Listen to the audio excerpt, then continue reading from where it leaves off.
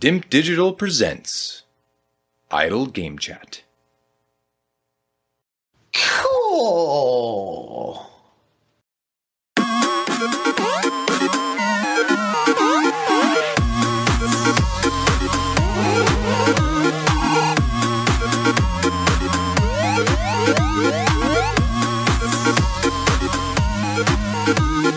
Pokemon Scarlet, Adkins, Cool. Kids game.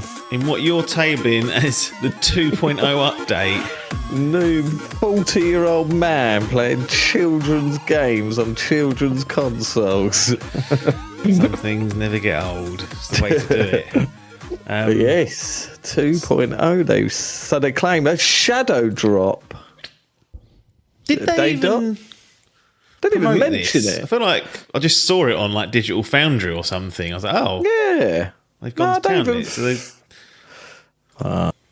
When They did give- that Switch 2 come out? June, was it? June 2025? When was it? I'm sure it was pretty much day and date, wasn't it? Yeah. I don't think there was no announcement. I'm just going to go back into the. It's not paid. So this is No. Pokemon Scarlet on the Switch 2, which has a significant update in terms of frames and fidelity, which we will get into and dive into, because my memory of the game when it came out on Switch 1 was an absolute shit show. But we can get into that. Before we go too mad down the Scarlet route, we have to understand how this 40-year-old man, father of two, even got into Pokemon for Scarlet to be appearing. Is this something that goes way back to like Red and Blue? To be fair, yeah, this is. Was you Red or Blue? Red. I've Yeah, always good. been. Charizard's my favourite. Paper was blue and I was red. Oh, was he? I think we might have coordinated that because we was like, oh, we need to get all the Pokemon, so you need to have a mate, and we never did, obviously, because I had a yellow Game Boy, and that was my Pikachu Game Boy. But because they did release a yellow version, didn't they? Was that's that the one I later always on? wanted to play because it was like the anime, because it had Pikachu following you, didn't it? Oh, that's right. Yes. Yeah, didn't get that. But yeah, no, it started from day dot back in. That's where it started for me and pretty much ended. I didn't play another one until Legends Arceus, I don't think. Yeah, to be fair, after the whole week come out, I remember it coming out, and I remember I got into there was Cards. Kez. Everyone had the cards. I wish I banned. fucking kept them. Yeah, that got banned. Did you get I any think nicks from school? Possibly, yeah. I think I was probably nicking them. Yeah, Paper had a whole I was bunch nicked out of the- his blazer. Oh, did he? Fucking, it was like drugs. It was like Yeah. doing dodgy deals in the fucking canteen. I swap it for a sausage roll. I've got a I remember shiny. doing that once. Got shiny. I'll give you 2 fucking bags of knickknacks for it. Yeah. So yeah, I remember it kicking off there. Then the TV series, obviously, as well. I used to watch that before or after school, whatever it would have been. It's pretty and much all on yeah. YouTube now, isn't it? Like just free to watch the Yeah. series. Yeah, it is a lot of it, and there's new ones on Netflix now. The kids love watching it. I want to see the Ash Ketchum.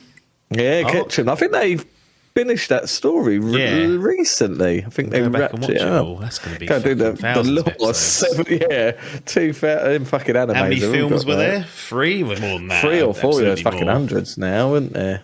I think I remember going to the cinema for the first one. one. And then I don't know what would have been Pokemon 2. What was the second generation? Because then they had all the white and black, did they? They had all the silver Black and and all white. that. Tell you what, we can resolve this. I was going to say, with the yeah, power you of can. the You can just internet. wiki. I've not got my keyboard. I'm on the Windows thing. I'm on it. Have a look and see what's up. But much like you, I was sort of in that hype, and then it's very quickly fell off. And that's where Yeah. wrestling came. That's where wrestling came in, I think, and took over 99, Pokemon. yeah, so red into well, it's two- got red and green here. Red and green and blue. Red and green, never a yeah, that green was. Oh yeah, because version. Bulbous was that the That's it. Bulbasaur Ivysaur was one. there. Whatever. Then yellow. Yellow. Then boots. gold and silver. Crystal. Ruby That's and it, right. sapphire. That's it. So I Fire missed red all and of leaf this. green. That's it. They started doing that a Emerald. lot, didn't they? Just like binning all things. So Yeah. I didn't get any of these. So when did you jump back in? Because I remember the last. Well, not the last one I remember. I remember we spoke about Sword and Shield Yeah, in the idle game chat era. Yeah, Let's Pokemon- Go. Let's Go. I think that. Well, I'll tell you what would have been Go. Pokemon Go. Yeah. Yeah. That is where everyone went back in 2016. Was that? I think so. it was, wasn't it? So you went from Pokemon Red and Blue, all the way to all the way to Pokemon Let's Go. Let's Go. From that, and then the first game would have been the Let's Go Pikachu on the Switch. Yes, because I didn't have. That was like any a remake of Red, wasn't it? In Blue, that was it had that stupid mechanic where you fed them fruit and shit. Oh no, tell a lie! I had Pokemon Stadium on the N64. Is that the fighting? It was like a. Yeah, it was like a weird. It was like almost like a fighting game. It was just like it was literally just in the stadium. You had two, turn-based battles. I had that Pokemon. That was the only other one. Because other than that, there weren't any on the SNES, was there? No, it was after that. So then, 64. I didn't get a GameCube, so I didn't play nothing on there, and I never owned any of the handhelds, DS, 3DS. Whatever else it was. So Stadium was my last one, but then I wouldn't. That just would have played that game. I wouldn't have gone back in and started collecting anything. And then it was Let's Go, Pokemon Let's Go on the Switch. That sort of kicked off, and then that's when Albert started really getting into it and started collecting all the cards and stuff.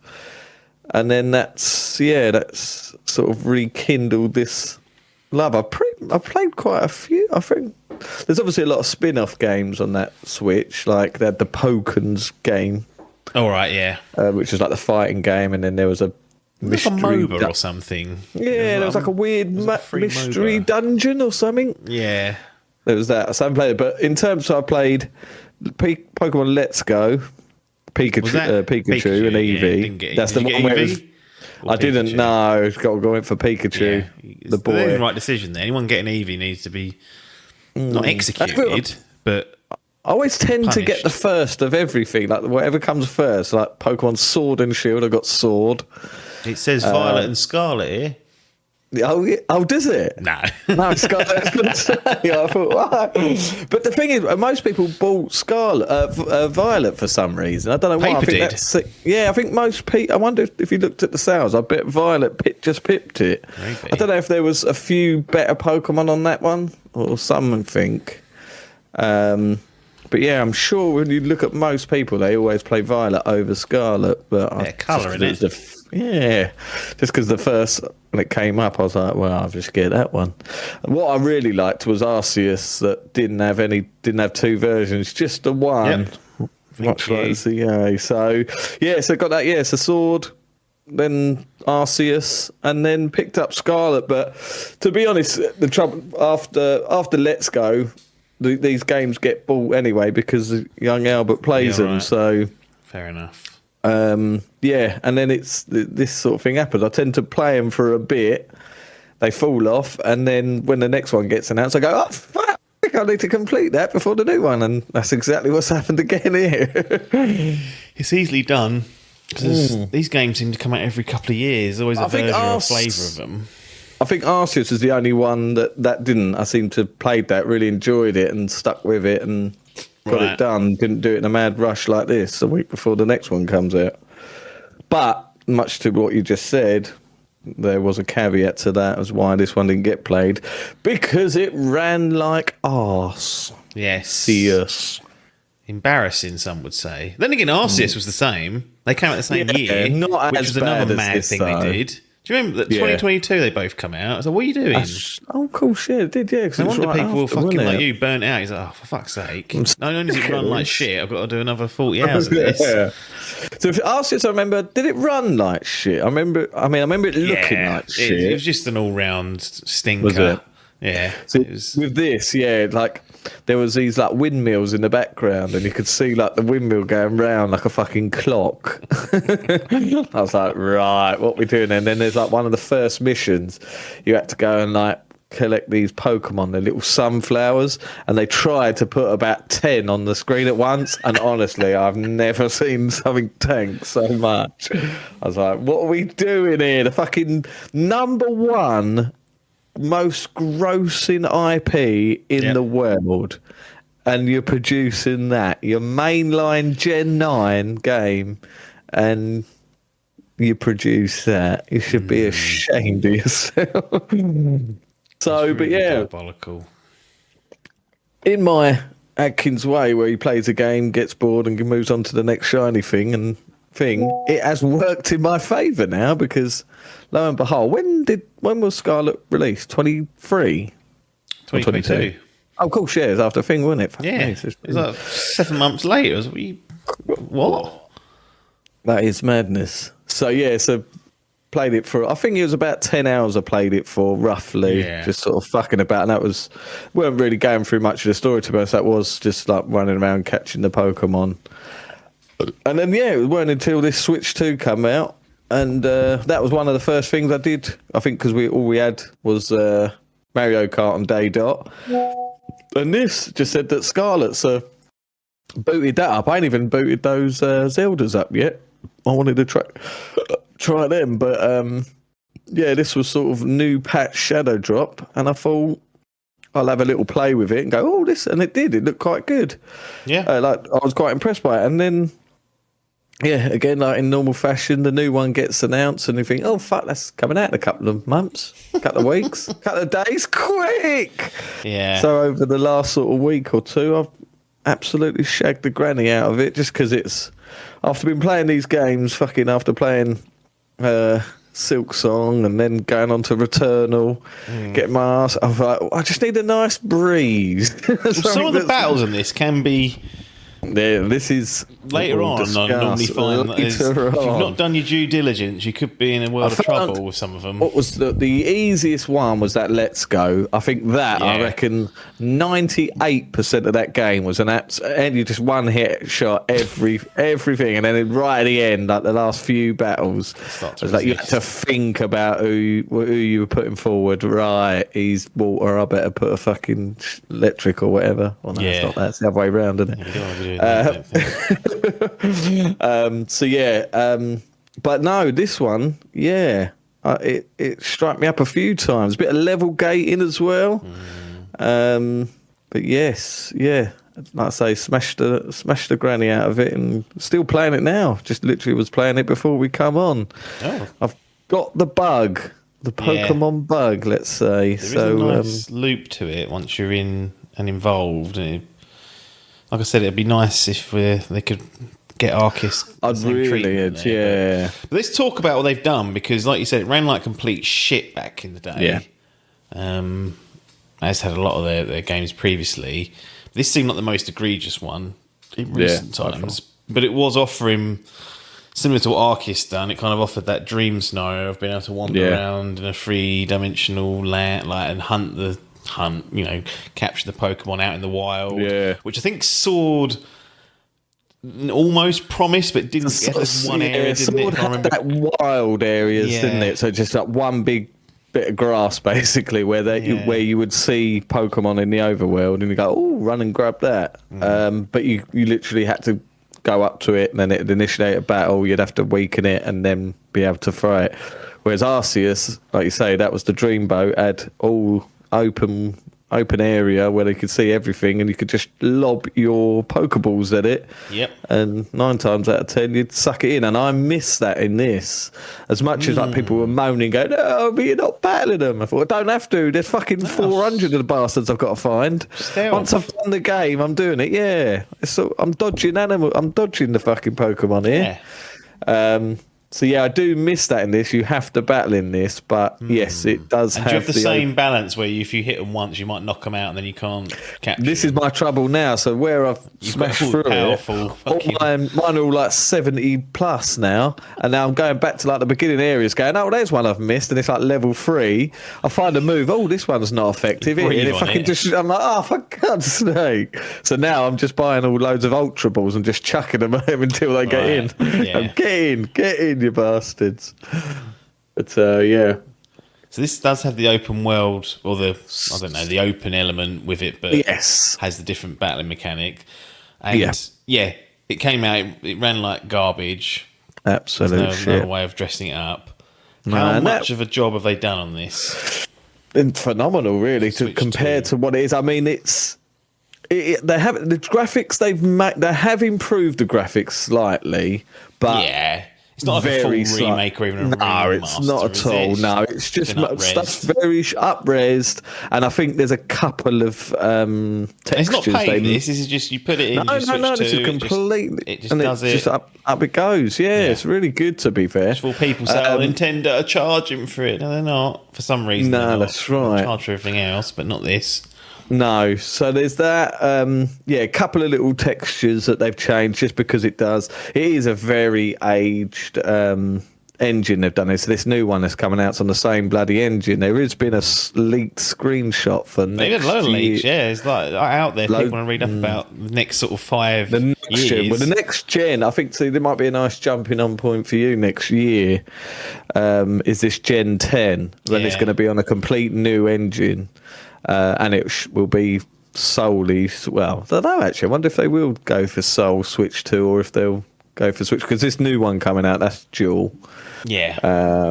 But yeah, so it's not the best looking game at all, but I mean, it does fit its Japanese anime setting. I mean, I think Pokemon could look weird if it was like at a realistic setting. That's what I don't like about the look of ZNX. Or ZNA, because it's in the city, isn't it? Yeah, I do have some big concerns about ZNA, just because certainly just because it was Legends, so I'm going to compare it to Arceus, and I assumed that they were just going to carry on the sort of timeline, seeing as they went back to sort of almost like a prequel, wasn't it? It's like the beginning of Pokemon, and now they've gone, no, we're going back to an old Gen 3, I think this is. Yeah, a city we've already done.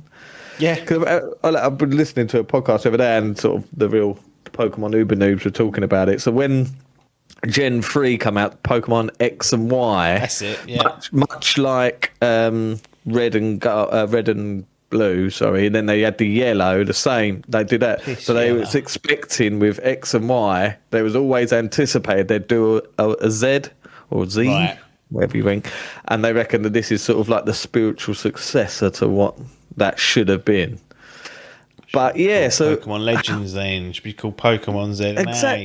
Exactly. But anyway. So I mean, I know we're not talking about that game, but yeah, it just seems weird that they've gone for a city setting when, like, the best part of Legends Arceus was that you had that sort of open wilderness you could go to, the different sort of biomes.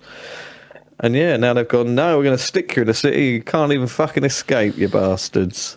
You're stuck. But Scarlet has the best of both. I mean, well, I say best of both. It has towns. Do people still eat that bread? Hovis, yeah, we have it 50-50. 50-50. Pick one of the other, come on. I started getting into brown bread being toasted. That's quite nice. That's quite nice. I like it. I'm a bit of a granary man myself. There's one I don't like. I don't know if it's cool. I don't know if it's granary but they have like little. They're like these are plastic. They're not. They're some sort of fucking seed. But yeah, seed. That's it. Yeah, that's the granners. The grain. Yeah, and then they come out in the toilet still fully full. They do. Don't eat tuna sweet corn in there. Cool. The old sandwich would come out your ass. But they're talking of food. There is a food system. The shade of my ass after a good old wipe. There is a good old food system in this where it's a bit like Final Fantasy, with like the realistic meals. That's probably the most realistic this game looks, is when you're making sandwiches. Is it better than Monster Hunter? No, it's not as good as that. That is the absolute title, isn't it? Despite nothing else. But yeah, you have to like make sandwiches, and then like if you eat them, then certain Pokemon appear, or you can feed your Pokemon, and it might fucking evolve it and stuff. Smelling your breath or something that attracts them. It might do. There was stuff you could do. Sandwiches. It's got it. Well, there's like things you could do like that. There's like you could. Was it that you could smell? Or am I thinking? I'm thinking of Red Dead. You had that when you used to go hunting. You had the smell, didn't you? I remember that. You had to watch that your scent didn't drift downwind. Yeah, that's right. See it or track it in some way. But no, Pokemon. Yeah, it sort of has the best. It doesn't have any towns with Pokemon in it. You have towns you can visit, and there's obviously I was listening to your review with Paper yesterday, actually. Yes. And the school. So yeah, it's based around a school. There's like a sort of. It's not as deep or anything as something like Persona, where you like there is like a full school fucking simulator or whatever. Sit fucking exams in that. Oh dear, pressure, yeah. Fucking hell, you have to attend school. With this, it's very optional, so I didn't really do much of it. Like, it's more sort of a bit of checklisting, basically. You can go back to the schools and speak to different teachers, and they give you certain tasks and get. So I didn't really. I completely forgot about it, and it weren't until recently I went back to the fucking school and then found all these like exclamation points, and then went to and was like, cool, loads of rewards. I didn't even know what I was doing. But yeah, so that's there, but it's very optional. But yeah, the biggest thing is just the open world. It's that what the update as well did, because if I remember rightly, you had the open world and you could it was a bit like Breath of the Wild. You could literally go wherever you wanted. Yeah. There was no structure. Yes. So you wander into an area and you'd be like, oh, level 5, this is brilliant. And then the next, you carry on up the road and you go, oh, level 30. Yeah. What's happened here? And there was no sort of structure. So what I found is like an image on Google I found that sort of numbered it all and told you the best way to go. Well, they've now implemented that image to the game. So now when you complete a gym or one of the... Because there's three sections to this game. So there's like 3 paths. And you take these 3 paths whatever way you want to. But now when you complete, say, like the first gym, it will leave like a mark on there and say number 1. Right. So you know where you've been or where you know where to go. And that's just like a natural progression. And your level, as long as you're not speed running, you will sort of keep going. Deadline sometimes. That is the trouble, and you will get gated, as did I. It will slow you down if it needs to. Yeah, it weren't too bad. It's because you have these little things called terror raid battles, where basically it's supposed to be designed for like 4-player co-op. And you just go in. It's just one battle against one like a hard enemy. Right. Yeah. They have different star ratings, but then from that you get the rewards are XP.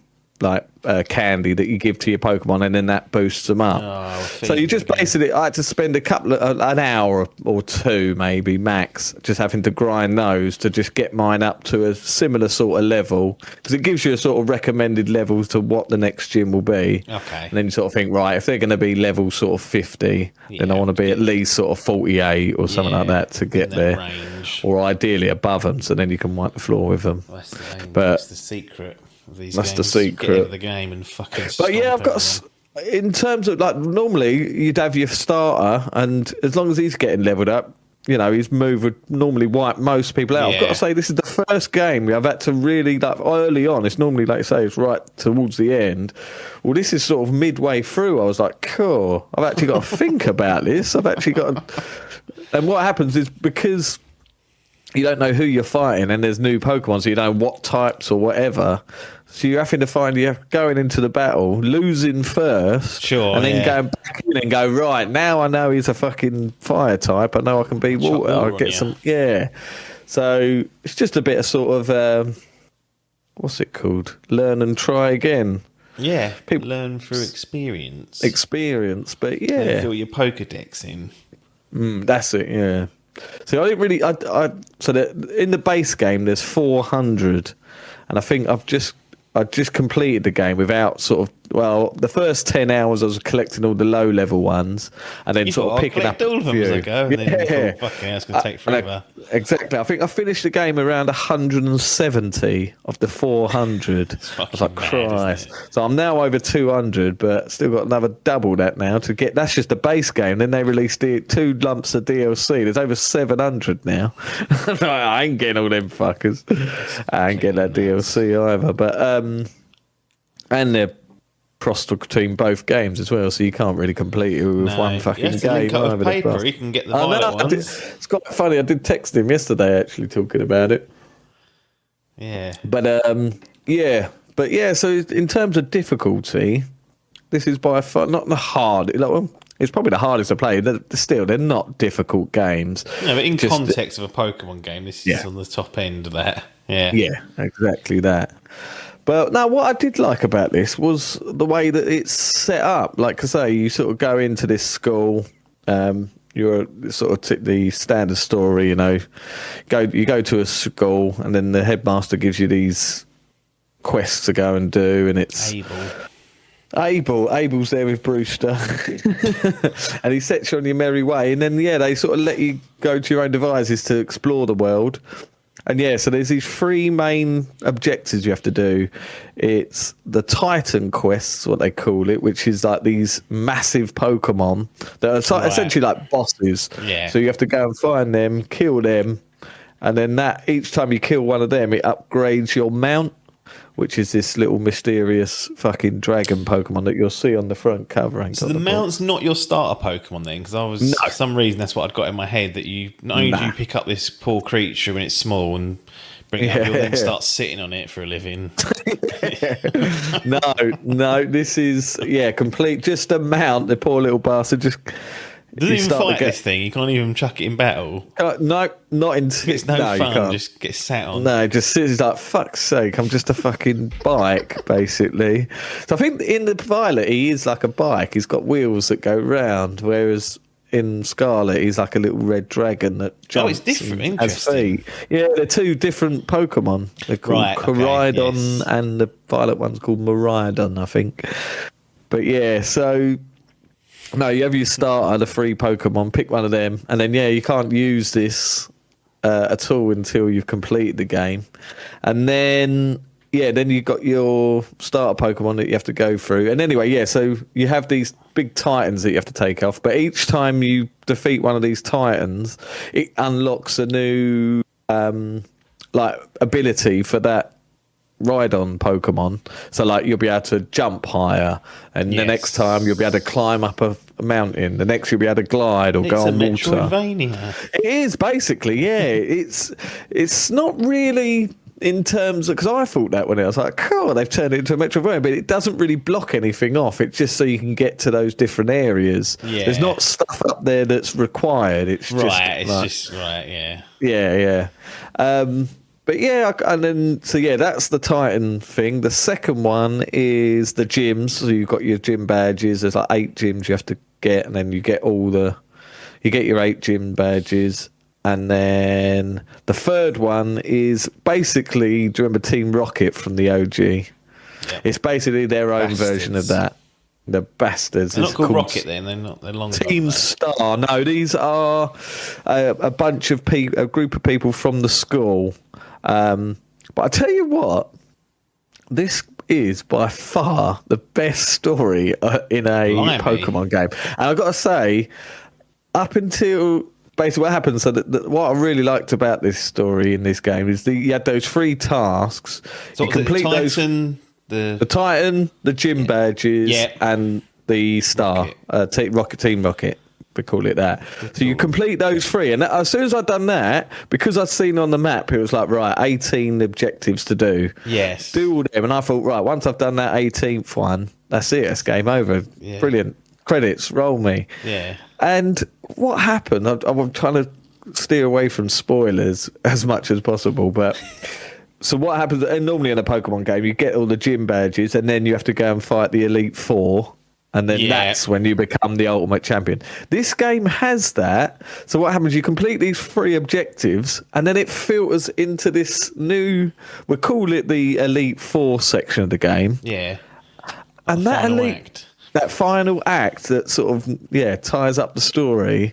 And that final act blew me away. I was like, oh, this is, it just sort of, I don't know, it's almost like they've had this, like they've got fucking, what do you call it? Alan was making the game. Yeah. And he went, we'll do it. Don't worry about performance. Scrap that. What do you want to do with the Switch before we fix that? Exactly. What do you want to do with story? Well, we'll get these 3 things, and we'll stick it to standard. You become a gym man, the gym master. Job done. Right. How do you want to tie this up? let's get Kojima in.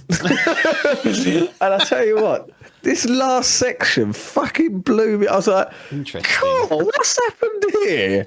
It just sort of switches. It just switches into. And there's no there's no inkling that it's going to even have any guts about it. It's just like a standard Pokemon up until standard Pokemon game that just standard. Like I say, those three things. They tie up exactly how you think they would. It's just normal Pokemon story. You're going through, getting the gym badges. Exactly. And then all of a sudden it goes, right, go to this new area. We've got to tie this story up. You go, right. And yeah, fucking hell. The music changes. The music's different and it's so intriguing. The story all of a sudden kicks in and becomes this thought-provoking, emotional tale. You're like, fucking hell. What? The Pokemon, it just become the Pokemon that are available completely change, and I was just like, hang on, who's finished this game? Who's done this? It's phenomenal, and it just left me like gobsmacked. Interesting. I really was. I was like, how's people not talking about this more? It goes dark. It's just so out of field for Pokemon. And this is like a positive thing as well, like so good. I was just like, why an older game like that? It's incredible. But like I say, it almost feels like they were sort of written by two people. They had the box standard Alan that just wanted to get it ticked over, get them profits coming in. And then fucking Hideo comes in and goes, let me put my little spin on here. I mean, it's not levels of Hideo. I'm just saying someone who's good at writing. Yeah. And some would argue he's not good at writing. So. But yeah, I've just got to say, no spoilers. Gary Whitter-esque, they said. Gary Whitter, yeah. What did he do? He done Rogue One, which was a very so it was good something decent. Yeah. Just in my head. Because he was games journalist, wasn't he? He did. What's that? He was a games journalist before. Yeah, he does. He still does stuff with that kind of funny quite a lot. He wrote Rogue One. He also wrote that Book of Eli. Yeah, it's almost like they got someone like him in, and fucking unbelievable. I tell you, that just really did blow me away. That thing. I want you to play Walking it. Dead, the game, story consultant, and co-wrote. Oh, one Clementine. Oh no, here's a stinker. Forspoken, original concept. Oh, did he do that? Cool. That's an abomination. That is. Christ. Remember that looked good when it first came out. I went, oh dear, what's happened here? The Joker, 80th anniversary, 100-page super spectacular. Co-wrote Kill the Batman story with Greg Miller. Oh yeah, see, I did see that. That's kind of funny, jobby. I mean, the Book of Eli was just a go at Fallout, wasn't it? But not. Yeah, basically, yeah. I remember seeing the trailer for that. I actually have seen the film, and it's not like Fallout at all. But I remember thinking that looks like Fallout. A bit like a Mad Max. Yeah, all Matt. Yeah, a bit like that, wasn't it? Fucking bombing, didn't he? Yeah, Denzel. Poor old Denzel. Denzel might have been able to pull Gladiator 2 out of his arse, but he couldn't carry that one. Couldn't carry that either. No. You know, he's not my favourite actor. Certainly Poitier. But yeah, no, going back to young Pokemon, I mean, yeah. Yes. That really was. So Albert doesn't know what he's getting. He's getting absolute A-grade storytelling that final unbelievable. Act. He's not even to appreciate, is he? Funny enough, he didn't see this one through to the end. Oh, no. No, so he's still got this. Albert's first botchlim, had to put it in the gallery. I wonder if it was because it was up running on that Switch. He started getting fed up with it. He's getting sick of 30 FPS now at the age of 8. Can't handle it anymore. He's going, fucking hell. 720p this, Dad. Fuck's sake. But, yeah. Yeah, I've got to say that fucking blew me away, that did. That end segment. It's quite a meaty segment as well. It's sort of like I just expected the story to finish there, and then was just there's more to come. More to come, and what more to come? It makes me think about getting the DLC now, because I think if it's anything like that, it'd be enjoyable. I can't remember paper said he had played that stuff. No, I'll text you. He said he was. I think he said that he was going to buy it and go back to it. I think because of he played it and completed it on the Switch, didn't he? And then he recently just done it again, gone for seconds. Loved it so much. It's quite a meaty game, to be honest. Like, I think, like I say, I played it for about 10 hours originally, and then picked it back up, and like I say, I weren't very far into the story. I'm now finished it at about. Did you restart 30 after all those years, or did you just carry on?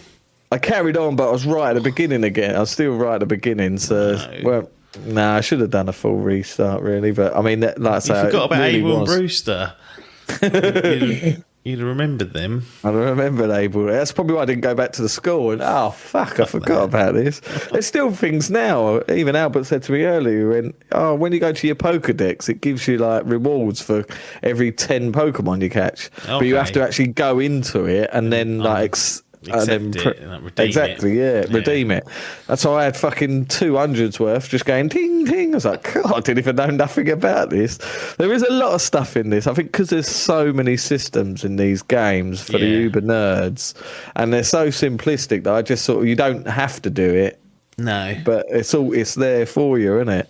I mean, I go through these games. I don't think I ever use moves that don't attack. You know, you have those defense stats, so you can weaken their. That's it. Yeah, those status ones might have been useful to get those lower level ones that don't inflict damage, that paralyze them or something. That's true. Yeah, I did try that now, but yeah.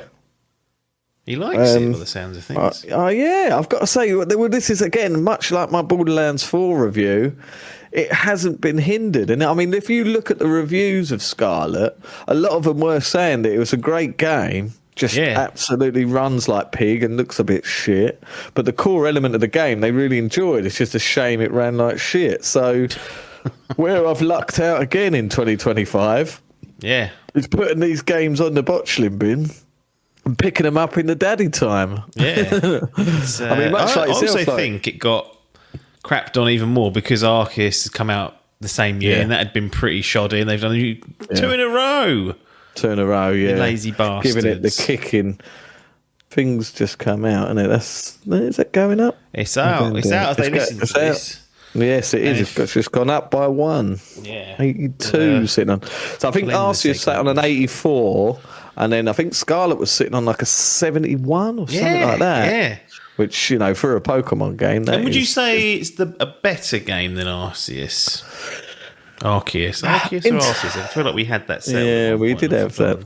I've forgotten which one it is. I always go Arceus. Arceus, yeah. Arceus. Better game. I mean, I want to replay because I forget. What I really liked about Arceus is, and I think they've implemented that in this ZA, is you could get attacked by Pokemon. You could get. I forgot your actual character could. Yes, that's it. And you have to dodge, didn't you? If you remember some of the boss battles in Arceus, you had to actually dodge, didn't you? And you threw stuff at the fucking bosses, dust them or something. That's it. Then you could Well, that's completely wiped out of Scarlet. Right. So, like, if Pokemon start coming up to you instantly, it just goes into a battle, and you send your Pokemon out. Do they ever run off the Pokemon? Or they always engage you with They always battle. Engage, yeah. I'm sure the other one, they would run off if you, like... Yeah, they would, wouldn't they? Yeah, in Arceus. And I like that about it. It felt different. Yeah. I prefer the gameplay of Arceus. Right. But, I mean, I feel like the story was good. Very rare. Yeah, it was... Yeah. I like the setting of it. Yeah, I always say the setting of it being like so early was really interesting. Cool, yeah. Then they had all like the original Pokeball, when it was like different. They went all into that Hisui, and you had different Hisui Pokemon, didn't you? There's like different variants of ones. And like observing them and interacting with them was part of like a research project. That's it. Yes. See, I liked that. So yeah, I think I enjoyed the gameplay and the setting better in Arceus, but I've got to say that story, it is. I mean, Last of Us levels. It's up there. It should get its own TV fucking spin of HBO. Get on the blower. But yeah, I've got to say, just that really did sort of stick it up there. But yeah, they are very comparable. And I wish that they sort of made an amalgamation of the two. That could be the old. Yeah, a good idea is a good idea forever. But yeah, like I say, that would be the dream. The baby of both of them together. That's what we're Even after. in a new fucking engine, because like we are done now. You can this needs a bit of updating. Yeah, but then it might go back to running how Scarlet did on the OG Switch. Yeah, exactly. They might have That just is have this lower level of fidelity, and just so it can run like butter. I assume it did run like butter. It was like pretty. Yeah, well, this is the thing. So yeah, that's what I was saying. There's very little quality of life updates, but a few. Like I said, that system around the map, it tells you where to go and what the recommended setting. What I loved about this as well is you can lock onto Pokemon and it will tell you which ones you've caught. So there'll be like a little Pokeball next to you. You think, all right, that's handy. Now I can run like, don't even have to engage it. But other than that, they didn't really add anything. No. But what they did add was improved visuals, a 4K, up-res, and a liquid, and I mean liquid, 60 FPS, which is absolutely needed for this game. The Pokemon series. Yeah, I don't. No, I'm sure he even knows. I saw definitely was 30, and I'm pretty sure Let's Go was 30 as well. I'd imagine so. I mean, yeah, it is a damn crying shame that they don't do Arceus they might. What's it called? Now that Z and A is out, they might be like, right, we've got all the sales from that. Now we can offer this back to people. Very true. See, it's the 30th anniversary next year as well, isn't it, with this Gen 10? So, there's chances. There's a few chances. But Scarlet, Gallery. Is it going definitely for the botuling bin with Albert? I mean, it could potentially have done back in the day. If I'd have completed it on that first run, it could have potentially done. I think I would have got so fed up with it. That 720p fucking can't even make 20 FPS. You didn't have a clue where to go. They wanted you to treat it like Breath of the Wild, where you can just run to Ganon. You could go to like the fucking last gym if you wanted, just straight there and try and fucking battle your way through. Teeth knocked now. Out. With the upgrades, it gets into the gallery. Lovely jubbly. Self-storage not needed. Then we've got platinum, gold, silver or bronze to award Pokemon Scarlet on the Switch 2, which is important. On the Switch 2. So my official score for Pokemon Scarlet is a silver. But I would like to say that this would be a silver plus. It's not good enough to get the gold. Borderlands got the gold nod. Borderlands got the because I didn't get the performance issues. If I'd have got those performance issues, that would have been a silver by far. This is not as good as a 9. It's not a 9 out of 10 game. This is because for the 35 hours you're playing this game. It's more. You're playing. It's more Pokemon, but that ending just that got that 0.5 of a mark for me. That really did wow me. Strong silver. A strong silver, but I can't commit to a gold, unfortunately, for Pokemon Scarlet. I'm wondering whether you've matured, because I seem to remember a little-known game called Far Cry 5 getting boosted up to a gold just because of an ending sequence. That is true. He's come a long way, some are saying. Yeah. No, I can't. Idris Denzel. Yeah, I can't be giving it a gold. Gold seems too. Let me see what you gave Arceus, just for. What did I? Yeah, have you got Sword on there? Yep. Oh, we got it's in the same year. That's easy. Oh. So we got Pokemon Sword and Shield. You just got what? At some point, I was adding both the names. Both the names. I need my sword. Like that now. Whatever comes first, Sword, Pikachu, Scarlet. Yeah, I like that. Anyway, that got a bronze. What did Sword did? Yeah. And then Arceus got a silver. Silver, yep. Yeah. So that matches up. Doesn't have the story guts, but has a good setting. That's what I think. Better interactions with the Pokemon. Yeah. But those full performance issues. If there was a remake, a remaster, I think Arceus could potentially get a gold. I think I might have even dragged it down 2 grades almost because of that. Yeah, because of the visuals. Fucking disgusting with what I was They playing. give it a 'Cause I put it on this little bit. fucking OLED, blew it up on there, and it made shit. it even worse. What am I 4K looking at? dream though. Yeah, God. that was filth. So anyway, Pokemon Scarlet owns itself as a lovely, strong silver race. Silver plus, silver. Jenkins wants to table. Yeah, Quite like the sound they put a of. little caveat. For all intents and purposes, Pokemon Legends Z and A is out. Reviews have trickled in. They always change. They're always going up and down. Sitting at a low 80 at the moment. But where's your thoughts on getting Z and A in the not too distant future? In the not too distant future, unfortunately, it was pre-ordered 2 hours ago. It's already been. Can you even cancel it? I haven't cancelled. The thing is, it comes out Thursday, and I fly on holiday on Friday. So if it's coming with me, I think it'll probably end up coming because Albert will want to be playing it. Right. So I might have to take that for him. But yes, it has been. And to be honest, I was going to wait because I was Googling yesterday. I was trying to find when this embargo was. And looking last time, it was literally like the day before. So I was like, because I gave it a couple of days this time. And yeah, it did. Like. And then I see a decent deal on Curry's, and I thought, right. And I've got the first time I've gone physical on the Switch too, just because it was an £8 difference. Yeah, heads up. And so I just went, oh, fuck it, because I'm sure that little brat's going to end up getting a fucking Switch 2 at some point. So is it a Switch 2 version that you've purchased? Yes, yeah. I was going to get the Switch 1 and then get the upgrade pack, because then that would be able for he could play it on his one as well. So that because I read into it, you can't play the Switch 2 cart, even though apparently it's the same fucking game. You can't play the Switch. Yeah, unless you've upgraded it. Even if you've upgraded it, you can't. Can you do that cart sharing thing? Yeah, there is a cart. I've never done it before, but it's like a virtual. Basically, it turns all your games into like virtual games, doesn't it? And you can lend it to someone. I think it's like up to 2 weeks or something. Yeah, you just got to reconnect. I haven't actually. That's it. Yeah. So I've done that, but no, I think because of the hype of this, yeah, I was like, oh fuck it, I ain't. Well, who's going to get to play on holiday then?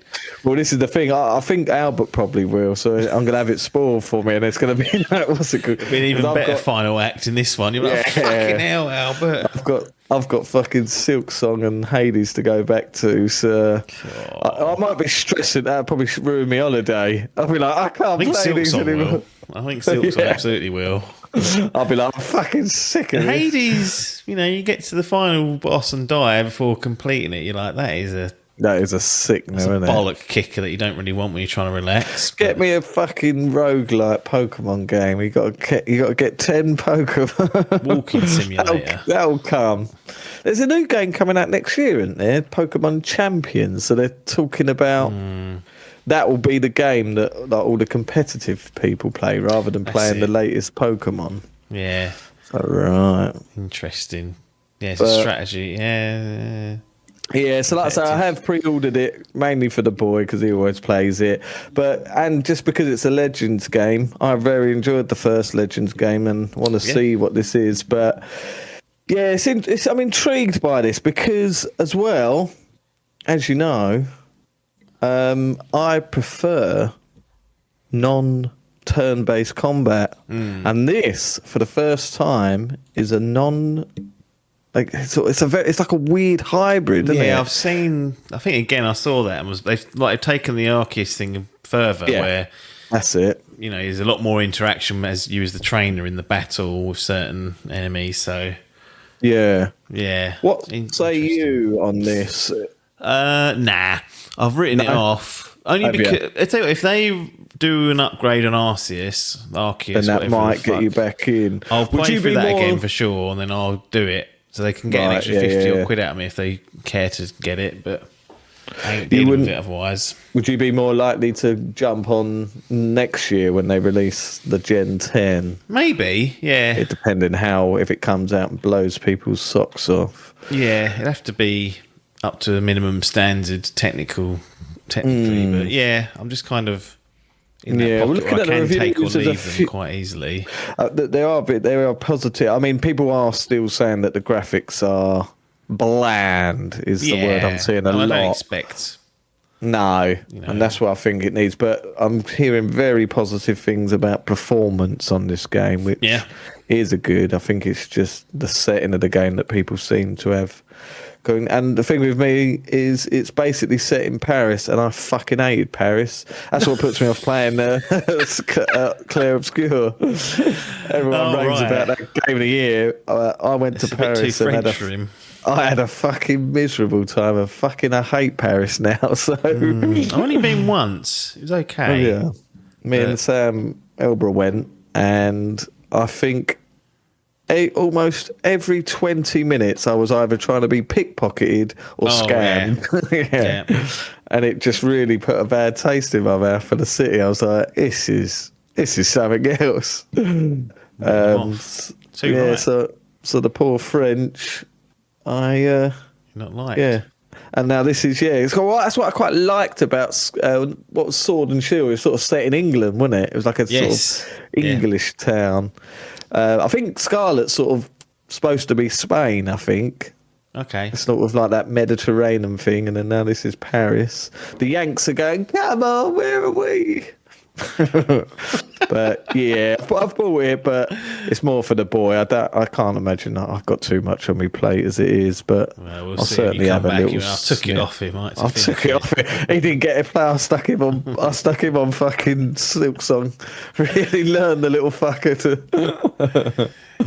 Lovely. Well, Pokemon Scarlet earns itself a silver. I guess I'm assuming Paper's on top of Z and A. Yeah, he said he's got it pre-ordered. He's ready to go, so I'm sure he'll report back. And if you ever get around to it, is Hole a Pokemon boy? Actually, I don't think so these days. No, I know Salmon delves now and again, but like he said, he'll probably buy it. And I don't think he played Violet much. Looking at his stats, I think he just loves Nintendo, so we'll buy it, but. Whether he gets stuck in or not. It like a year later to PC. Mod it. Go, I've been playing this 4K 60 for 10 years. Like fucking... I think he was doing that with Breath of the Wild. He sent me something about... Oh, yeah. He sent me something the other day about Final Fantasy VII. It's like the most ultimate mod for like the original game. Oh. I was like, cool. And he was like, yeah, just download this mod. I know. It must be... would be good. It did look really good, actually, but I keep seeing him play. It's called Seventh Heaven or something. Is that where that's where they live, isn't it? But yes, I'm all Pokemon at the minute. Lovely. And yeah. Can't get distracted by that. Anyway, we'll close this segment down. And Pokemon Scarlet sits in the gallery with a lovely silver plus. It's been tabled. That's going to draw a close this particular area of the podcast. As usual, we'll bid you adieu, and we'll see you on the other side. Pokemon Legends ZA. We're not calling it ZA because that's Americano. Got Adkins and Paper. Say? Oh, he's jumped in. This will be tricky. Got a double bill though of Pokemon nerds. And for those thinking I've played it, I fucking haven't. So I've opted out of it. Loved Arceus. Yeah, well, they won't give me Arceus running at a decent rate, so they're not going to trick me on this one. But maybe you pair can convince me that this is a worthwhile endeavour, because I've got some questions about it. Adkins, you're basically coming hot off the press of Scarlet or Violet, or whichever one you played. You've almost done them back to back. Not quite, but as close as it'll get in this realm. So you could be all Pokemon'd out. Yep. Paper. What was the last Pokemon game you... Yeah. Did you go through and play the... Yeah. Wow. Not ready yet. You keep interrupting. Yeah, I did Scarlet Violet for a second time. So that was my second playthrough. And then I went to CA pretty much straight after. Yes. So that's a lot of Pokemon as far as I'm concerned from either of you. But you at least got to both play it on the Switch 2, which was a massive upgrade on the original. Both gave it a silver, so Adkins, you played Scarlet, Paper, Violet, so we've got both covered there.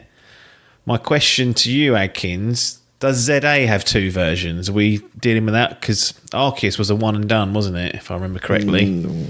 Was a one and done, and they've done it again. They've kept it. I'm surprised they didn't actually. Could have had a Z and an A. That's what I was expecting. X and Y, yeah. but you've essentially both played the same Rising game series seems.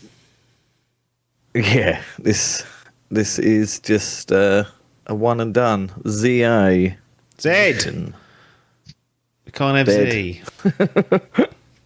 Z, yeah. So I was an Arceus fan, Legends Arceus fan, but the game looked and ran like utter diarrhea, so there's just no getting away from that. That was just an absolute embarrassment to a certain extent.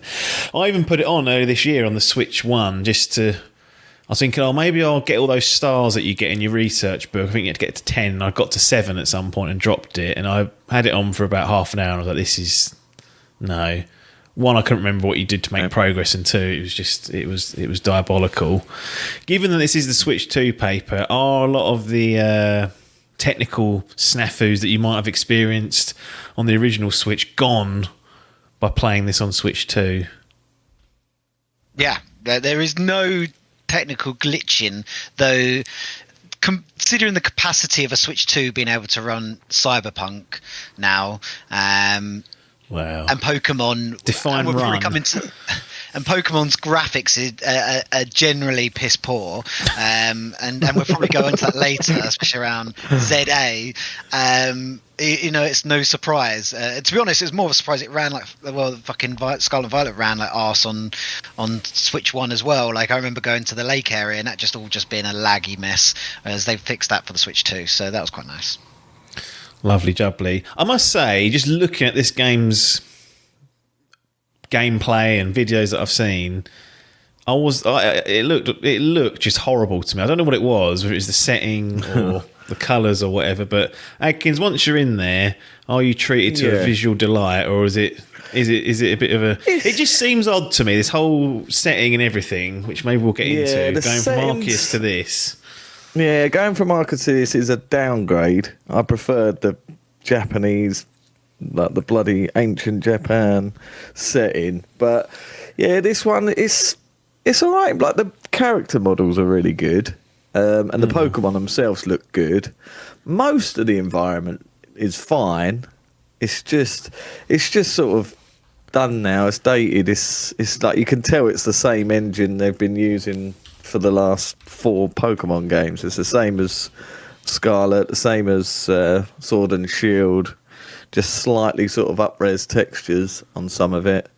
There was lots of complaints about the windows on the buildings because they're like flat, so some have got like railings, but it's just a flat texture. Right. And a lot of the buildings all look the same. But I mean, you're in a city there, you've got these little wild zones that are just sort of cornered off sections of the city, and there's a little bit of fauna there, but for the majority it is buildings and cities. So yeah, it's a bit of a repetitive environment, but it looks fine. It's serviceable, but it is like with this next Gen 10 that's coming next year, I think you need an improved, a different engine. To be honest, I think it's just dated now. This look needs a bit of difference.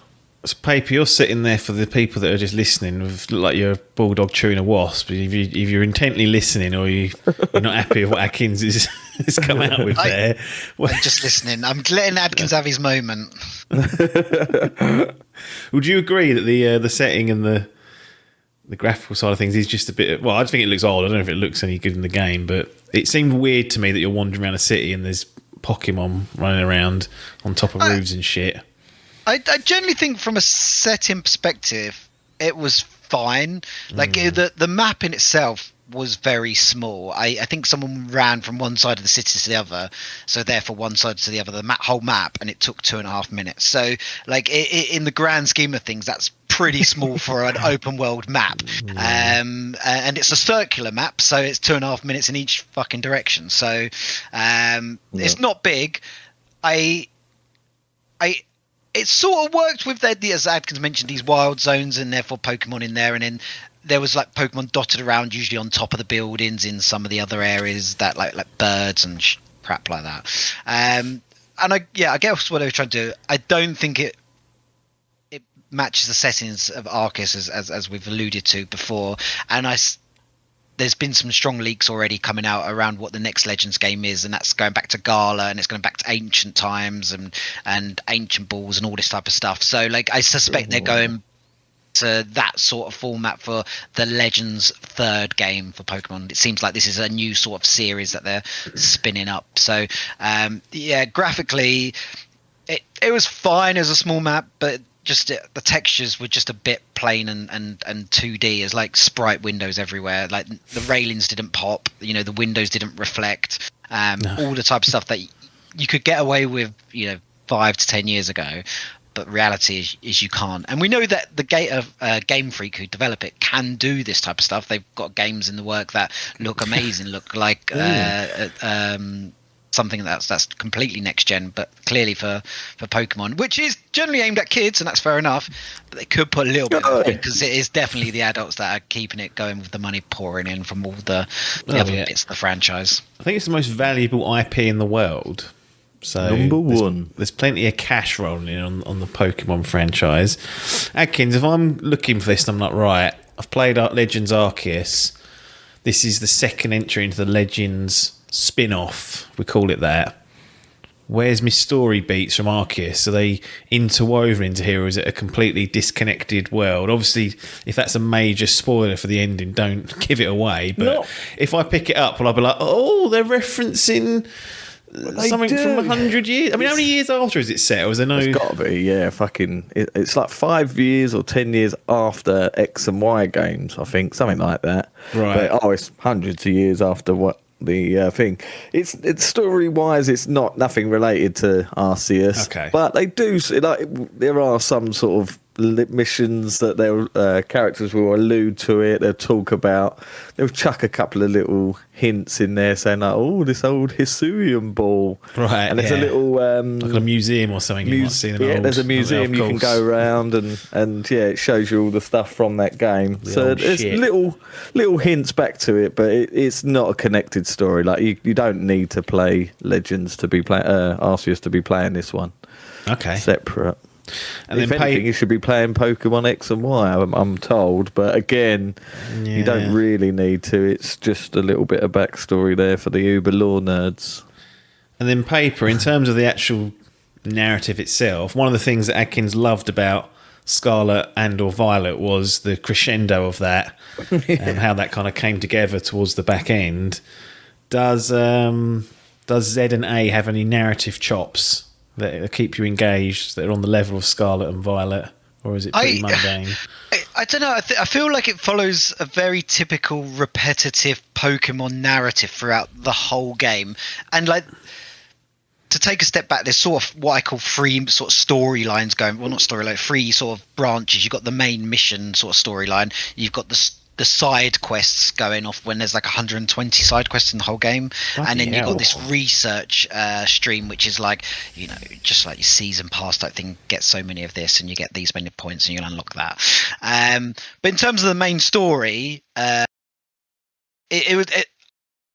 is a consistent loop where you'll go off and do something, and then you'll then have to go and catch mega Pokemon or defeat mega Pokemon because they're spawning. You'll have to do 3 of them. And I think you do that process 3 or maybe 4 times. And I think by the final time you're doing it, you're like, oh, come on, I've done this now a fair few times and, whatever. The crescendo, and actually me and Adkins spoke about this over text, is like it was the best part of this story, but exactly the same as it was for Scarlet and Violet. Like, it feels like they've done a really good job in the ending of the main story, without spoilers. And it's worth... If you enjoy it, I don't know, for a couple of hours and you want to spend 25 hours before, then fine. There is definitely some level as well within this, and I haven't played Arceus, but like they've started to add gameplay, like boss mechanics to some of the fights, and you see that in the end. But you also get a little bit of that through when you're battling mega Pokemon throughout the story. So where they might spew different things and you have to dodge it and all these type of things, stuff that you aim that's coming out. So I would say story wise, it started off quite nice, quite repetitive. And then by the end, that was really good. The only other thing that's come up to a lot of criticism within the wider community is the first 3 to 5 hours. It really holds your hand in like this sort of tutorial way. And because the city's so small, you just want to go off and explore. And the amount of times I went to go off and explore, and then I just got a text on the phone saying, "Oh, you can't go over there." And it's like, oh, so it really it doesn't let you be free very early. And so it felt like that took a long time to get past as well. So yeah, main story wise, great ending, too repetitive in the middle, and the beginning just took too long to get out of that tutorial phase. Okay. Atkins, what's your analysis of the narrative from that perspective? I think Paper's hit that bang on the nail, to be honest. It was very hand-holdy, and very, like you said, I had the exact same thing, just wanting to run off and collect shit and try and level up as early as I could, and you're not. You're getting driven down a linear path, and it does drag on for, like Paper said, about 5 to 10 hours. So it's a bit of an overstretch, a slow start. Certainly Biff would have binned it by then, I reckon. So bin a lot, takes no prisoners. Yeah, I preferred the story of Arceus overall. But again, I don't know who these Pokemon boys are using for their crescendo of their stories. It's almost like they've got perfectly, serviceable story throughout. Like Paper said, very repetible, sort of predictable Pokemon stories. And then they sort of shift it up on the gears. Just get a contractor in to write Act 3. That's all they can afford. And it's quite good because it does sort of leave you with a sort of happy memory of it. It's better, rather than having it, the great start and then the rest of the game's a sort of average plot. It's quite nice to finish on quite a high note. Yeah. But yeah, that's 2 games in a row now that I've sort of finished a game and gone, that's given me more than I thought that would from a Pokemon story. Interesting. Roughly, Paper, how many hours do you think you spent in it before you finished and then walked away from it? So I can tell you, I can go straight to Nintendo app, which is great, and then you can look at how much everyone's doing. Yeah, but that's bullshit. He does it every 5 hours, or they updated it? No. So mine is So I'm at 36 hours. Okay. And Adkins, and I got further than Adkins, and Adkins did 41. So he spent an extra 5 hours more than me and didn't get as far. That's what happens when you got to wipe your ass between every battle because you're doing it in the shitter. It'll clock up those times. So it's decently meaty then. It's worth saying as well. I probably put an extra couple of hours in after the end as well, because even though you get to the end and the credits, there's another 4 missions at the end. And this is an interesting point in itself, that it allows you to usually go off and catch the legendary Pokemon, which is fine.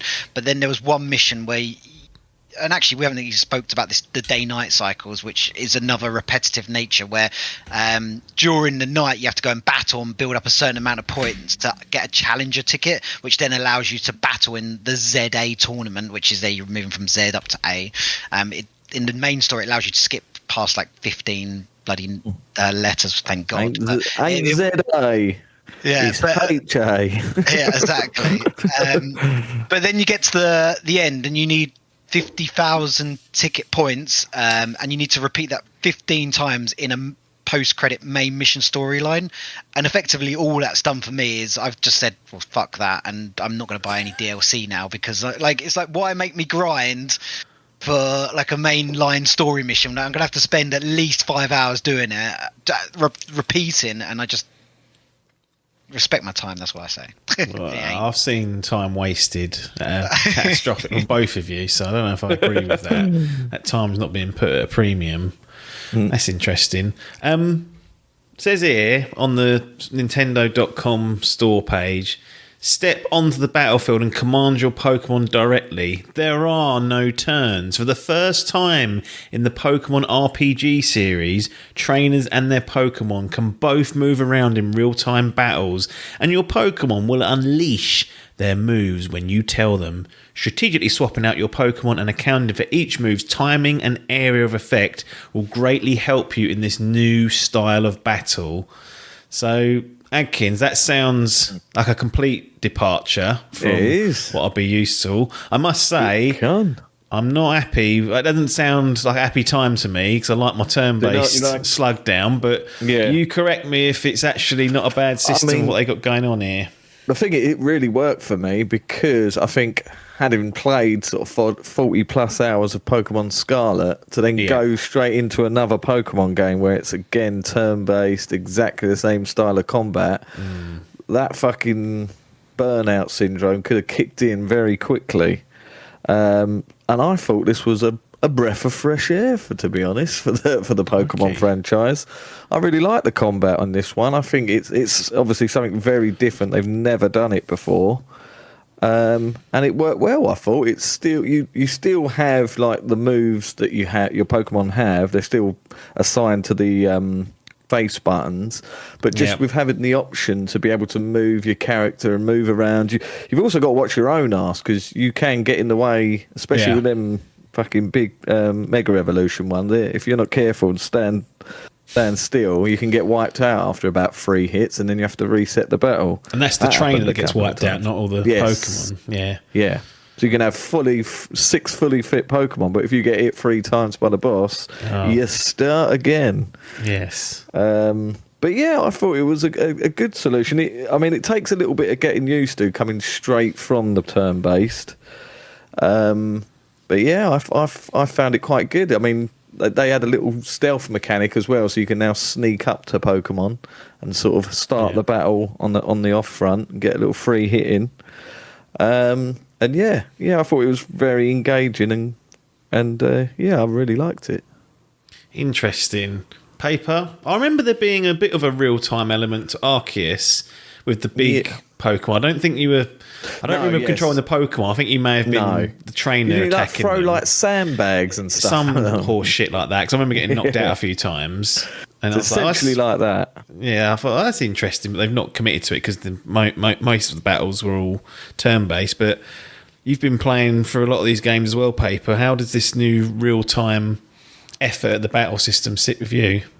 Do you know what? I like Adkins. It was a bit of a breath of fresh air.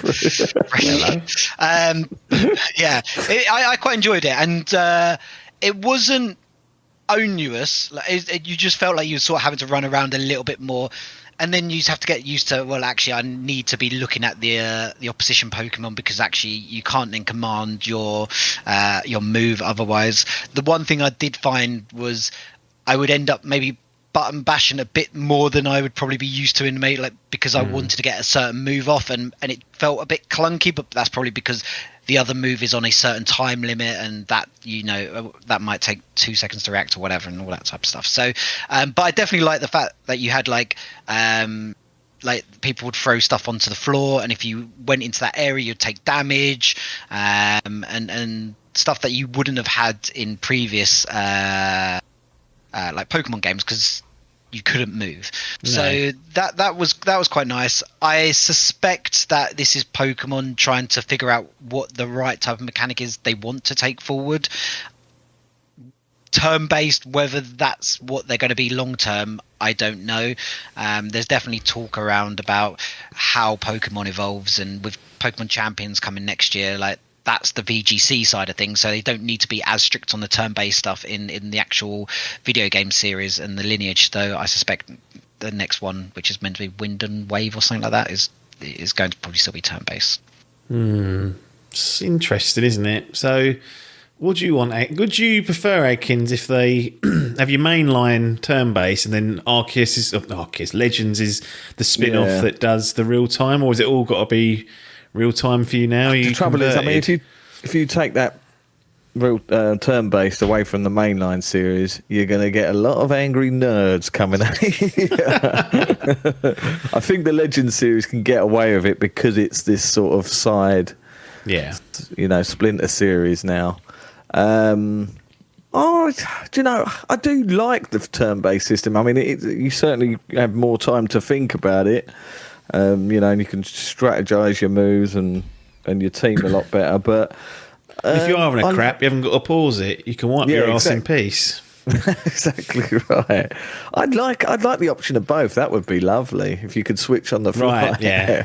That would be the golden thing for that. So then people get the best of both worlds. Didn't they do that with like Final Fantasy VII Remake? They added like a kind of well, not really, was it? You had that it was like an auto attack mode where it would block and do like the basic things for you, and you were more in control of your AP skills or whatever they were called. But I always wanted to do a replay on that mode, but I never did. No. But yes, for me, it does feel like it deserves tradition to go back to. I think the fair thing is keep the main series turn-based and then have this series, because I'm going to buy both, I think, because I do enjoy both. Yeah. And have that turn-based. I think that's the fair way to keep all the babies happy. What about if they done like a tactics style turn-based where you had to move them into grids? And Oh, I don't know, like that. That would be a touch too far. To be fair, I've never really played a game properly like that, like an XCOM or a annoying, Fire Emblem. But I just from watching gameplay, I assume I wouldn't get on with those types of games. I'm not a strategy man. No, they might have something here where they can get it to work in real time, so there's no need to be messing around with tactics. Paper, would you be happy if that main series turn-based and then Legends is real time or something adjacent to that, just so that, again, if you're playing these games... Yeah, I think that would work. I think, as I said, with Champions coming, it decouples the VGC stuff from the mainline game, so it allows them to potentially balance things slightly different. Ultimately, they have to both be balanced the same between the VGC and the mainline game, and that it works. Whereas the mainline game, the VGC is now going separate. It probably allows them to do some interesting stuff with the turn-based area that they might not have been able to do before. So I agree. It'd be interesting to see how they go down that route and stay in turn-based. I think that's generally where the Pokemon heart is. And just for those that aren't well versed in what a VGC is and what this Champions is coming, just give us a quick high level of what that means and how that's going to change coming into 2026. Well, so VGC is the Video Games Chronicle, our favourite video game news site. It's the video game battle system that they have tournaments around the world, and there's a lot of people that dial in and watch it, and they have like a world championship every year, and they have in regionals, internationals, all these local stuff. What game are they using for that? A separate model? So they're using Scarlet and Violet at the moment. Okay, so they use the latest game. The latest game, and the battling that you do in the game, you effectively take that out, and you, like you could with your friends back in the day, and remember when you hooked the wire between the Game Boys and you could do it like that? Well, now it's obviously just online, and you give each other your name, and you have a battle, or you have multiple battles, and there's so many variations. It's like a game of chess to a certain extent, where you're predicting their moves and they're predicting your moves based on all the Pokemon you have and strengths, weaknesses, and abilities and all that. And that's ultimately what it is. Next year, what's coming is a game called Pokemon Champions, which is a turn-based game, which allows them to basically say the VGC competitors, the people that are really, which is a small minority, but a big voice. Like, you could potentially go off and do this, and this is maybe we'll base all our games about, and then you might play the new Pokemon games or other Pokemon games like Legends, and then you just send your Pokemon to the VGC, I suspect, or the Pokemon Champions, and that's how they'll probably do the tournaments there, allowing that level of separation. Well, it's not fully confirmed, but that's what was quite strongly everyone believes the direction of travel. Yeah. Okay, so there's going to be maybe a separate platform for competitive play that will be there lurking. Talk to me about these fucking Mega Evolution Pokemon Akins, these big bastards that can tread on you and stuff. What are these? I got Rogue Mega Evolution flashing up here, as well as just Mega Evolution. So, I mean, I'm just looking at the store page trying to figure out what these games are up to. What are we after? Do you remember you played? Did you play Pokemon Sword? You didn't, did you? No. Yeah, so remember in there, they all seem to have a gimmick now. I think they have had this in the past. I think X and Y had the Mega Evolutions, and they have these little gimmicks. I think in Pokemon Sword and Shield, it was called terrestrializing. Was that right? Yeah. I remember seeing the footage, and they just get fucking huge. There's like raids to. That's it. You had raids and stuff. Then in Pokemon Scarlet and Violet, you had Gigantamaxim. Was it? Was that the one? I think it's the other way around. Was it? Was it? Yeah. Yeah, that's right.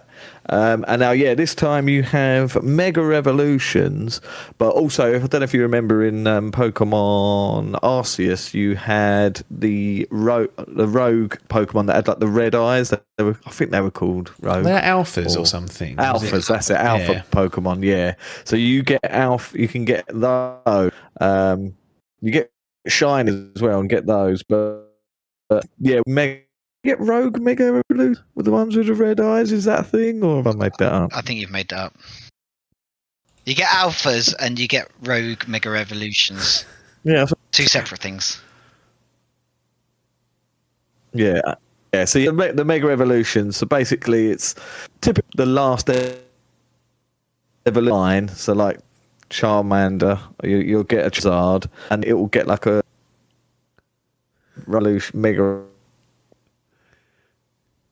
Like you get like an X and a Y version, and it will just basically add a little bit extra onto them, and beef sort of expand and then become a little boss basically, and it's very similar to the boss battles of Arceus, and that's a sort of that is a storyline throughout the game. You're sort of clearing these down, and at the end of them, you each time you beat one, you get Mega Evolution Stone. That if you then them on or have that in your party, you can then Mega Evolve or use that and you get extra moves that they do called Plus, do extra damage and stuff. So that's those little shit. Gimmick basically. Well, I don't know what's going on that fibre broadband over there, but it's struggling at the moment, Adkins. Paper and I squinting at that. Yeah, no, I thought it's just So, what do you think about this paper then? Because it seems like a flavour of a similar trick they've done before with these giant bastards being out there. Is there anything to write home at here? Yeah, so it's a gimmick that they've done before in X and Y, as Adkins has said. It's a consistent Pokemon theme now that you don't just have the Pokemon and their type anymore. You'll have the Pokemon and each game will come with its gimmick. I suspect we're getting to the point where you can only have so many gimmicks in before you start regurgitating out crap, and so they're going back to older gimmicks that have worked, and doing that back in the story. So, well, it's been 10 plus years since we had Mega Evolution, so Mega Evolutions is back. And I suspect things like terrestrialization and all those other stuff will come back in the future, and maybe even we'll see a combination at some point in the future of terrestrialized Mega Evolution Pokemon. I don't know. And so I don't think that's going anywhere, because that's now a fundamental part of the Pokemon journey, which seems to be the repetitive type loop that Pokemon churn out, that these are the more of the boss style battles, or like you can have one of these in your team as well, and all that type of stuff. Gotcha.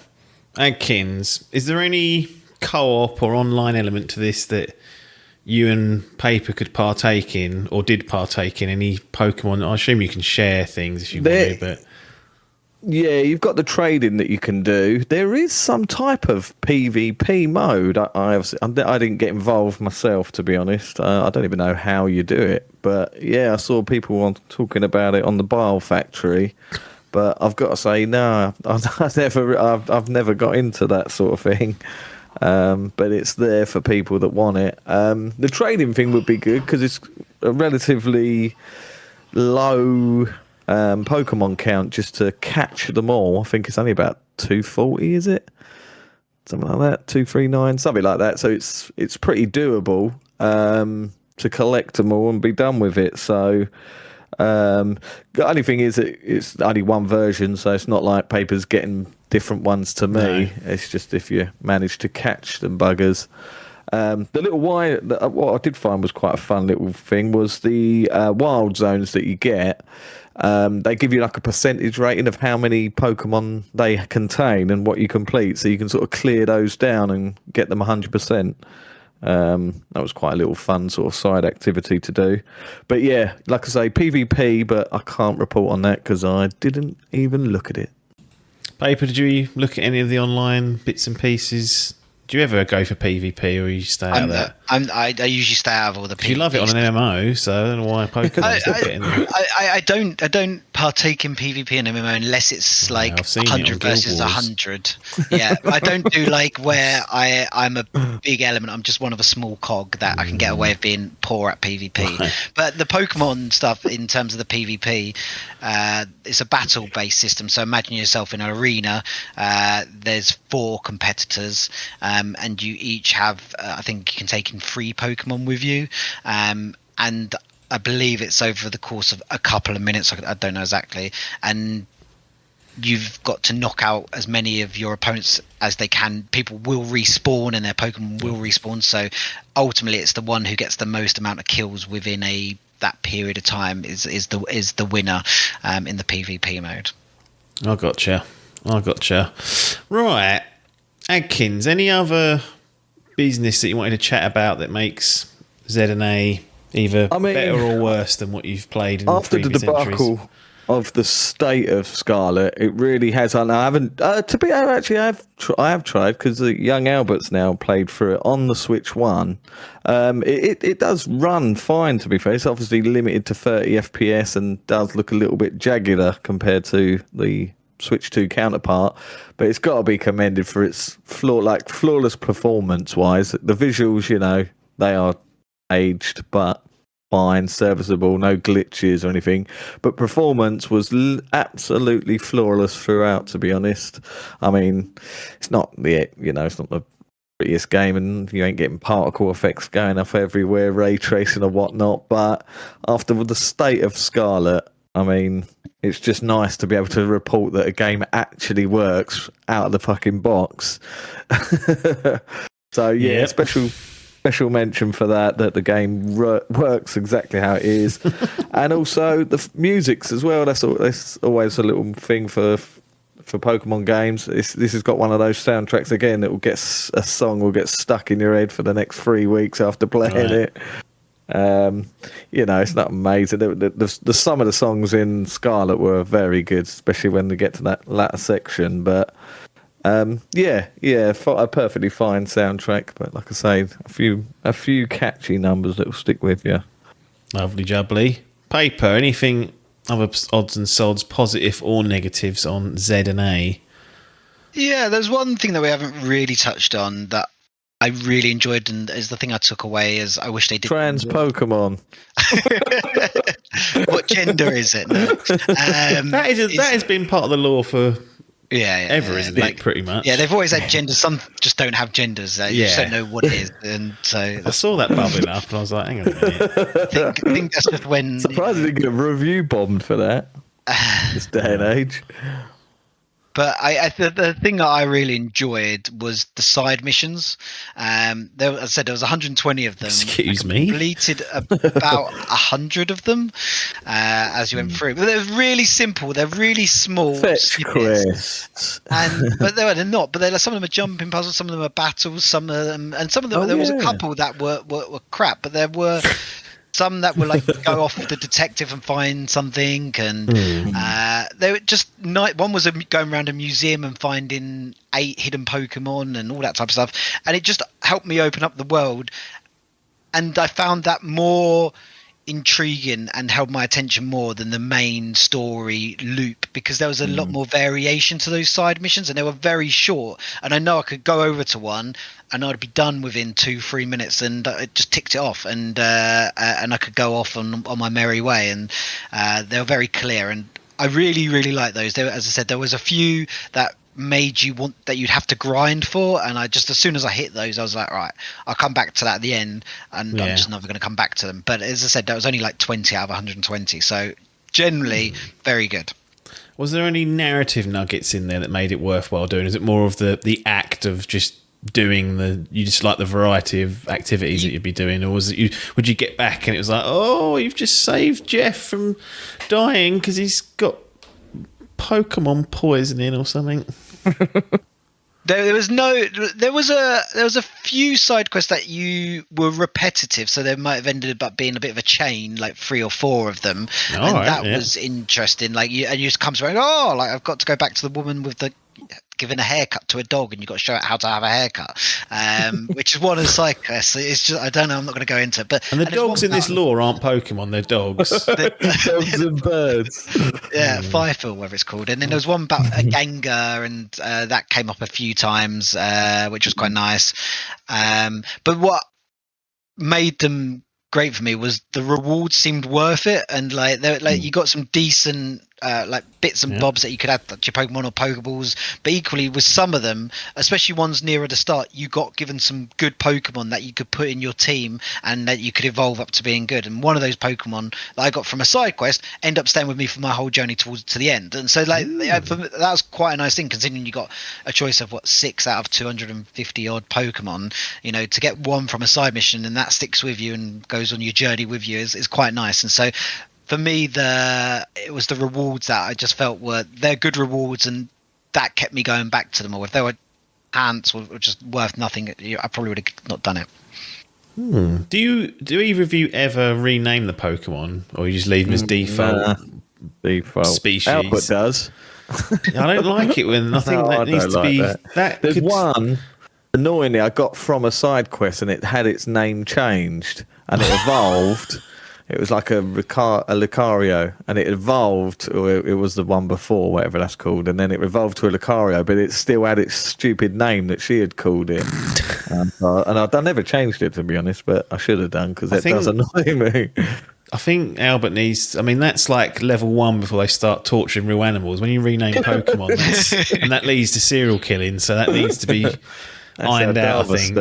Exactly. That's exactly what happened. What about you, Paper? You a default, leave them as... I mean, I just thought, I can't think of names for all these prats, and you end up recycling loads of them out anyway. So, and in the lore, I don't know, like, I used to watch the anime, and Pikachu is Pikachu. He weren't fucking Jeff or whatever Ash came up with. I always give my main character a British name.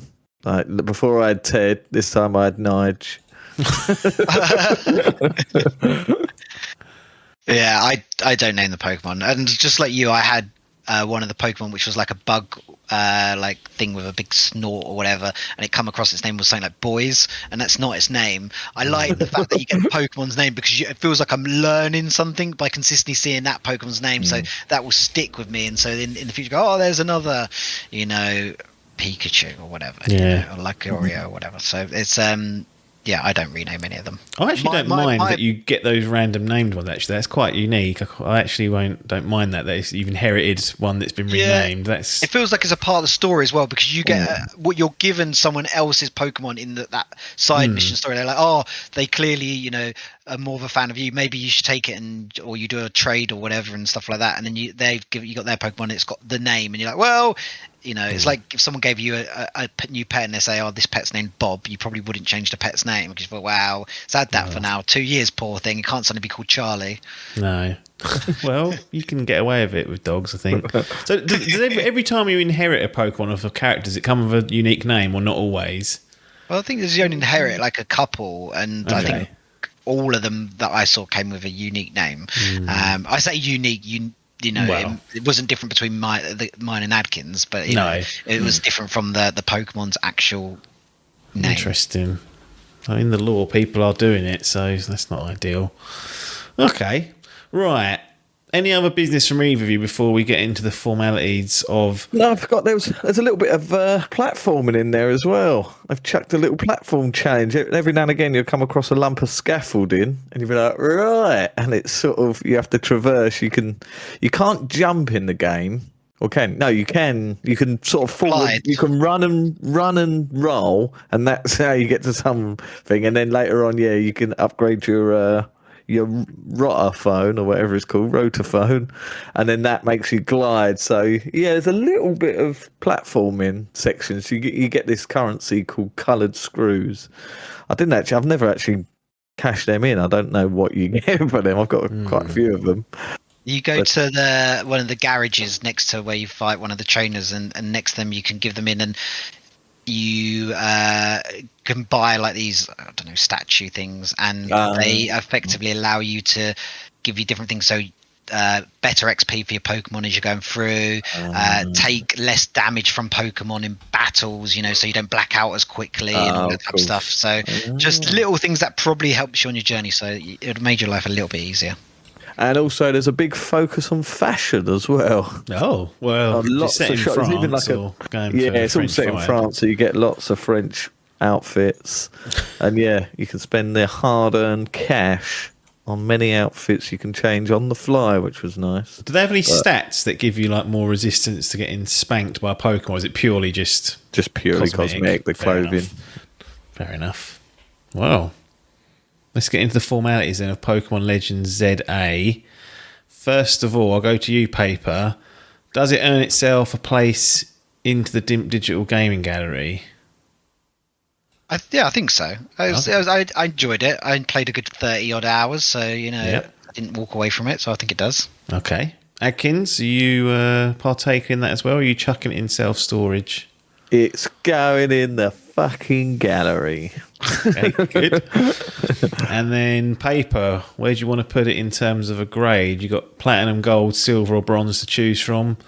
A little pat on the back, a little reward for Game Freak and the Pokemon Company and Nintendo. Where does Pokemon Legends ZA end up?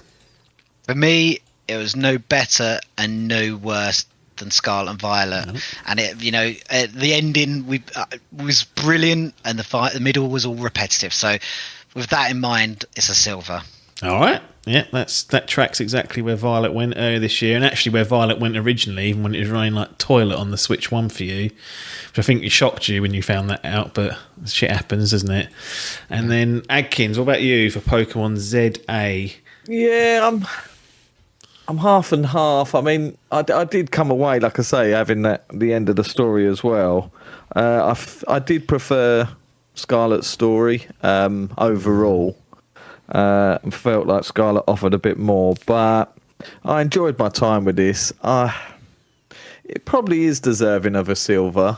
But if there was a bronze 0.5, that's you can say bronze plus. Yeah, a bronze plus. That's probably where I'd put it.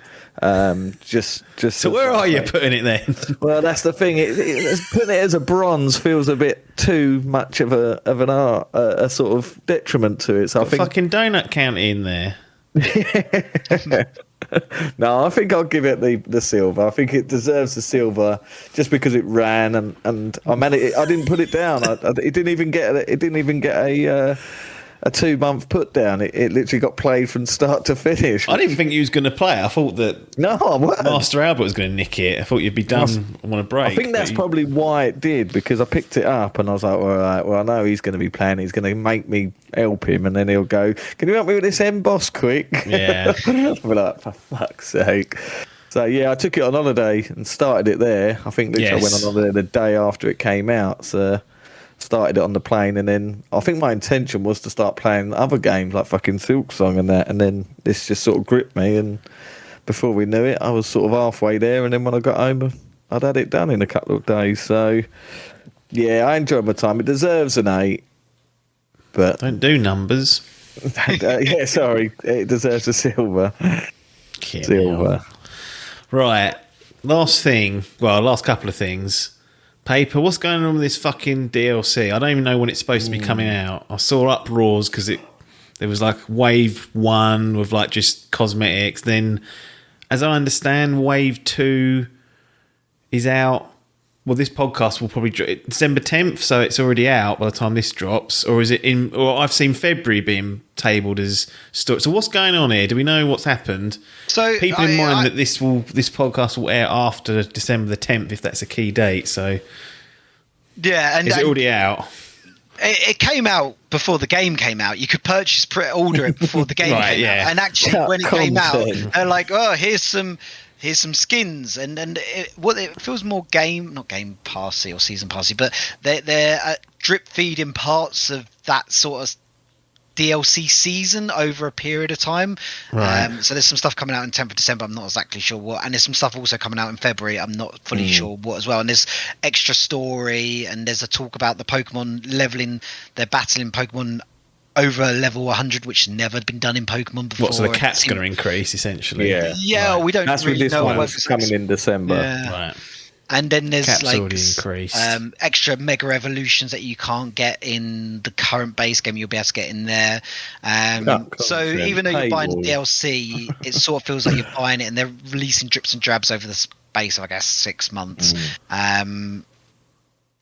That's sort of all I've really known. As I said, the main story quest line pissed me off enough that I'm not going to buy it.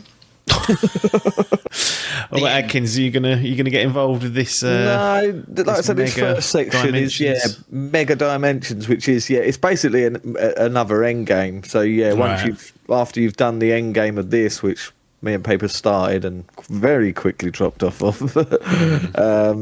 Paper stuck it out a little bit longer, but it's for when you've got everything over 100 and you're really sort of left a bit like when you Monster Hunter. Once you've done all that story and you're just at the end game, credits have been rolled, you then got more to play. So this is what this first section is. It's that you sort of go into a dimension and like Paper said, there's new mega evolutions and stuff you can't get in the game, and I think the cap increases to 150, so that'll be a bit of a challenge there. February I'm more interested in. I'll tell you what will fucking piss me off though, we alluded to it earlier, is that Z to A, there is a section missing. If that fucking story is that section missing, what, a map section, like an actual location almost, like not accessible. Yeah, I mean, if they manage to do that, then that's fair enough. But if it's just a section of the game that skips ahead, then you know that they fucking fault that out, and then they're charging you $30 for it. You're like, right, you fucking dirty bastards. But whether it is or not, like Left Behind, mate, that's skipping around. And that's true. That leaving it for fucking DLC. Yeah. But so I'll be interested to see what that is. But to be honest, this mega dimension, it doesn't really. Now I'm done with the game. I never tend to go too deep into the end game of any Pokemon game. I don't think I've ever completed Pokédex in my life. Right. I don't think. I think Scarlet was probably one of the. I think there was about 400 in that, and I got to about 330. I think so. That's probably the closest. This is about 240, and I'm on about 180, something like that. So it's doable, but you got to put the hours in and fucking go and get them. Interesting. And last question: Pokemon Pokepedia coming out in March.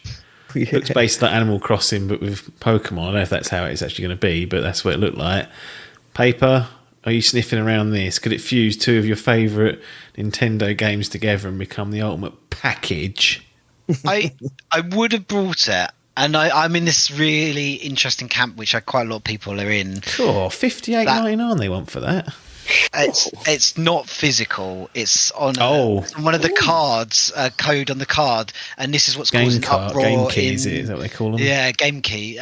It's called an uproar in actually the whole Nintendo community, because Nintendo first came out and said no first-party Nintendo game will be on the card key, and then like 6 months after the Switch 2's released, Pokemon's on the card key, and Pokemon, you could argue, isn't the first party, but it is to a certain extent. You know, Nintendo have skin in the game in Pokemon, and it's not like that.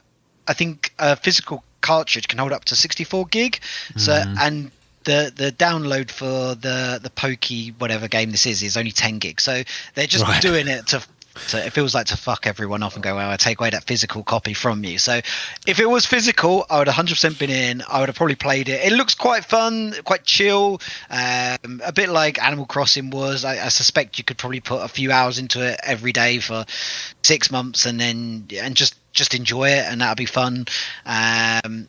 But purely, I'm going to hold the line until they release that physical copy. If they're ever going to do it, then I ain't gonna buy it.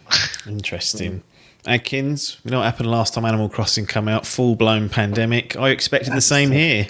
As long as it comes with a fucking lockdown, I'll be definitely... and turnip trading to boot. I'm just looking. One thing I will give credit to, Pokemon Legends ZAs, one thing I googled and it said it wasn't going to work was if I bought the Switch 2 version, that wouldn't work in a Switch 1. They lied. It fucking does. So the thing is, my boy and girl both play Animal Crossing every single day. Right. They're like both Still? 400 out. They play it every day. Again, Their Adkins, that's like level 2 of serial killer juniors. So you've got renaming the Pokemons and they're One of still them playing got Animal Crossing. 700 hours on it. It's ridiculous. They play it every day. And so if this is essentially Animal Crossing with Pokemon, then fuck me, that's going to have to be a day one for them. So there's potential, but for me, it's, you know... Bullshit. When you see them playing that, you'd be like, oh, what Moan Island? Can it rekindle the levels that we had of 2020 Animal Crossing? I certainly have one eye on it, and I'll wait for reviews to see, because I mean there have been Animal Crossing clones. We've had this Harvest Moon, is it, and Coral Island. That was another one. Yet to play. I wanted to start it, that Stardew Valley, which sort of came before. And everyone says is a bit of a life sucker. But yeah, it sounds good on paper. Will it have the gusset to do it? Interesting. Well, to be fair, actually, them playing Animal Crossing is better than sitting on Roblox getting groomed by some pervert. So well, exactly, yeah. You keep them, at least they're doing that, not playing that fucking dross. So getting much for a turnip. Keep them on the turnip. Yeah, get them on the turnip grind.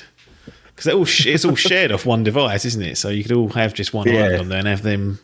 So I had fucking Seal pulling up weeds in my one. I was like, I ain't doing that. She can put up the weeds. Get that sorted. All right.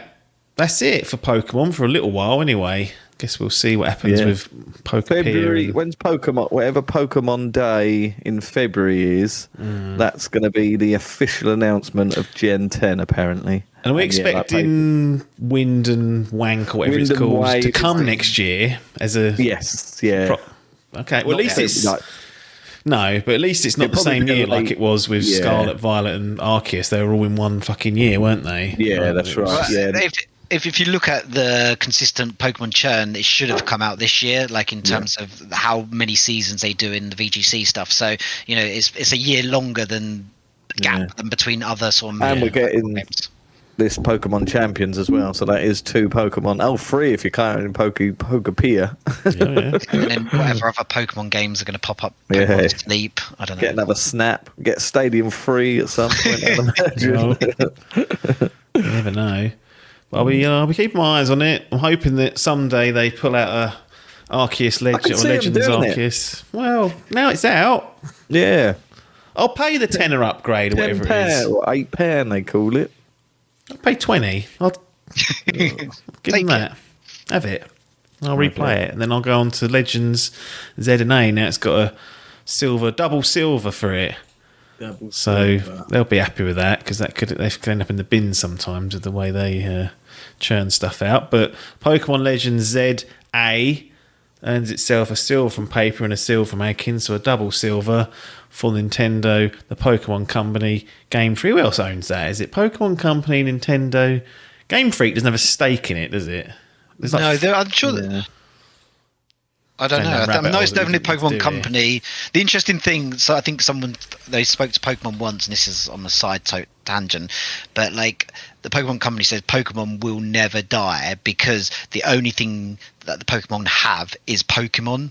The Pokemon Company have is Pokemon, whereas, you know, Nintendo have Mario, Sega have Sonic and stuff like that, and they can branch off and not use those characters if they want to, whereas Pokemon have nothing else other than Pokemon. Hence why we've thrown it with t-shirts, teddies, cards, games, mugs, whatever else, who knows. Yeah, I mean, it's an absolute juggernaut, so it won't be going anywhere. But Z and A is there for people if you're a little bit concerned. Technicals snafus have been ironed out, goes for a completely new battle system, which seems to have landed well with these boys here. A little bit of variety, so they haven't bollocks that up. So there's maybe something there for you. Pokemon Legends ZA Double Silver. I'll bid you boys adieu, and as usual, we'll see you on the other side. Back again. Adkins, apps. A double bill for Adkins. A double bill. Two completely different titles. No, two exactly lineal games. Exactly the same they are. We've got Made from the F1 same- 23. Specifically, the breaking point is what he wants to talk about, which is the story mode that was added to the series. And then Donut County, which was a little indie title where you make holes in the floor and suck up. That's what I remember anyway. You suck up the... Yeah, when I was playing it, Oscar was watching, Albert, sorry, was watching me play it, and he went, "Oh, what did he say? Oh, what are you playing? Gobble? Have you ever heard of Gobble? Apparently there's a game that's exactly the same called Gobble. I'd never even heard of it." I was like, Like right, a mobile is that game or something, is it? Must be, yeah, it must be. He gets it on his tablet, so yeah, it must be like a mobile game. Who's ripping off Donut County called Gobble? Oh, you can play it online for free, it looks like. Oh, is it one of those games, is it? Is it like one of those ones you get on like YouTube or something? It might be.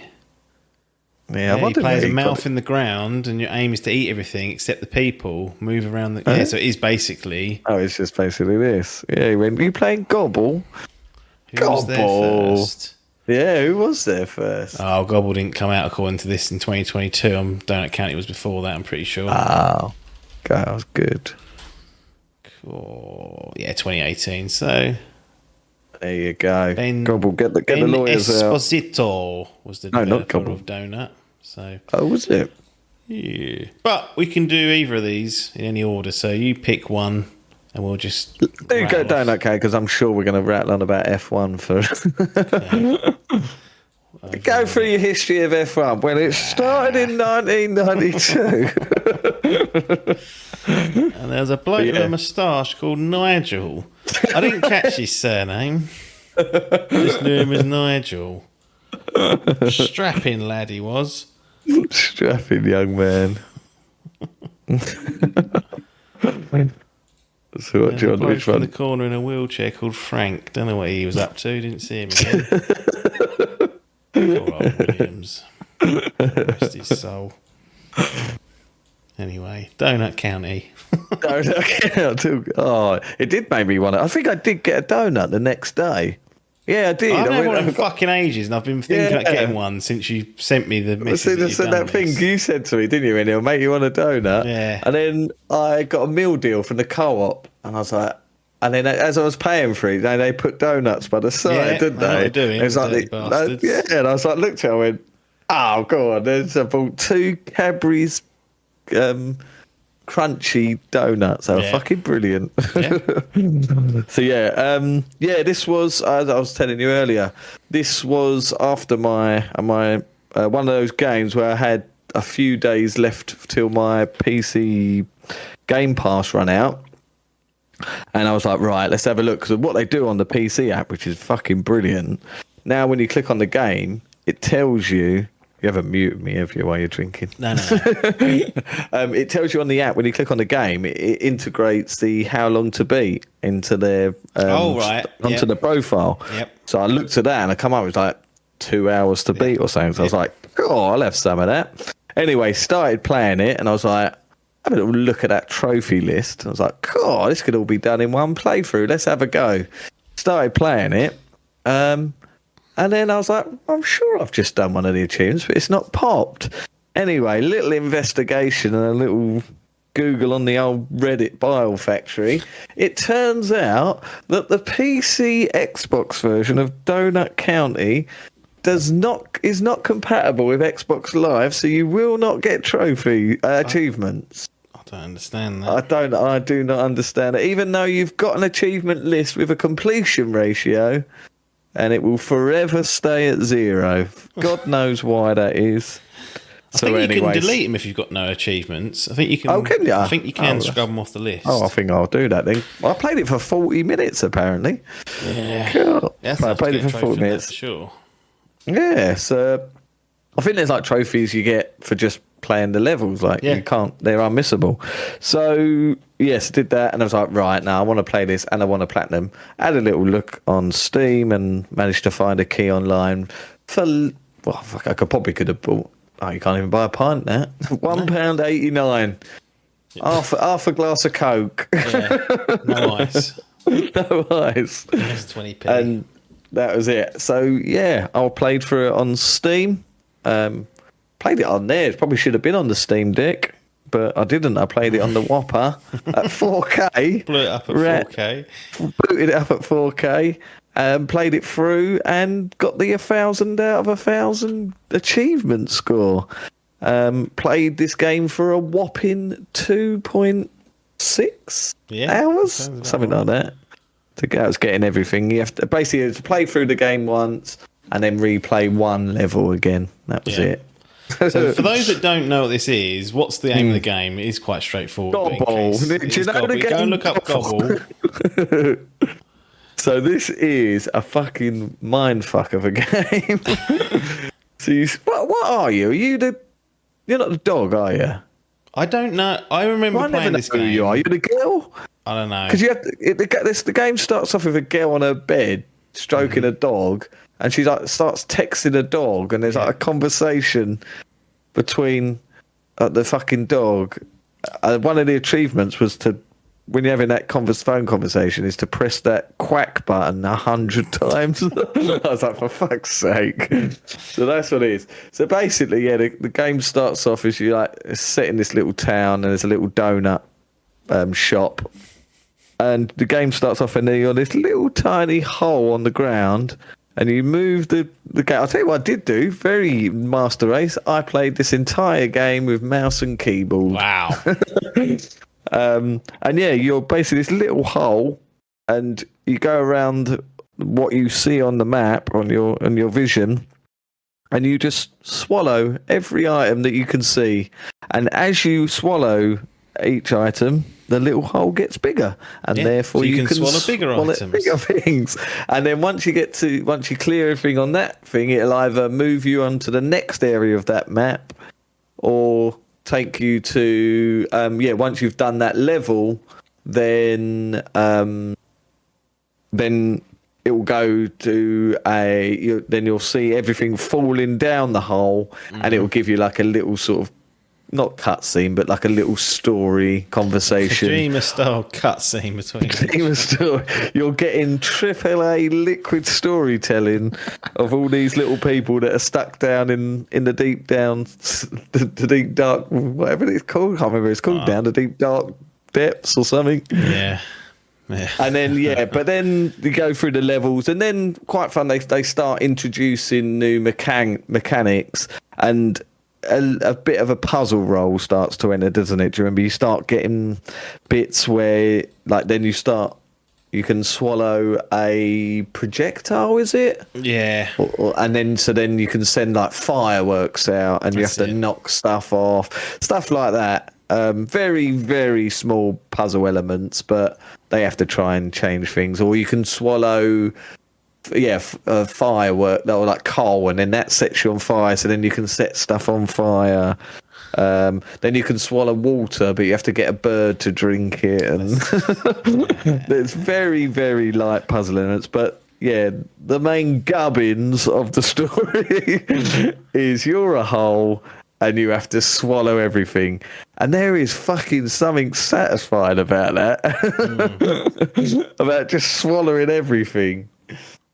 And it's just a fun little shoot. Like I say, 2 hours max, I reckon, if you fucking steam through it, swallow through it. It's got some light storytelling, a bit of sort of dark humour in there. If you pay attention, you can skip most of it if you want.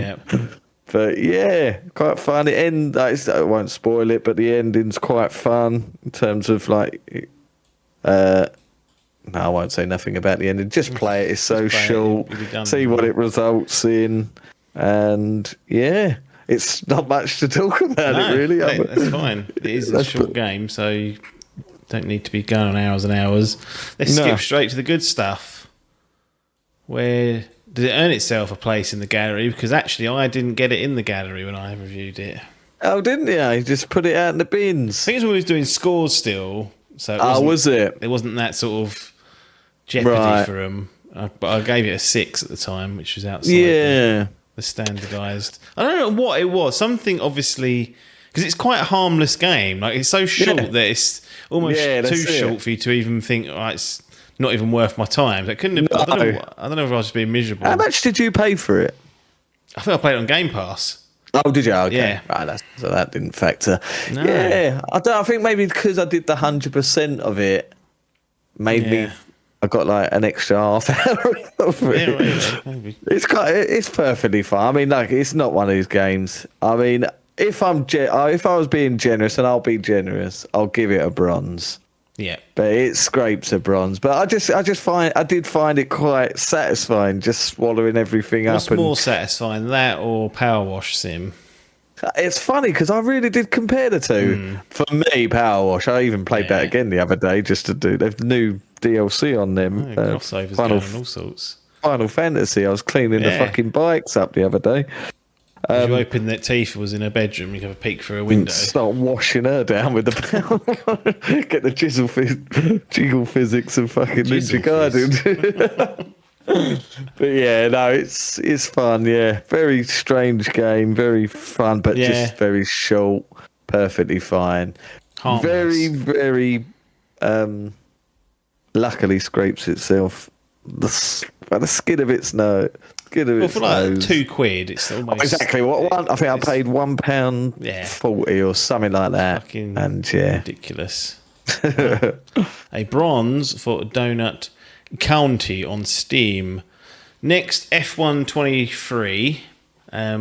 Specifically, so just to set this up, did you only play the Breaking Point, or did you have a little fuck about on? No, I did not on this. I played because I played this as a weird thing. I played. I had a 5-hour trial of F125. Yeah. So played that. I started like a career mode or whatever on there, and then started to play a little bit of Breaking Point 3. Right. And then thought, I know, because I didn't know what it was at first. I was like, oh, fucking hell, this is like a sort of journey, FIFA journey. Yeah. And then when speaking to you, finding out, it was on F1 23 and 21. So I was like, oh, fuck, shit, so I can go back. So then, but yeah, one thing I will say about these F1s, it's so fucking hard just to have there's no exhibition mode. If you just to play a Grand Prix, you have to fucking do all the qualifying and everything. I was like, where's this? Just a race. I just want a quick race that no strings attached. That's what you probably never went into, but F1 World. That's it. That's what I went into, and he was like, right, now make a car and join a team. I just want to race. Once you set that up, that's sort of like the quick fire mode. You just go in there and you can select like 3 or 5 lap time trials races, and that's because I spent loads of hours in. I think I did the whole like battle pass. Just as a run through the first one, and because I was just looking like just assumed it'll be the same menu as FIFA and like, right, where's exhibition mode? Yeah, ultimate team. Right, here we go. So I like I say, I started a career mode in 25. I played a bit of 24 after. So did Breaking, then realised Breaking Point 1, 2 and 3. I couldn't get to 1. Yeah, which is on F21 because that's only now on Xbox and you can't get it anymore. Delisted, but then isn't it? Delisted, yeah. So then realised that on Game Pass I could get F23, which has Breaking Point 2. Yep. So played through just that on F23. And then after that was finished, I then went to 24 because my 5-hour trial would run out. And then, then had a bit of a play around on the career mode and some time trials and stuff, and was just picking about on there basically. Jubbly. But so the main sort of job of it was just on F23 playing through the full run to credits basically. Yeah. How was it then? Because it's a bit of a strange mode because it's a story mode story within mode, a sports game, which we've had. You mentioned the journey from FIFA all those years ago, with Mr. Hunter, and mixed results for those. But how did the F1 stylized work for you on a story basis? Perfectly fine. I mean, they all. The trouble is having a little go of part 3 and then sort of because I didn't have access to 1, watching 1, and then playing 2. Then half will say go down a similar route. There is a lot of repetition in the story. Yep. And I'd even go as far as to say is even across like the journey, like the stories are essentially the same thing, during the journey. Oh, a female character's now turned up. Yeah. Oh, what's this breaking point? Oh, a female character's now turned up. I see what they're doing here.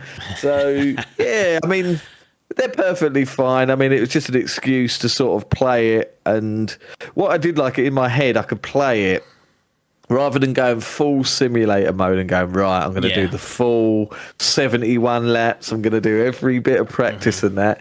In my head, I could role play and then, it would feel okay doing like small, 6 legs, and it sticks you in the middle of a race. It sort of teaches you how to play it a little bit as well, which was quite handy because going straight in, I found it hard to find a balance between making it arcadey and thing. Like my brother, he plays it full sim, and I was saying to him like, what settings? He said, I have nothing. He said, I don't have any what's it called, lock brakes on, no ABS, no traction I was control. Like, no. He said he's just got to the point where he's turned off the driving thing. I was like, fucking hell. So I had to set like a route where I had to keep some assists on and stuff, just because otherwise I was just finding myself going. On a controller, you need that as well, because you don't have this same feedback or control. Like he's got a wheel, so you can start to turn these. You can be a bit more delicate on the brakes and the throttle and not spin your wheels up. But you turn all that off on a controller and you go, you're off. Also started playing this right at the beginning of my F1 extravaganza, which is now however long it's been since the Silverstone Grand Prix, the Great British Grand Prix. All thanks to the F1 movie. All thanks to the F1 movie and Instagram algorithm. So this is my backstory. So when I saw that film, and then off the back of that, my algorithm was like, this bloke loves F1. So it started hyping up all the British Grand Prix. And then that piqued me interest. I was like, oh, fuck it. And then, it's just a lazy Sunday. I was just sat around the house doing nothing, looking on the telly. I was like, oh, fuck, it's on. And then Sutton was, because he lives next door, we had the fence out and was talking to him. And I think he's a bit of a Formula One fan. And I was talking to him. He was like, oh, are you watching the race? And I was like, I wasn't going to, but fuck it, go on. I'll watch it. So I ended up just watching it. And then from that, I think because it was quite an exciting race, you had fucking old Piastri done that fucking, pissed down, didn't it? And then he fucking broke too hard and Max went to go steaming past him, cost him. So there was a bit of excitement. Hulkenberg came third. And from then, fucking Adkins' brain, full ADHD, just went kaping, went into full obsessive compulsory disorder. And for the next 5 weeks, I think, I stopped gaming for 5 weeks.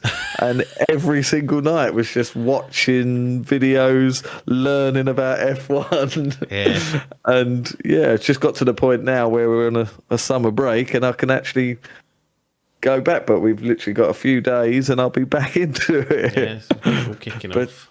I've been watching the actual Grand Prix on the telly and the old highlights and stuff. Going back, been watching the Drive to Survive Netflix series.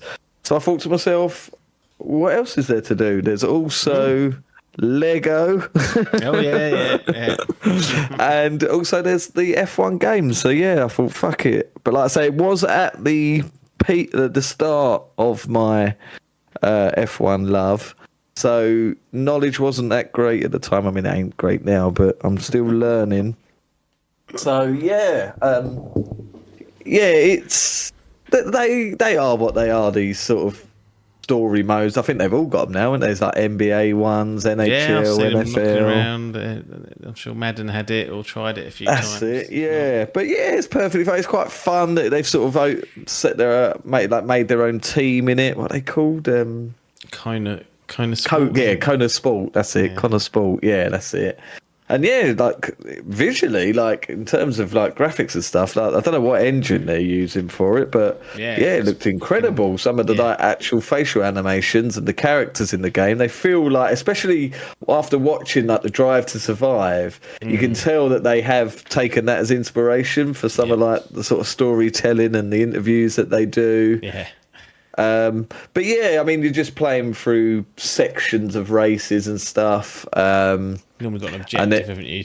That's it. Yeah, that's it. So it'll give you like trigger a cutscene or something. That's it. Yeah, yeah. It really throws you when that happens. You'll be racing or something, you just stop. You're like, what the fuck? And then you get a cutscene like, oh, okay.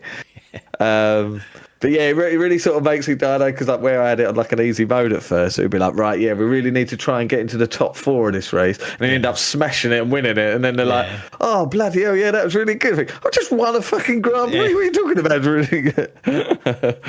So yeah, it's quite funny. But yeah, they're pretty, they're fine. Like I say, I think I played it for about 8 hours, so weren't too bad in terms of length. Just annoying. They give you a bit of a catch up at the beginning, but in most games they're very turn. You can't really get much from there. So I've watched half of the first one, but I never did finish it, but I can imagine where it's going. Not surprises for that. Nah, and I'm just waiting for the price to go down on the new one, and I'll probably pick that up and give that and then I can really give the game a good. Like, I'd like to see what the game has. To be honest, I don't now. My Game Pass has run out, so I don't have access to any F1 game. But I think I will buy 25 when I've cleared a couple of games, and then give it like a good seeing to and actually play what you recommend, like going through that F1 world, the career mode, give that a good go through Breaking Point. I don't think I'll get into it like my brother and fucking start sim racing or anything. He sits there streaming. You've got your little sofa back there, get a little wheel set up, get a wheel set up, fucking be laughing, get the old deck chair out. 200 quid, all near offer. Yeah. Have you played any of these Breaking Points? I've played them all. Yeah. Oh, well, other than this, other than 25. Yeah. You've done 1 and 2.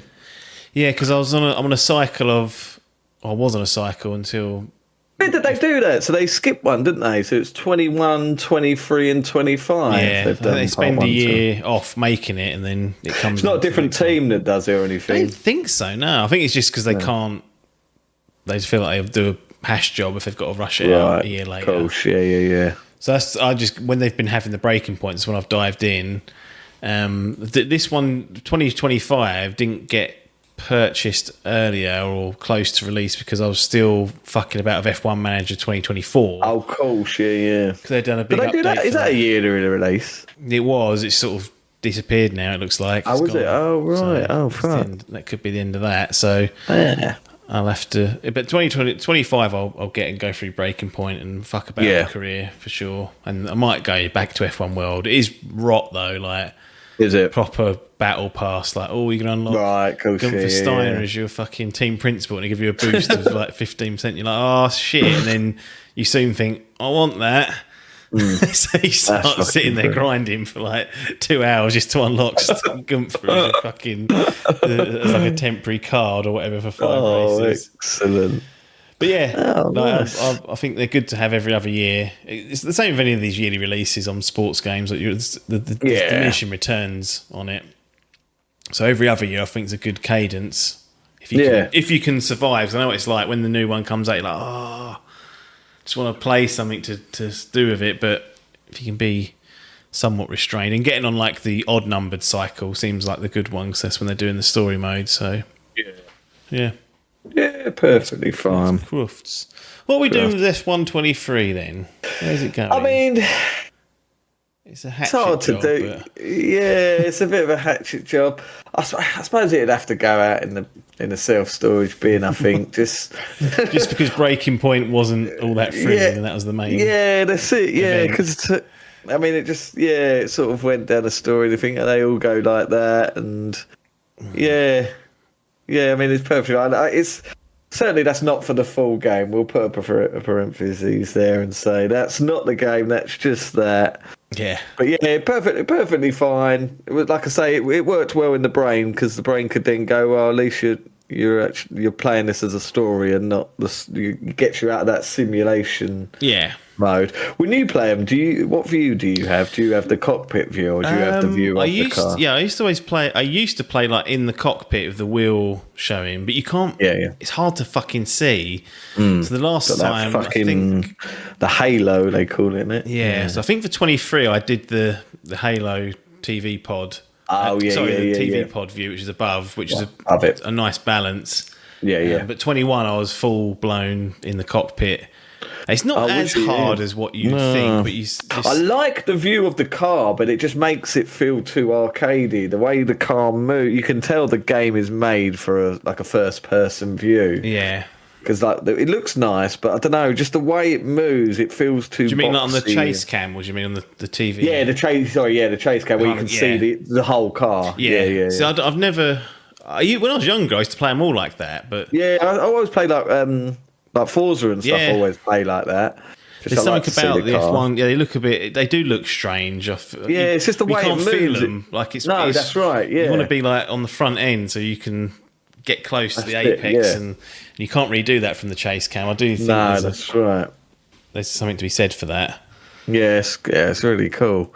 But yeah, I'll tell you what annoys me as well is how slow the car goes in the thing. Because I know they have the speed limit in the pit stop, lane. but just because it sort of goes in, like you get past the line and then it goes into like an automatic, that really annoys me to see how slow. This wouldn't happen in real life. Come on. They should have it where you accidentally hit one of the pit crew. I think you can turn like manual. You can turn off like the automated pit limiter, so you've got to manually slow down and press the button. Because if you have an auto, you can just bomb it at like 140 and then it will just go. Yeah, that's true. There is like a simulation mode where you have to slow the car, or you get a penalty. Like you get if you go like a few kilometers over. But going through those menus as well, you got like that fucking weird little menu as you're driving along as well. It's fucking hard to. You especially got fucking. That's one of the worst things about the game, actually. Games is trying to go into like your message your team to change tyres or to ask something. Like the amount of times I would crash because I was fucking about on that dial, even on a straight. I don't know why you can't pause the game and then activate that would be perfect, request it. There was used to be on, I think on the Xbox and probably on the PC, definitely on PC, but not on PlayStation. Used to do voice commands. I was just literally about to say that. That would be brilliant, wouldn't it? Yeah, that would be good. It doesn't work on. I know it doesn't work. It didn't work on PS5 for 23. Really? Something to do with the console, but I'm pretty sure on PC. I remember because I had it on Steam one year and I was just using that, and it wasn't. That cunt didn't always understand, but it was better than fucking about and then spinning off and going, well, do I use another rewind here? What do you use? There was a FIFA, wasn't there?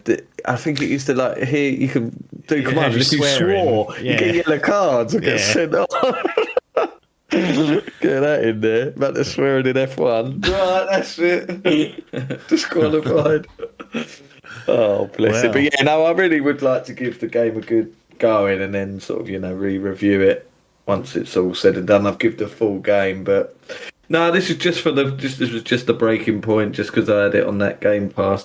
But I tell you what, that fucking EA, whatever it's called, EA Play, is it on PC? That's a bag of fucking shit. That thing. What, the launcher? I think if I buy it, the launcher and the thing on there, it like changed like the fucking time. When it like tells you how long you played the game. It's just a fucking bag of shit. Just put everything either on Steam or fucking Xbox. It's fine. Anything else is a bag of shit.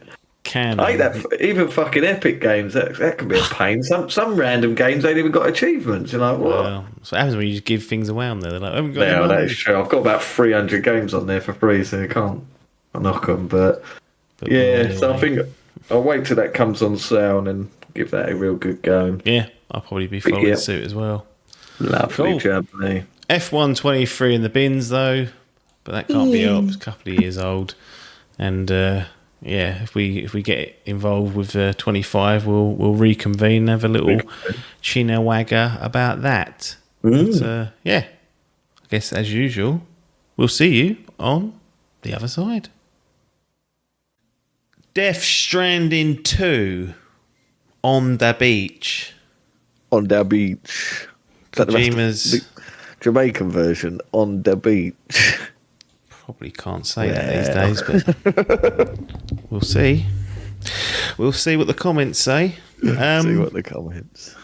Here we are then, many months after the release. Come on, many months. Of Death Stranding 2. You did your classic. June 2025. Yeah, had a four-month hiatus for Kojima's works. I weren't going to buy it. I don't know what. I always was, but I think there was so many games around that time that I was like, look.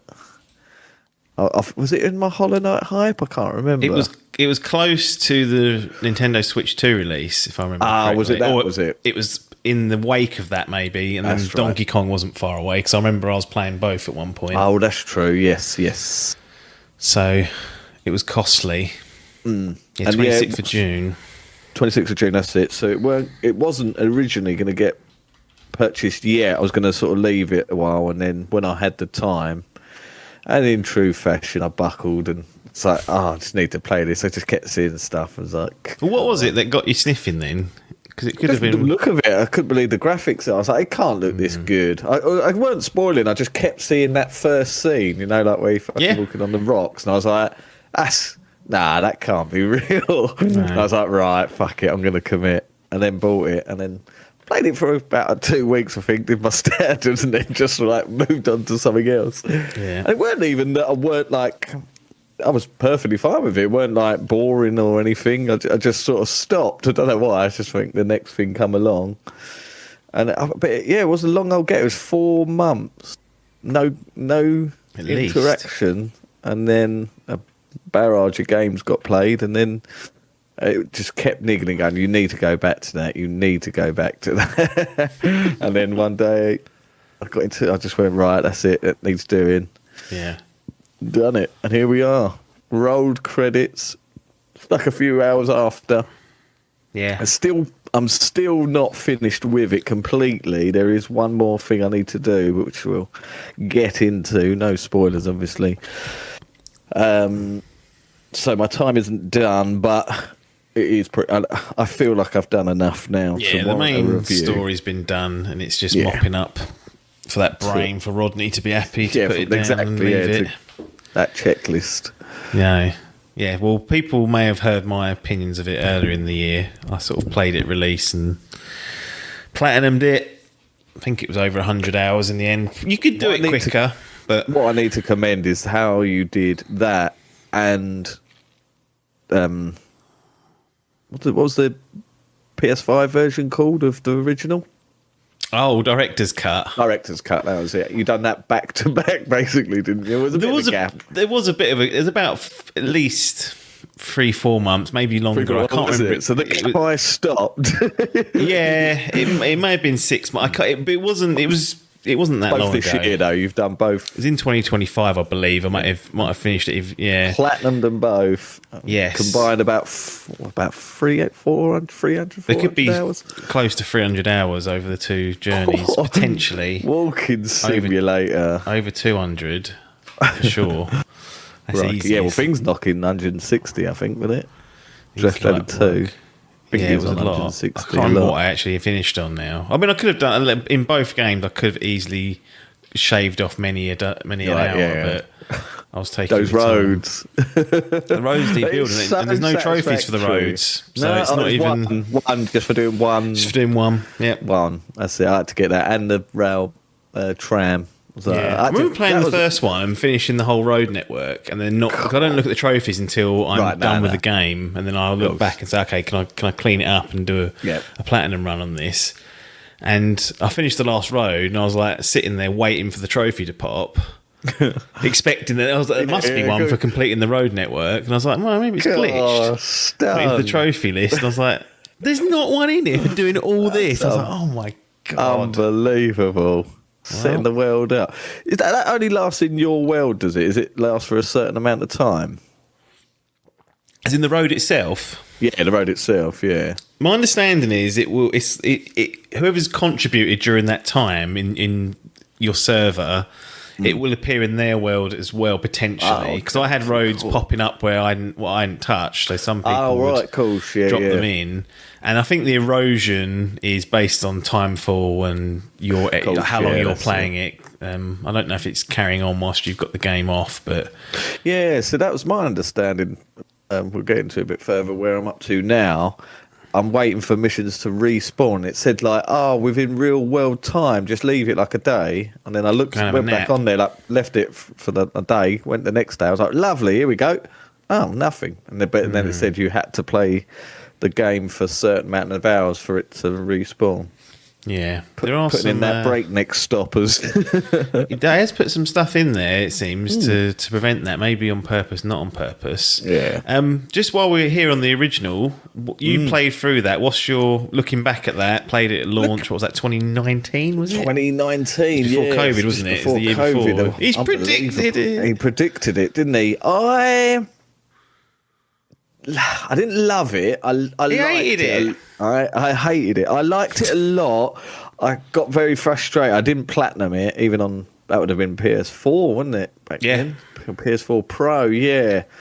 And the thing with it now, I think this reminds me of Zelda Breath of the Wild to Tears of the Kingdom. Once you play Tears of the Kingdom, you can't go back to Breath of the Wild because you're just given so much new stuff. It ruins the first game, and I feel like I couldn't go back to that first one now with the stuff you get in this. Unbelievable. So I loved the story. I loved the weirdness of it, the characters. That was the greatest part. The gameplay I liked, but it did get I got bored of it, especially up in them mountains on the first game, because it was a lot more walking. It took a long time to unlock vehicles. You didn't have half of the stuff that you get in this second game. There was a lot less quality of life services. I also felt when I replayed it, because when I was thinking back before I replayed the first one, I was like, oh yeah, that's going to be like, I'm going to love playing that again. It's like flawless. And then I went through it. There's absolutely like some horrible like pacing issues. Yeah, like I where you lose equipment. I won't say what happened, but you lose equipment. And there's like it's like 3 hours where you have to go through missions without all your your normal shit, and then towards the back end, it's just a horrendous. Yeah, like the pacing is just not very good. Remember that mountain section where you go up into this, and it's forcing you to go backwards and forth, backwards and forth, back. And I was like, I remember that just thinking, he's having a wind up here, isn't he? Because I couldn't even put normally I'd put the roads on, but you're going back and forth a few times before you've bought that facility online. Yeah, so the roads have to be all your own resources. It's like 10,000, and I was like, that's impossible. That's sick there, isn't it? So yeah, I really did like the story. I thought it was brilliant. The characters were incredible. But yeah, it was just something that stopped me from loving it, and I was surprised at how quick we got a sequel. Really, I suppose it was 6 years. It doesn't feel like 6 years. I don't think if they've done anything between. He hasn't, other than the director's cut version. Yeah, see, that's the thing. I did always want to go back to that because it sort of was almost a bit of like a segue, wasn't it? Because was there like some story bits as well? You had that sort of like stealth mission that was very Metal Gear-esque. They also added like access to new weapons. Well, that's it. Yeah, this is where he started getting. And then there was like racing in it in that director's cut and stuff, wasn't it? So bad. They're so bad.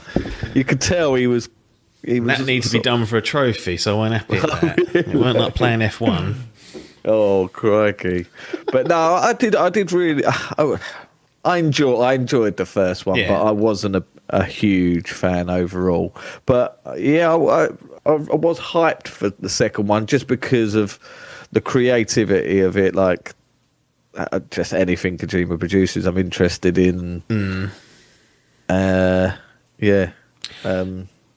was it like going back to? We're jumping to Death Stranding 2 now. What was it like going back to the PS5 after so long? Because you've been on PC, it seems. I've been on PC. Well, this is the thing; it 6 holds months up. almost. This game holds up. I mean, I'm pretty sure this is the best looking game on that PS5. It is incredible, and it runs flawlessly. Yeah, it was. I'll tell you one thing. Going back to the controller, because I tend to use the 360 controller on that PC. It's going back to the PlayStation controller. I do love the DualSense, but it just felt so chunky. I don't know why. Well, I've been messing around these PS3 controllers back here. Oh, course, yeah. Fuck me, like feathers. Yeah. I reckon I could twist this 6-axis and just snap it. I might do it and buy you a new one. Is that gyro thing still working it? Yeah, it does. Yeah, That's I'm playing like I won't say actually because it'll be interesting. Yeah, the light was flickering and you have to shake and it worked. I think it worked. It stopped doing it. So interesting. Yeah. But yeah, no, it was sort of the way it starts off. It really does sort of take you back home. Sort of that feeling of the walking simulator, and I did quite enjoy it. Like, I know a lot you said in your review of the first game that you found it quite sort of therapeutic playing the game, just sort of wandering around. And it was, it was unlike any other game you've played. And you get walking simulators like a fucking Firewatch and stuff like that, but they ain't Death Stranding. And Death Stranding is a game in itself, and very much a Marmite game. I can see. Did Biff ever try it? I think if he did, he would have bounced off of it. That's exactly what I would have thought. It ain't a Biff game. It ain't a Biff game, definitely not. And yeah, it was that sort of sense of familiarity coming back to the world, and from the first cutscene to the fucking the first mission, your jaws dropped. Just how good it looks, how good it runs, and just like these games, they just remind me of the way I used to play Metal Gear. You just play a little section of gameplay and you're just waiting for the next cutscene. But this one I feel is less that way objective based. Like with me, you can play it like that, but I think there's so much more in the gameplay in this one that I was playing it like that, sort of just trying to get to the next story beat because I was so engrossed in the story. I wanted to see how it was done and what the conclusion was. But I mean, Death Stranding 2, and fuck me, I will get that mixed up because they are a plethora of Metal Gear references in this game. Tons. And I just think the gameplay of this game. This is what this is. I think that's what all the big criticism of the first game was. That it's a great story, very weird and out there. Great story, but at the end of the day, you're a fucking postman Pat walking around, and he's gone. Yeah, you want me to sort some new gameplay features, do you? Oh, that, and he's, it's crapped all over him. If I said to you that Death Stranding 2 on the beach sits on a 90 on OpenCritic, does that surprise you? It does. It surprises me. Yeah, it does. In terms, and I will recall this because I did listen to your little podcast not too long after I'd finished it. And you were banged to rights if you do remember, they fucking hounded the first game, all the big outlets. Did IGN give it a 6 or a 7 or something? Yeah. And again, it wasn't for everybody. So yeah, I was expecting, because I do still feel like it's one of those games. If you didn't like the first one, as much as there are vast improvements, the meat and bones is you are still doing the same thing you were doing in the first one. This is a walking simulator or driving, whatever you want to do in this one. Yeah. But the crux of the game is you're going from point A to point B, delivering and setting up this chiral network. And so I've got to say, I mean, after playing it, no. After completing it, no. I can see that score, but I've got to say, from the bat, I didn't expect it to receive. Being a sequel as well, I mean, sequels are hard to do. And with a game this intriguing and zany as it is in the world of Kojima, he says every game's his last game. Well, he says someone else will have to do Death Stranding 3. Yeah, I did say he's fucking sick of it. Until unless he hands it off, or is he planning to pack up life? Who knows? What was your thoughts on the score after the semi-backlash of the first one? What was the first one? I think people are jumping on the fucking bandwagon. Yep. I couldn't sitting there like slagging the first one off, and then this comes out, and they're like, "Well, actually, maybe we were wrong." It's like, yeah, you were. You can kind of see it in the director's cut. Although that fixed a few things, it didn't massively change the game, and it went up a little bit. And I was like, oh, I think what people are seeing is, yes, it is weird, but there is something. There isn't really anything else out there like this, so. Not that means it's got to be an automatic banker for a higher score, but I think when it works as well as it does, it is weirder. Yeah, it is. This one is, but it almost seems more grounded because you're. Yeah, I think because we've dealt with you deal with all the weirdness in the first game. Yeah, so and you become normalised to it. That's normal. True.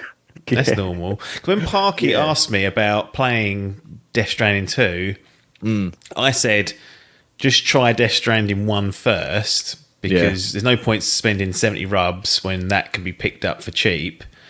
And I think it's actually different enough. You'll see so much more improvement in the second one if you choose to carry it on. Yeah. And he went off and played Death Stranding 1 and loved it. So he'll be in for a treat when he picks up 2. Madness thing, I was at cinema the other day with Yellow Boots, and it was whilst I've finished this and was just talking to him about the game. And he said to me, like, what's it about? And just like trying to tell someone who's not into games what this game is about. It's the hardest thing I've ever done. And what I said to Parky is, it will normalise the nonsense to a certain extent, and you haven't got to get over that hurdle when you pick it up again. So what's a BT then? Right, where do we start? I can't imagine Yellow Boots enjoying this either. No, I can't imagine, no.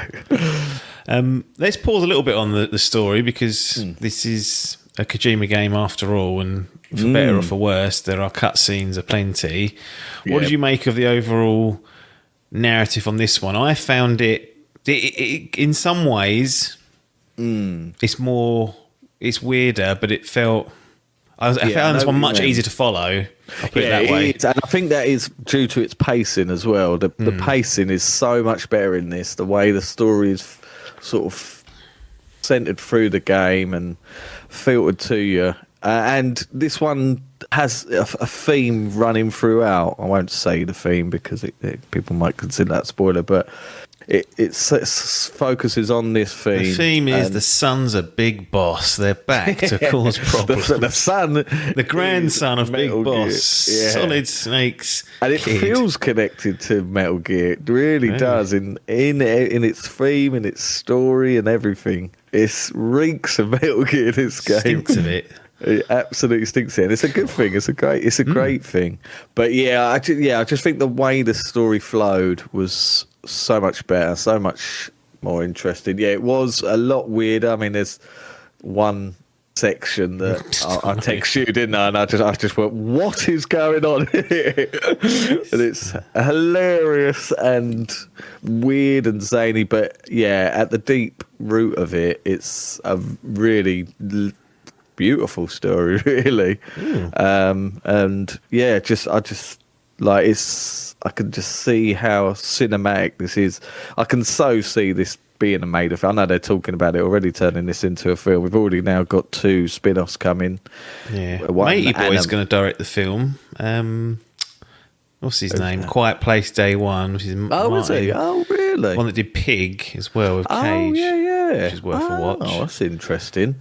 Well, there's a Netflix anime series coming, isn't there? Mosquito, I think it's called that now. Yeah. He's just announced some animated thing with Disney Plus or something. Yeah. He's absolutely up to... He's up to his eyeballs, isn't he? He's up to his eyeballs, but it just feels like a cinematic universe now. It really does. Like with just how, I mean, he gets these actresses and actors on, and they're just phenomenal. Like I know it's not even half of them playing it. I mean, you got fucking George Miller there. He ain't doing it. So mad. Whoever filmed it is just mental. I forgot it was George Miller. The fucking tar man with his fucking tar cat running around. He's only got one hand, the poor bastard. Here's one for you. Set in Australia. Is it too Australian? Is there too much Australian accents knocking around? Even Tarman's talking like that. I'm going to recall to your review again. It is a fucking travesty that those Foster boys weren't in the game. Yeah, I know. They should have been. They should have been. There was even one place I went to and two people come out. I was like, here we go. Fucking hell, boys, you missed it. I'd love to know. I'd love to speak to some Aussies, and they probably fucking don't have a clue who they are. No. But yeah, it's a weird. It's just sort of a bit left field, really. I want to go. I get that it starts off in Mexico. I get that. That's a transition down to straight from America where we left off. But yeah, I'm surprised that you didn't do Japan. Been Japanese companies, love for Japan and that, but no, we went to Australia. I mean, it works. Does he ever touch Japanese culture with his game? They're always. He sticks like anime very stuff sometimes. It is, there is. It is very American. I'm surprised it's all like American characters. Yeah, I'm surprised he don't live in America. He's fucking. How long's he been making games for now? 50 years. He still can't fucking speak English. Yeah, all these games are fucking. Yeah, you are true. He'll stick like anime quips in there.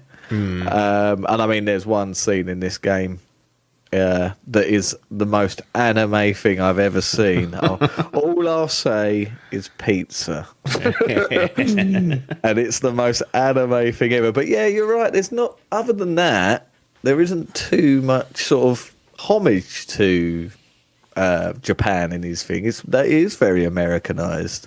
He does seem to love the American culture, and he's such a movie buff. I'm surprised he don't live in LA. Yeah. But You've seen it. Yeah, exactly. You have seen it. Yeah, I have seen it. Yeah, and I know why he don't live there. It's a fucking shithole. But yes, Australia.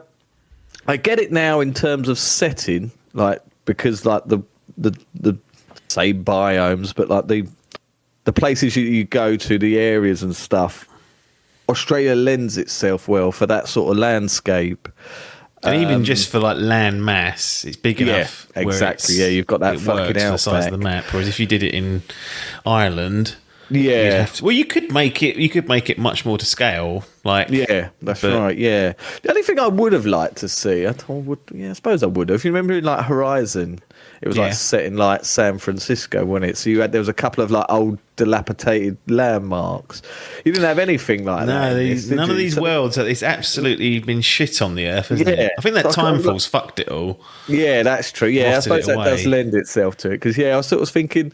Halfway through the game, I forgot. Unless they bring up that we're in Australia, I was like, oh yeah, I forgot. And the fact that every cunt's got a bloody Australian accent. Yeah. But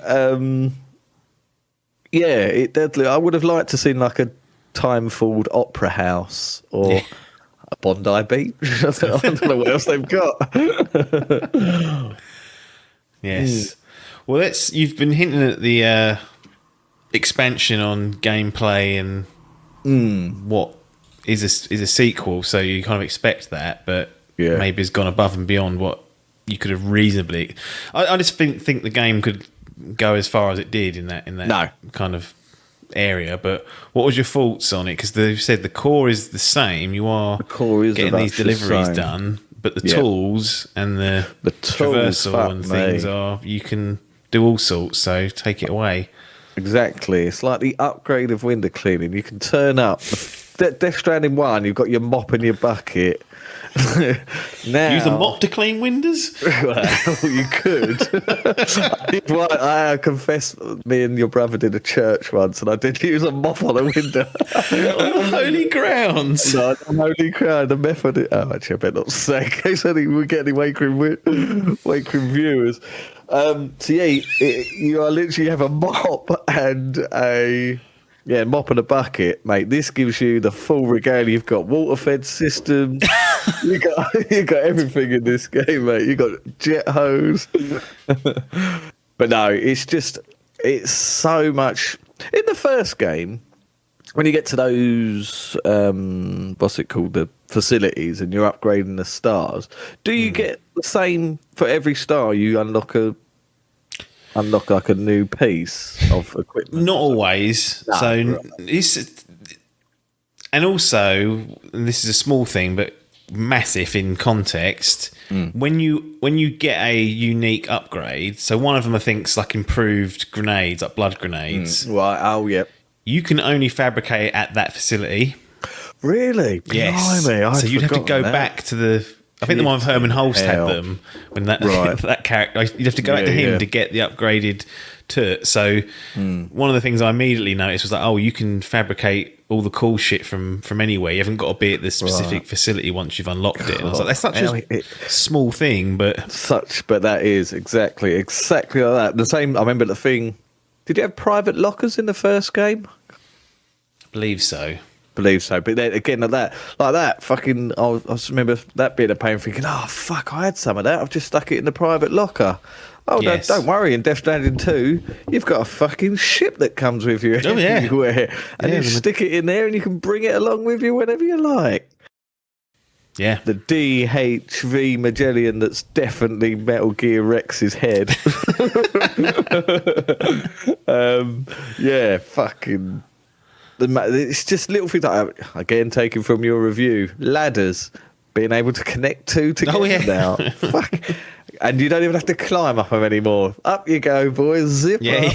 It's just little things like that. And it's not every star for every facility, but I just found like every time I'll do a bit of upgrade, I'll be gifted another item of thing, and it's not worthless too. It's not like, oh, you get the odd fucking otter hat, but they're fucking brilliant. You can wear one of them that boosts your stamina and go swimming or do something. Yeah. But each time it would be like an upgrade to your battery, or it'd be like a new fucking float carrier or something. So fucking catapult. There are just endless and endless new ways to make that job easy. Mate, I'll tell you what, you wouldn't need a union if you're working for that fucking APAS or whatever. No. You wouldn't need it, mate. You're getting two. When they ask you at the end of the year on your what's it called? Do you feel like you have the facilities to make your job good? How could you turn that down? Always the same answers. Don't know. Very much so would be my answer for that. They kick you out for sure, and you're not left wanting. Nah. And one of the areas where the first one is just not very good.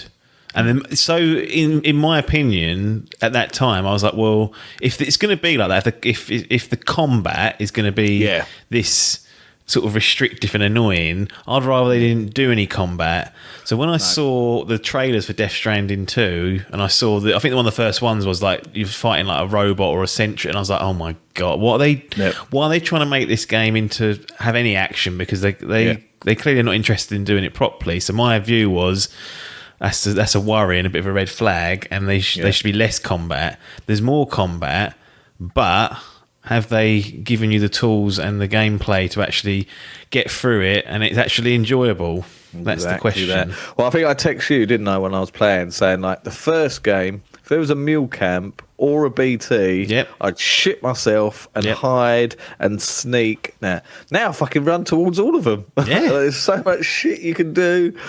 Just the plethora of options, and it just makes the gameplay enjoyable. There's so much things to warrant it, and it doesn't feel like a chore to do these deliveries. The only thing I did find a chore at one point was the having to keep going back to bed. I don't know why, that did start to get on my nerves. What, to like progress the story? Yeah, to progress the story. It's like you do like one mission, and then she'll be like, right, come back to the thing and have a kip. Yeah, that only been up a few hours. Well, that's it. Yeah, exactly. Yeah, I mean, it probably works in context, but yeah, I don't know.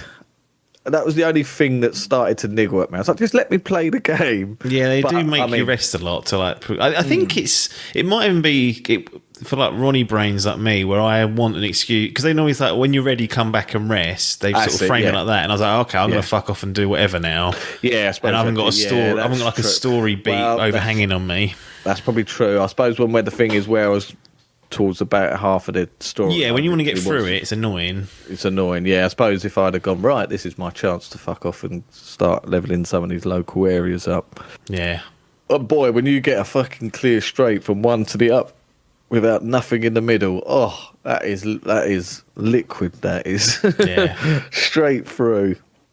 But no, enjoyable. Trying to how we discuss this again without spoilers, but let's say there's almost similar as well to, I forget his name. What was his name? What was Mads called in the first one?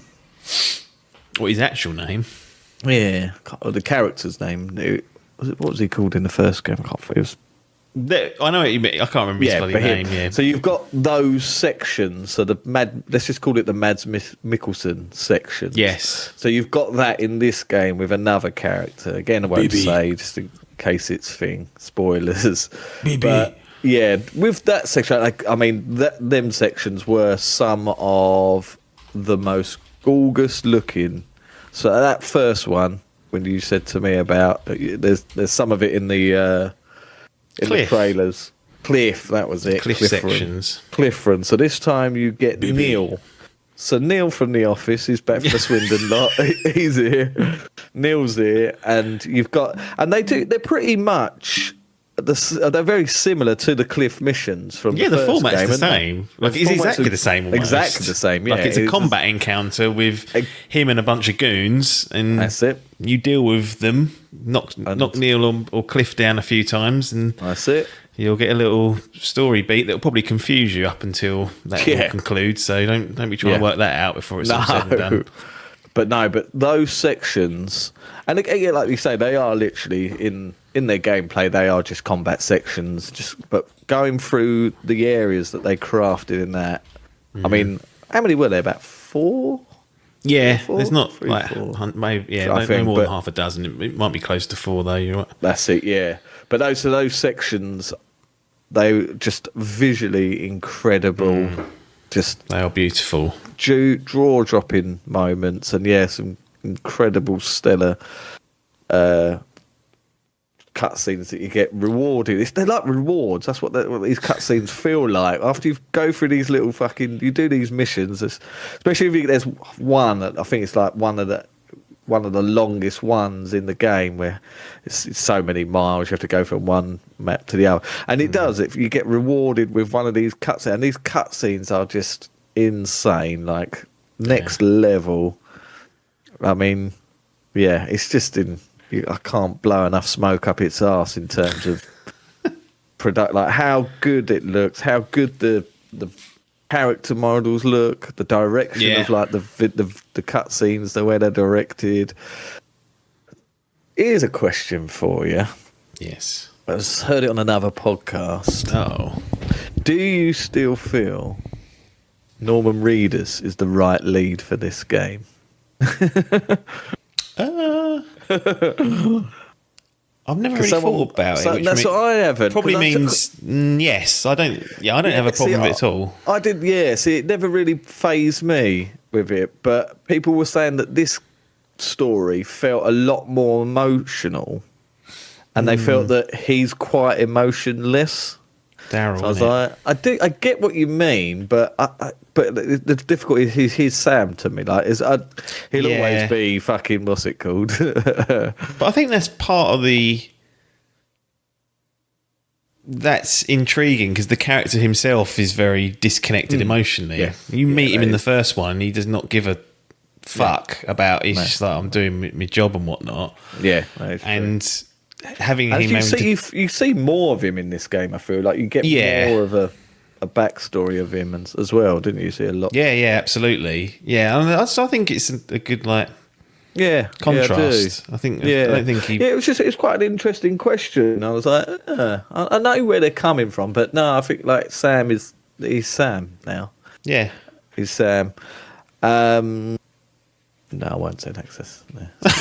Something about spoilers, but it was just about like another thing is people had gripes with the villain being the same character, and I was like, I get that, but again, the performance this time round is fucking unbelievable. Troy the boy. I mean, in moments in this game, it matches the fidelity of fucking Joel. Like, there's some scenes in this. Like when them Game of the Year awards come out, and he's been nominated. I haven't played Indiana Jones. But the fact he didn't get nominated for Higgs, and he's been nominated for Indiana Jones, I was like, cool. I thought he would have at least got a nod for that. Yeah, and playing them back to back, Higgs is almost a missed opportunity in the first one. Yeah, that is true. This time, no. Yeah. No. Yeah. No. He's got a massive upgrade, massive glow up. No. He's gone from riding in Metal Gear 2 to riding in Metal Gear Solid 4. Yes, I think he has, isn't he? He fucking has. I see that as like I've been playing a little bit of that, and I was like, Raiden is like a little snivelly fuck. He's got all this baggage because no one wanted to play as him, and then but in Metal Gear Solid 4, he is a fucking straight up badass. Don, isn't he? He got his own fucking spin-off game out of it. Yeah. He wouldn't have made us. Well, I suppose he got his own game in the first one, but not half a game. But I'm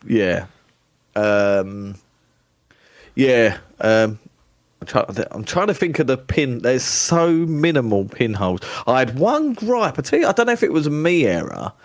When I did get into combat zones, like combat scenarios, if my gun had run out, I did snarl up a couple of times and I skipped to the next go and the fucking gun wouldn't come out. I don't know if you ever had that. Did you have that? I don't recall that, but it wouldn't surprise me. No, I mean it would be if it was a jet like if it was purposely and you get gun jams. I remember they had that in like Far Cry 2. I think it was when your gun fucking malaria as well to deal with. Oh, that's right, yeah. So if they stuck it there, I'd be fine with it. But I think it happened to me a few times. Like I'd be fucking, something had gone wrong or something. I fucking accidentally drove near someone and then they kicked off the BTs or them fucking go other things, and got snarled. I was like, right, here we go, gonna have to go in all guns blazing now, and bang, the gun the guns sort of run out. I think if you go back to your hub and that and sleep, then I think they do replenish. But pretty much, if you're on the field and that runs out, you're just carrying around dead weight, isn't you? So I tended to fucking bin it off or recycle it, and then move on to the next weapon. But I just found. I think all you do is press like right on the D-pad, but just more than just a handful of times I did find myself managed to get snarled up and I was fucking running around going, get the fucking gun, what are you doing? Yeah, I mean it is just that it does, and it's got that. It's the gameplay is very reminiscent of MGS5 in that terms of that sort of when you used to, I mean that was a stealth game, but on the odd chance you did get caught and you had to sort yourself out. Some of that, like especially with the slowdown when you get spotted and stuff, and again, just I mean that game got praised for its gameplay, and that this interprets that. It basically does that, and fucking builds upon it. Yeah, so it's almost like a version of it sitting inside this game. And there's another thing as well. I don't know if you remember this from the first one. You used to have to choose the type of bullets each time. So when you engage with the fucking BTs, you had to change it to your blood. And if you were engaging with mules, you had to change it to your fucking rubber bullets. I mean, you could kill them, and then you had to fucking burn them. Did you have to piss? Did you have to manually piss in the first game? Yeah, I mean, you can still do it in this one. I mean, but you didn't have to, did it? It sort of does it for you. Oh, you mean when you... Yeah, so when you go back to the room, you'd have to piss and shower. That's it, yeah. And obviously, in this one, you have to shower, but you don't have to, actually. But, it would do a toilet at the same time. Yeah. That saved me, I reckon, about 12 hours because the amount of time I spent in the original just showering and shitting every time I'd go back. The only thing that did annoy me slightly was that Sam does just come back. Sometimes you're like completely mucky because of some of the weather effects and whatnot. He just goes straight to sleep, just filthy. Yeah, he would, yeah. Dirty bastard. Yeah, you've been fucking out with them BTs. You've got claret all over your face. Yeah. And then, just get straight into bed, the dirty old bastard. Do you think on that? I know what you think because they made a big deal about the different weather effects. And I was like, oh, that sounds really good. And when it happens, it is cool, but it never really became a factor. even I think one bit I got snarled up was there was like this section I kept crossing. It had a small little river, Yeah. And then one day I did have a flood, and I was like, "Oh fuck, I can't cross there now." But other than that, I mean, with the earthquakes, you just get sort of rubbled a bit. Yeah, I was kind of expecting like there'll be floods dynamically happening. You'll be like, "Oh shit, I've got to run away from this before I get put my otter hat on." And mountains, I did see an avalanche. I think there's one in the story section, but other than that, I'm sort of traversing around that mountain. I don't think I ever had a second one. No, the sandstorms as well. I mean, going in them, they're quite. It feels like something out of fucking Mad Max, but it didn't really sort of do anything. Really, it just sort of. Yeah, they are a bit sort of more sort of like a sort of tech demo, basically, just showing off how cool it can look. But it didn't really, like you say, it didn't really. I should have had fucking like major lightning storms or something. That would have been quite fun. Well, it does actually, I suppose, in the fucking thing as well. Yeah. There's a sort of touch on the combat again. We spoke about Neil and versus Cliff. Yep. There's other boss battles in the game. How did you land on that? Because that was another thing the original was criticised for, was that they were not very interesting. Yeah. I'd be interested to hear your thoughts on other bosses. I mean, they were quite varied, to be fair, because of the different types of them. They add new, would you call them bosses? We call the glowy-eyed, the BTs. We could talk about them, right?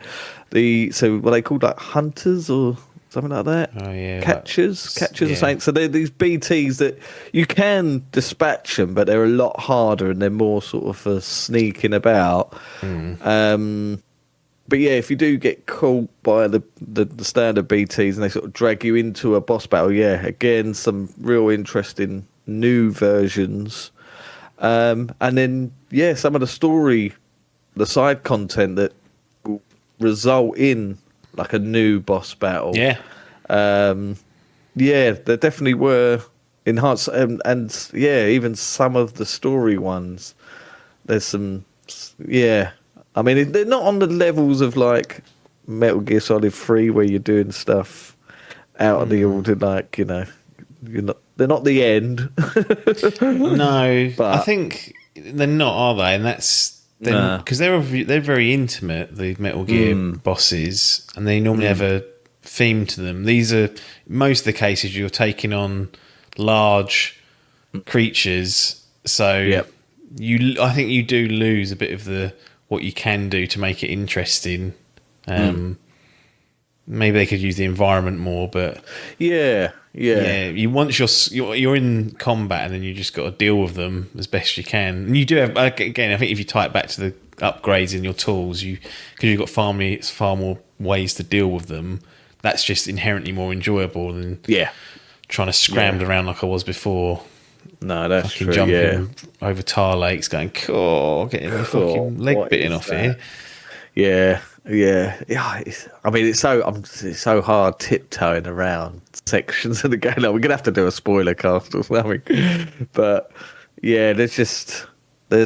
there are boss battles towards the back end of the game that just like, they do really. I mean, like I say, we can't discuss them, but no, I felt like there was even. I was like, is it obviously Final Fantasy 16 renowned? Yes. There are some of those lurking in the game. I was like, that's not quite as good, but it's not far off. No, that's right. Like, this is very cool. Yeah. What about Dolman? How'd you find Dolman? He's your new. What was his name out of God of War? Oh, fucking Mimir. He's not. No one's really a touch on Mimir. He's the goat. No, that's right. Mimir is the goat. Yeah. He's the goat. Dolman's okay. I mean, it's weird that the whole thing. Did you ever Dolman, use him much? I know you could like lob him in the air. No, I never did really. I like them. Then I figured out. Watched some video and it told you about those watchtowers. You don't even if you're 200 meters in vicinity of them, you can fucking just click on the map and click it on, and you can like remote access them. I was like, bloody hell. Yeah, he's okay. I feel like it's kind of nice to have some sort of being there, like that will have quips and whatnot. But I wonder if that. Yeah, people probably didn't like the isolation of the first. The people that struggle with the isolation, I think maybe I'll just drown them out of the fucking iPod or whatever they've got in this. That's true. Yeah. Oh, that's I suppose we'll go on to that next. But yeah, it's just the gameplay, man. It's just incredible. It's the stuff that you get. Thing. What do you think about the music this time round? Oh yeah, it's really good. Very good. The first one's really good as well. Yeah, I was going to say they're just. He's really got into his music, isn't he? Yeah, Low Raw. Yeah. What's on Woodkid? He does a lot of the stuff keeps here. Dying around him. Bless him. He used that. What's it called? Didn't he use that low raw in the first one? Sorry, lead singer died. Yeah. Low raw. Now he's fucking the lead, or not the lead, but one of the main actors in his new game. He's just died. It's like, oh, come on, Kojima, what's happening here? The Grim Reaper, Cullen. And George Miller's still lurking. As we record this, who knows? I have to edit this out if he drops down. He's an old boy now. Hours. And Guillermo's not the healthiest. No, that is true. Yeah, he's a big old boy. He's chucking out Frankenstein. Fuck me, poor old goat. I'm surprised he was back in this. I really want them to, next time, if they do it again, use Guillermo and Miller's actual voices. Yeah, that would be cool. It was in the first game, that Hartman. Did you know him in real life? No, I'm not really familiar with him, no. No, there's a couple of them. Like, he obviously has all these. I mean, like some of the celebrities, there was a few in there I thought would be in this game, like in the first game. There seemed to be a lot less recognisable ones. I mean, in the first game, you had fucking people like Conan O'Brien was in it. Fucking remember else. But yeah, I was expecting to see Woodkid's a few. I see who is Woodkid, the musician. Oh yeah, Woodkid. I see that. Who's that? Flanagan. He was in it, wasn't he? In this. I don't. That's not a spoiler. I suppose it's a spoiler, but it's not him. It's just a character. Him and his wife from the things. But yeah, I don't know why I was expected them to be like, oh, that's quite fun. Like I say, it would have been brilliant to have the foster people. But there was a lot of sort of like Japanese people in it. I assume they're probably big in Japan. So maybe they just went over my head this time. But yeah, just overall, I do struggle to ding it, to be honest. Like, this could be one of the best game sequels ever made, to be honest. I mean, The Last of Us is a very top contender, maybe even Uncharted 2. But in terms of what a sequel should do, which is, improve upon... It reminds me of like Breath of the Wild and Tears of the Kingdom. Right, yeah. Where you've... at the core of the game is exactly, it's the same map. You're doing the same thing, just with different. Like, how do you improve upon that? Keeping it exactly the same and not going sort of left field of everything. And this is Kojima's just gone, I'll show you how you do that. You make a story that's what I've produced, and you boot it up with fucking gameplay that absolutely improves upon everything and flawless, mate. It's pretty. You look at them side to side. There's so many big and small improvements. I use the ladder analogy because I think, well, it's not an analogy. It's true. Yeah, like they've done that with the ladders. Almost everything else has got something like that that's been improved. So if they're doing that to ladders, what else are they up I had to? this mission, and it was for this certain person. Yeah. And without spoiling it, say the mission's what you're supposed to do is it's very hard to get to where you're supposed to get to. And I was like, right, so what I've got to get to is going to be a bit of a ball. Let's go. I got to the objective. I was like, and someone had built a construction so I could just walk up and get it. I was like, for fuck's sake. Oh, yeah. We haven't even... I mean, that's a big part of the game is the social element to it. Yeah. It's the same, pretty much. There's a few tweaks, I think. I don't think there's any made... I think... Well, I won't speak out of school. I can't remember now. But, yeah, I forgot the whole game's underpinned by the social element of people's structures appearing and you dropping things in and getting likes. that's still there. It's still pretty there. cool. Now, as well, I'm not sure if you could do this in the first game, but another thing as well with me is like, if I found a couple of lost cargoes, I was like, where's that then? Oh, it's right over there. Go, I can't be fucking arsed. I'll just give it to someone else and they can fucking do it. And then 3 days later, I'll get a like going, well done, mate, I've just done that for you. Yeah, find its way back. Phenomenal. You don't get as much likes, but No. it's just incredible, that sort of thing. And that as well, then all of a sudden you'll just be walking along an area, there'll be like a fucking storage container in the middle. Oh, open it up, there's a couple of resources in there. Yeah. I bet I was fucking out in the field. I thought, I've got miles back to go back. I really could do with some fucking special alloy. Yeah. Oh, there's a little thing, someone's left some in there. Lovely job. God damn. I mean, the first game was all about connecting people. Should we connect? Should we have connected?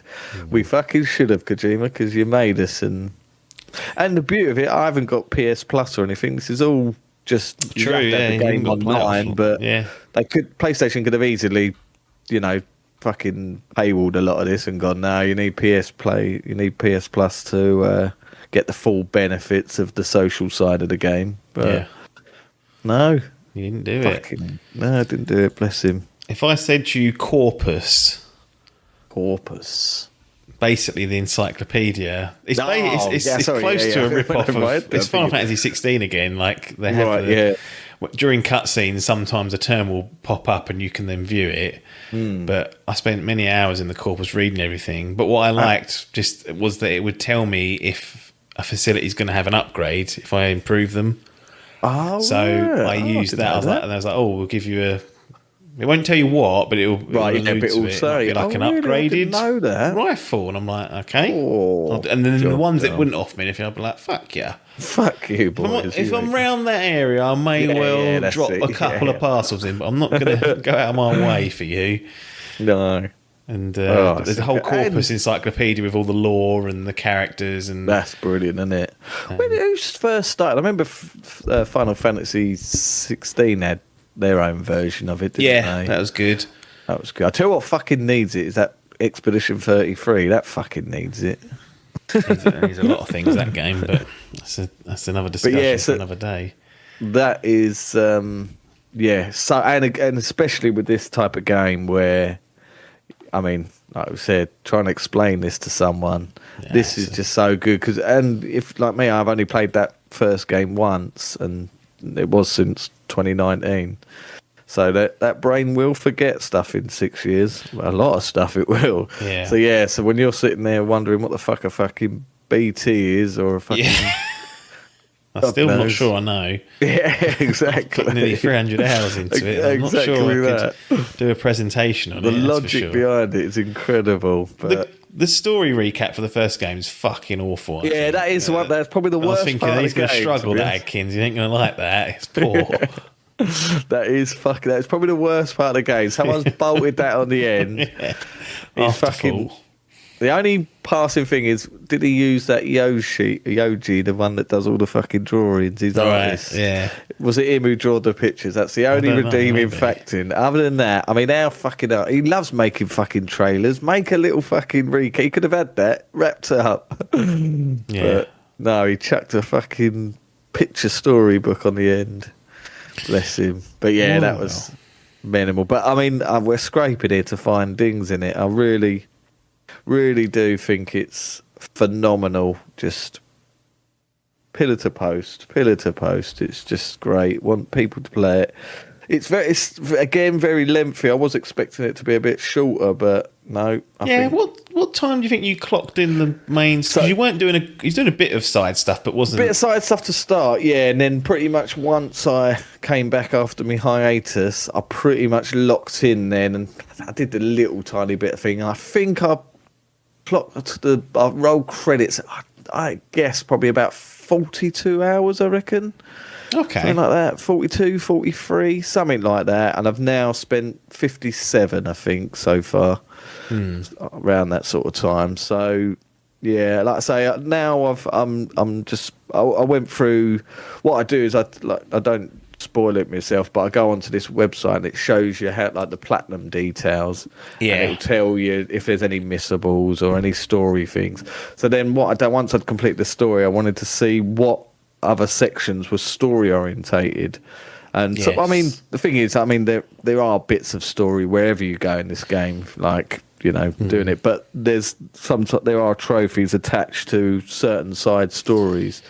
Yeah, there's definitely more of those than the first one. In fact, I'm not even sure there was many at all. Other than that, there's still subtle ones here. Like there's, you know, if you read the order details, and then you go, oh, that's the second phase of what there's like an experiment that a couple of facilities are trying to run. And I was like, oh, that's interesting. And I wasn't paying attention until halfway through. And I was like, oh, I'm helping with this project. I wasn't even aware, but they do actually have some of the facilities have some, you know, characters and little stories. Right. And yeah. some of them are annoying fucks, but there you go. They're mines much at all. What are the mines? What, just for? I think they just sort of resources. Yeah, I think there's like a lot. One was like resin. Yes. Like you're building roads. Yeah, so that's the thing. I suppose you would need that for that, wouldn't you? Again, quality of life. I was like, oh, I'm short of ceramic. I was like, hang on, I'll use one of these little facilities to churn that out. And half the time when you went there, someone had left 400 to start you off anyway. I did find that. Yeah, I did find that. I'm just thinking of all the little fucking things they had there as well. Yeah. Like, I mean, the back in the first game, if you were fucking one side of the map to the other, you were stuffed. You had to walk to get back. Yeah. You've got fucking fast travel galore in this game if you want it. You've got fucking hot springs. You've got transponders. You've got fucking... Got that Magellan. Magellan to go wherever. Unbelievable. It's cut out a lot of the friction, I think. It really is. Yeah, that's what I think it was. That was the only thing I did find with that first game was there was a bit of frustration. When I was deep in the game, I think once the first sort of 10 to 20 hours, there's so much mystery and you know, excitement because this is a whole new. And then once you start, you know, realizing that this is what the game is, then that's when the fucking monotonous was like, all right, I'm getting a bit bored of this now. Yeah. And then it sort of crescendoed into a great ending and that. Whereas this, it never really felt like that at all, to be honest. Like you said, the pacing was so good in this game. Just it constantly, you were doing something that was keeping it interesting and changing throughout. Like it didn't, one delivery felt different from the other because you gained a new fucking thing that made it easier, or you was into a new section of the map that changed it up a bit, and you had different things you had to deal with. It really, really, really was faultless.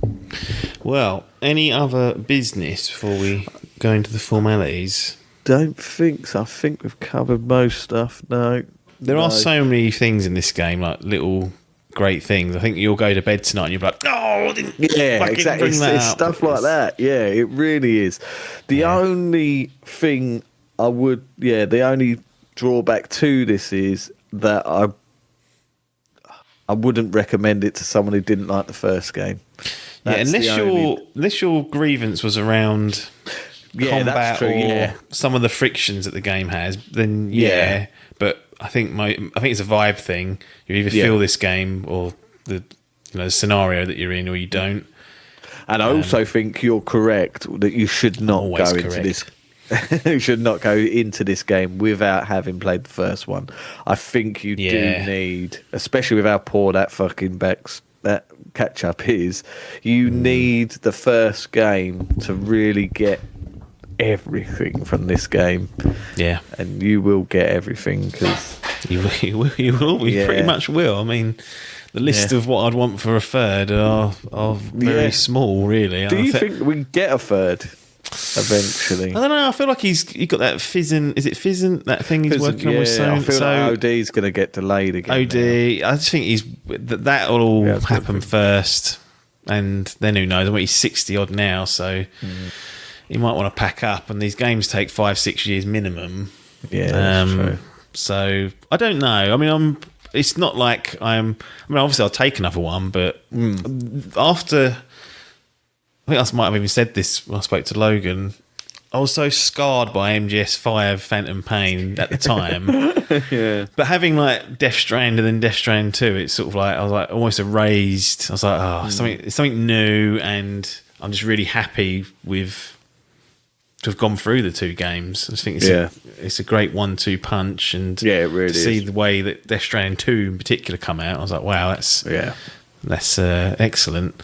But he's 62 now, so 2 is a young boy, bless him. And he's close to 70s. When is it Fizzant? Am I just making that up? No, you are. Yeah, that is the next one after thing. That's the PlayStation one, isn't it? Yeah. The PlayStation's got OD's Xbox, and then that's the Fizzant, back to tactical stealth, isn't it? Or espionage, or whatever he wants to call espionage. I mean, this fucking reeked of Metal Gear, so God knows what that game's going to be. It will just be Metal Gear, but Gear Metal here, call it. Indeed. Right. Let's get these formalities done then. We got the gaming gallery. Bronze. Where it's gone in. Unbelievable. It's gone in there, bronze. 7 or 8 in it. It can go into self-storage. It's going out in the fucking bin. I'm sick of these cold. Weird walk-ins. This is Biff's review of it. Yeah. I played 3 minutes of it, and I was walking, and there was a baby in it, and I don't know what happened. I binned it. It's a botchling. Out it goes in the bin. No, this game deserves to go in that gallery. So it's made itself in the gallery. Obviously, it avoided the botchling tag. It's difficult with you because you don't really botchling things, but there are sometimes multi-year gaps between games being started and finished. Games that have started in like 2007, and they'll be like, I played the last 3 hours the other day. Well, fucking hell was that? It needs to be done. Unbelievable. You got me going back to games that I first played in 2013, trying to fix trophies and whatnot. So you will focus on one game at a time until it's completed. Whereas I'll go, right, I've got 9 on the go. Yeah. We've finished 3 last year. Deary me. Yeah. So what we're going to do with it, we can go platinum, gold, silver or bronze to award Kojima's throughout my whole game, I was thinking of this at the same, and I had a specific medal in mind. But then the fact that normally these days, because I have had such a backlog, as soon as those credits rolled, he don't even watch the credits. He skips through them and uninstalls the game. Uninstalls the game. I'm moved on. Whereas this, I mean, I've now played another 20 hours on top. I've gone back, and I still want to go back to do bits and pieces. And with how everything just crescendoed, this game, officially in the Adkins Law Group, seals itself a platinum. It's fucking done it. The platinum for the 2 Kojima fanboys have double platted it. Double platted it, yeah. What a pair of prats. Someone else will come and I go, pick holes out. You go, oh yeah, I suppose it was a bit shit in that area. I just can't think of it like I say, other than the little thing about the guns getting jammed, but that might have been my error. It's hard to know. I did get flustered. Other than that, I can't think of anything else. Like the gameplay of it, that I said, I got bored in the first game. I never got bored playing this, other than the 4-month gap that I stopped. But that wasn't due to the game. That's just Adkins' brain sees something shining, he moves. I'm like a fucking dog. If I see something move quick, I have to go towards it. But yeah, just in terms of sequel, this is the sequel. The sequel people need to play. And when these nobodies that don't know what gaming is and stuff, and video game, that's not a real story, is it? It's, like if I was to show my mum and dad this game and be like, that's a video game, they'll go, what? No, ain't. That's real life. That's Attenborough walking around those mountains, looking at nature. Look at those animals. Why is that man naked? Why is Daryl in the snow? It's Walking Dead. There's no zombies in the snow. No, it's not. It's not the spin-off, Daryl Dixon. It's a video game with Sam Porter Bridges. Damn dirty dicks. But yeah, this is just what gaming can be. And it's blurring the line between film and game. In terms of cinema, this ain't like a Telltale game where you're not playing. This is very much a cinematic video game that has gameplay to boot, and yeah. It is an excellent game in my opinion too. So a platinum for Death Stranding 2 on the beach from Mr. Adkins. It earns itself a double plat. Wow. We'll probably be the only boys that Parky will get to it one day. I was going to say, I didn't realise Parky had platinum DS1. It's stuck over 100 hours into that. I was very surprised. I see him playing and chipping away at it, but I thought he might have fallen off. But no, he really stuck to his guns. Did he give you his own personal review? He obviously won't. He did. He fucking loved it. He said it's one of his favourite games he's played. But he liked Metal Gear previously. Right. And I was like, this isn't really Metal Gear Solid, but you might still feel it, because I think it's more of a vibe thing. And the first one, I don't think it's like Metal Gear at all. Obviously, this one has more gameplay that's inherited from that. But yeah, he really liked it. And I was like, well, you're going to enjoy the second one, because you won't believe. It's almost like they purposely made it annoying just so they could come out and go, that's what we could have done. But I suspect they got back and was like, right, how can we make this more player friendly? Yeah, make it more enjoyable, and pretty much everything got an upgrade. Double plat for Death Stranding 2. Right, we'll bid everyone adieu for the moment, and as usual, say we'll see you on the other side. Hello, Logan and Apps here, doing the standard introduction that we don't need to do, but I like to do anyway, just to see how he reacts and see how loud I come through on the mic. I told you this. There's no problem with other people. It's mine. Windows mic is set to 100%. I don't know what's going on. The thing is, though, I have this with I don't know if it's Discord, right? Because you can set in Discord your own kind of... That's up. You can set custom ones as well. So I can set mine, and you can set yours specifically to mine. Yeah. Then if I change mine, yours hasn't changed. So when you come back and I come back, I've changed something, but you haven't, or vice versa, and it affects the whole thing. There's something going wrong. Something's just going wrong somewhere.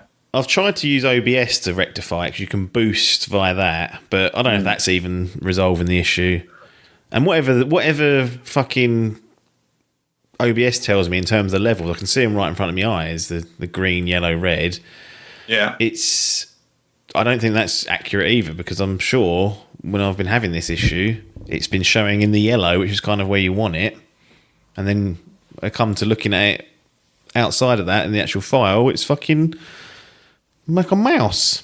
So I don't know what's going on with it. It's annoying me. I fucking hate this technology. Anyway, it's nothing to do with what we're talking about. So we're here today to discuss F125. Yes. Which is a racing game. It is. Formula One racing, a motorsport game. It's, to be fair, we have reviewed F1 Manager in the past, so it is worth making that distinction that this is the hands-on That's what I was kind of racing. Yeah. Yes, this is the racing one, which also comes with a manager mode. Well, we'll get to that, but potentially get into. But it's always interesting to me that the two are separate. But that being said, FIFA's kind of lent into a very soft management, but never gets into the nitty gritty. So I think there is a rightful distinction between the two, where one is focused on the racing experience and adds a level of basic management over it, where the other one is focused on all the nitty gritty. And obviously you don't do any racing at all in that. It's all sim based on what you've done. So there are distinctions to be had. This was years ago when everyone was caring about this. Someone once said to me, well, it's gone on, it's disappeared from my eyes, all this stuff. I never researched it, but someone said to me, they were talking about terms that you can't use, words or phrases that have negative connotations and blah, blah, blah, But again, that's disappeared, it seemingly, from my visibility. But one that came up was nitty-gritty. I said, we shouldn't be saying that. but no one could ascertain whether that was. There was it's about a ship or something. Anyway, it was a talking point. It's always stuck in my mind that it was tabled and then no one followed through with it. So yeah. So I just thought I'd ask this AI to see what they reckon. That's what I was going to do. See what it's come up with. I mean, I don't even have to ask the AI anymore. Google is becoming the AI, right? Yeah. Because you Google it and it comes back with AI overview. Yeah. So I can't get away from it. But it says you can say nitty gritty, but be aware that its origins are debated. Yes, that's some people consider it offensive due to a possible, though disputed, link to the slave trade. Yep. One theory suggests the term refers to the nits and grits left in the bottom of slave ships after a voyage. I'll be honest, never knew this. No. Till this point in time. I don't know if it will necessarily stop me saying it because I've had many years. Well, it gets wired in, doesn't it? You got to give people some sort of reprieve on it. And it's disputed as well. It's not like an obvious one. But does that mean I can't say boat anymore? This is where I'm like, at what point do we draw the line with it, right? Well, that's why I'm saying I think they have drawn the line. I don't see it as often lurking. The line has been drawn. Interesting. I wonder if it's got packed it in nits now. and grits. Right. But that's I don't understand how that now. links through. Because when you say nitty gritty, you mean I'm really in the detail, right? Yeah. I wonder if it's got to do with it being. If it's at the bottom, it's at the lower level. So when you're in the nitty gritty, you're in the lower level of detail. Maybe it's because the slaves are in the lower level of the ships. Yeah. Maybe that's the link. Don't know. Right. Well, this is going to get. Didn't get taught that in history when I was growing up. Though it went in there. Went in the syllable. No. Is it syllable? No, Is that the right in word? there. No, syllable. Syllabus. Syllabus. Syllables. Words, isn't it? Yeah. Low. Two. Yes. That is. I how many syllables. never understood or got on top of this verb and all that shit. What's Verbs. a verb? What's the other thing that we use to describe? Noun. I remember learning it and I was like, this is so useless. Incredibly Why do I need to know this? Do you not think in the real world that knowing what's a verb and what's a noun is? Yeah, but a lot of what you're taught in schools, shite. I should say that we were taught in schools, is not really applicable in today's world. No. And that is just a simple reality. And it would be the same for our parents. A lot of what they were taught, they won't be using 50 years later. So No. I think it's just the way things naturally evolve. But yeah, I always think the one thing for me is algebra. I didn't need it then and I don't need it now. We certainly don't need it now. There's too many tools. That's maths in general. Get a basic grasp of it, but you're going to be referring to probably an AI now rather than a calculator. It's just no one would even trust my maths, rightly so. No. But everything's validated doing by auto sums and and it has been for years. But okay. Well, BBC rejects complaint against Laura Kuenssberg for saying nitty gritty. So the BBC. Right, that's interesting. So that means it's all right. I mean, that was 4 years ago. Things move quickly. Well, it's net zero now. Whilst they build all these data centres that are boiling the earth to run this AI on, it's sustainable. Fucking boiling fucking rivers to cool down your fucking NVIDIA chipsets to run this AI. All it is outsourcing the carbon emissions. Yeah. It's not actually reducing them. You just basically go, I ain't doing it here, someone else is, so we're good. Get that heat pump though. Dig up all your garden for that. Well, I'm firmly of the view that if it's better, cheaper, and more efficient, and it's better technology, why would I not use it? I'm just not convinced running an air conditioner in reverse is the right way to be doing it. No. Can you use it then to cool your house? No, so a heat pump is literally a technological level, the reverse of an air conditioner. Yeah. So what they need is a hybrid that can do both. Yeah. Exactly, in some form. And then you can have it, but they'd say you shouldn't be using that air conditioner. It's too hot. You should have built these houses with better insulation or whatever's needed. It's too fucking hot. Our houses here, the problem is, and I often have this, you go to like Germany, right, and they've got these really steep pitch roofs that are really thickly insulated, right? Because when it gets to February, it fucking snows, right? Yeah. So they're built for that. Ours are built for this like weirdly, mildly sort of rainy, dreary weather, where they're not good in heat and they're not particularly good in cold. So we have this weird problem in this country where they're not particularly warm, but they're also made to a point where they retain enough heat that it's unbearable in our summer. Yeah. Whereas in Arizona, they're like aircon is absolutely essential. Everything's built for that. Yeah. Whereas here, we're just in this weird middle ground. It is getting hotter. We digress. It is getting hotter. Mildly so. Yes. Roaring around on fucking bonfire night of 16 degrees. I was like, what? It is weird. I remember it being freezing in October when I was a kid. I remember there's a couple of memories that I had. And I had coats, like thick coat on. And I'm still going to work in like a shirt and a thin jumper and not even blinking an eyeball at it. I don't know if it's moved and got later so that because January feels like awfully cold. Yeah, nowadays. And that was probably the case before, but definitely I have memories of like I always remember bonfire night because you'd always go outside pretty much to watch some sort of fireworks and being fucking freezing, being genuinely cold. Yeah, that just hasn't been the case for about 10 years now. I've noticed like people wandering around in shorts the other day. Yeah. I genuinely think like you sort of it gets to sort of September and you're like, okay, weather's fine still. And you kind of have this assumption that it gets to October and it should be cold. Yeah. And it ain't been for a while. And as you say, we're now in we don't like dating it, but we're in November, and it's still as of now still okay. Really, I mean, I don't need this fleece on really. I've got a fleece on, but I've also got a fan going. So what are we doing? I've still got my fan out. Switched on. No, I mean I put my bigger ones away, but my desk fan that I have in here, I'm like, well, it gets so hot in here sometimes anyway because of this PC that I just think I'll have it just in case. But don't need a radiator really. Yes, F1 2025. Does that fit with net zero? They've got a sustainable. Well, they're using a lot more electrical power now, so that's part of it. The engines have been hybrid since 2014, and for 2026, they are doing 50% split between electrical charge and petroleum, which will be a sustainable fuel. So they've got a commitment to it. How far they take it, there's element up for debate, and they've got obviously like Formula E, which is pure electric, which is actually Formula E. Yeah, it's pretty good racing. And they've in recent years for F1 because they go around. There's 24 races a year, so one way you could do it is have less races. They're not going to do that because it's a money maker. Money spinner. But they've tried to do is geographically cluster events together.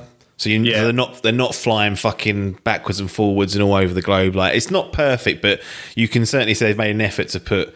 You know, if you're going to go to North America, okay, let's do Canada for one stretch. If we're in the Middle East, maybe do two back to back. Europe's not so bad because it's relatively close anyway. But they've made efforts and adjustments around there. But there's rumours of like they want to get rid of the electrical stuff because the manufacturers find it expensive, and the waning desire for hybrids is happening. I actually think it makes, but like from what I understand, it make like the combination of the two is kind of ideal. I do have this sort of because they've got Formula E and they've kind of covered the electric bit. I do kind of feel like there should be electric and an internal combustion. Like basically, there's two separate things. It feels weird going. There's Formula E plus 50-50 hybrid. It's like you kind of blend in the two in a weird kind of way, but. I just miss. Often I see like on I don't know reels or whatever it might be, like the V10, the old Renault V10 engines, and I'm like, the noise of those. The noise of them is part of the overall experience. I think that's kind of because are they now V6? Yeah, or sort of V8 or something. Yeah. They're still fucking loud. I've been there. They are still, but not what they were. They drove around some classical cars when we went to Belgium. Yeah. that had V8s, I think. I don't think they had any V10s out. They're the absolute Yeah. screamers. But the V8s, and you're like, fuck me, that's fucking loud. Yeah. But I feel like that's like part of the overall. It is for some Like, people, yeah, I agree. yeah. It is. I know you're not as in the. You like motor racing, but you don't particularly care about cars and that sort of stuff. Yeah. But I used to watch. I've kind of gone off Formula One racing, but back when I was a kid, they used to go on Channel 4 all the time. Yeah. So it used to be something that I used to put on because there was a lack of other available options. I actually really enjoyed it. And I specifically remember like those Ferrari engines and stuff like that. And hearing those was something that I always really, really enjoyed. And I just feel like, I mean, there's a lot of other things. Jeremy Clarkson's got 1,000,001 gripes around Formula One and the racing and everything else. But I just, those engines, still phenomenal feats of engineering. Don't get me wrong, but Yeah. Well, there's something on the table to get to V8s potentially and use sustainable fuel and having it all, internal combustion. But now the manufacturers have just invested in this new 50/50. They want a few fucking years out of that because it was expensive and hard. They don't want to, in 3 years, be like, right, been in that, back to how it was. But ultimately, I think long term, they'll trend towards something that's less complex and cheaper, which in itself, can offer sustainability benefits in manufacturing and whatnot. So it's in a bit of a limbo at the moment. But there's new power units coming for next year, and the chassis are all aerodynamics are changing. So there's going to be a big change next year. There'll be blood on the streets for that because some teams will really get that wrong, like really badly. It'll be quite embarrassing for some of them. Well, sorry, this is going to turn into an F1 podcast, but I'm interested. Well, in what way is it a lot harder next year then, in terms of the engine, aerodynamics, or both? Yeah, both. So they change. So the main thing they're changing on the aerodynamics is what they call active aero. So there's a setting the driver can put. I think it's X and Y they're calling it. When you're in the corners, you will activate it and it will give you more downforce, so the wings will change. Yeah. And when you're on the straights, you press it and it will open up the wings and give you less drag. Yeah. So someone will fuck that up, or there'll be some cheat code that someone's figured out. But more around the electrical stuff, because it's becoming 50/50, there's a lot more harnessing of that stuff, and there's been difficulties in some teams in getting that up to snuff with how it was before. And so that active aero, is that different to DRS, or is that an evolution? Well, DRS is an element of that. But DRS is going, so that's gone next year. And what you'll have instead is, if you're within a second behind the car in front of you, you'll have access to more, I believe, electrical energy, and you can deploy it when you want throughout the lap. DRS at the moment is restricted to certain segments of the track where there's a straight line because you lose drag, and they used to let them have it open all the time, and then fucking drivers kept putting it on in corners and flying off, and I was like, well, that's user error. I don't know why they should learn not to do that. Like, you should learn where to, but whatever, they put it. And so next year it'll be throughout the lap you're going to have X amount extra to deploy, and how you deploy it throughout the lap is up to you. So it could be interesting, like how people use it, but that's another element that can fail and go wrong. So I think there'll be some teams that really struggle there. But it's because of the complexity, right? More than anything. Yeah. Like, it used to just be an engine in a car with some brakes, right? Like years and years ago, like when Senna was driving and stuff, like it was literally nothing. But the more, as just people probably know from modern cars, the more fucking electronics and complexity you put on them, the more risk of it going fucking wrong and user error, right? And I assume that's the same for this. It's interesting because these are going to be the most complex engines they've had since forever, since this biggest change since 2014, so 11 years. But they're going to have like more manufacturers making engines than they've had previously. Like, they'll have Ferrari, they'll have Red Bull making their own with Ford, who are their partners. Honda are sticking around. They're a bit flaky. They sort of they embarrassed themselves with the hybrid at the beginning. Like McLaren, there was Alonso calling it a GP2 engine, which is like the junior series. Like, it's so slow, GP2 engine.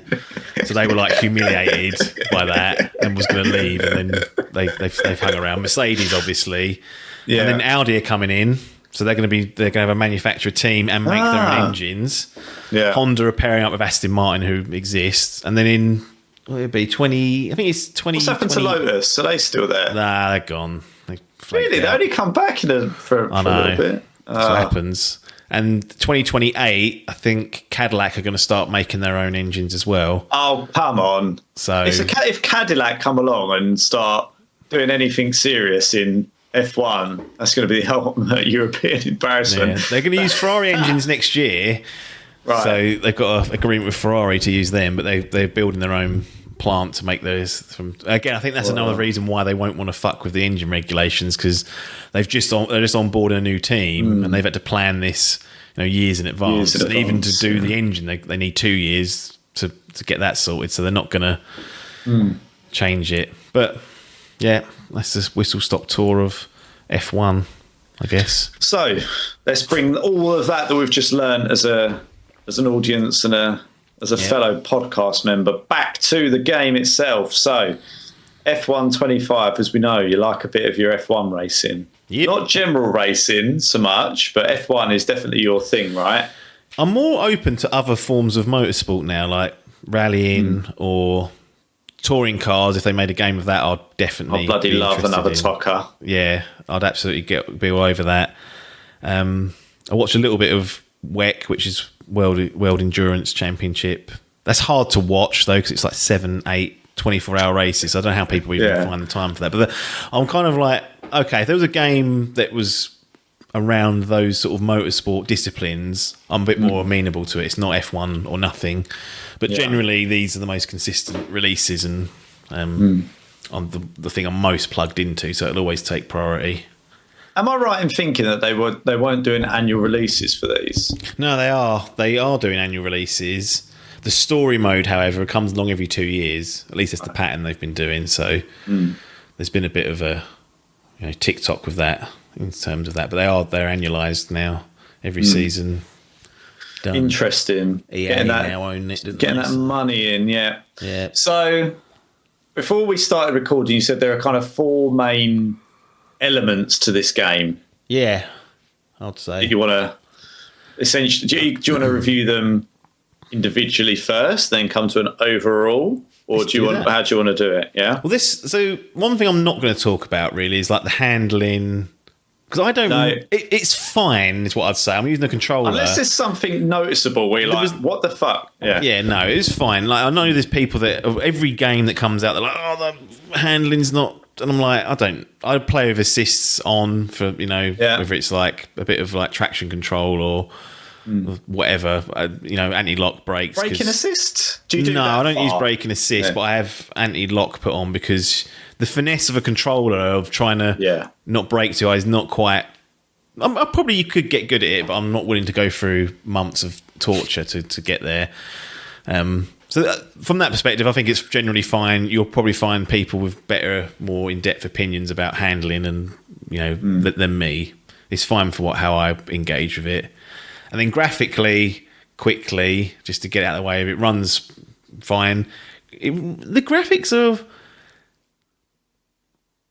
not best in class, I'd say. There's certainly a little bit of sloppiness to it.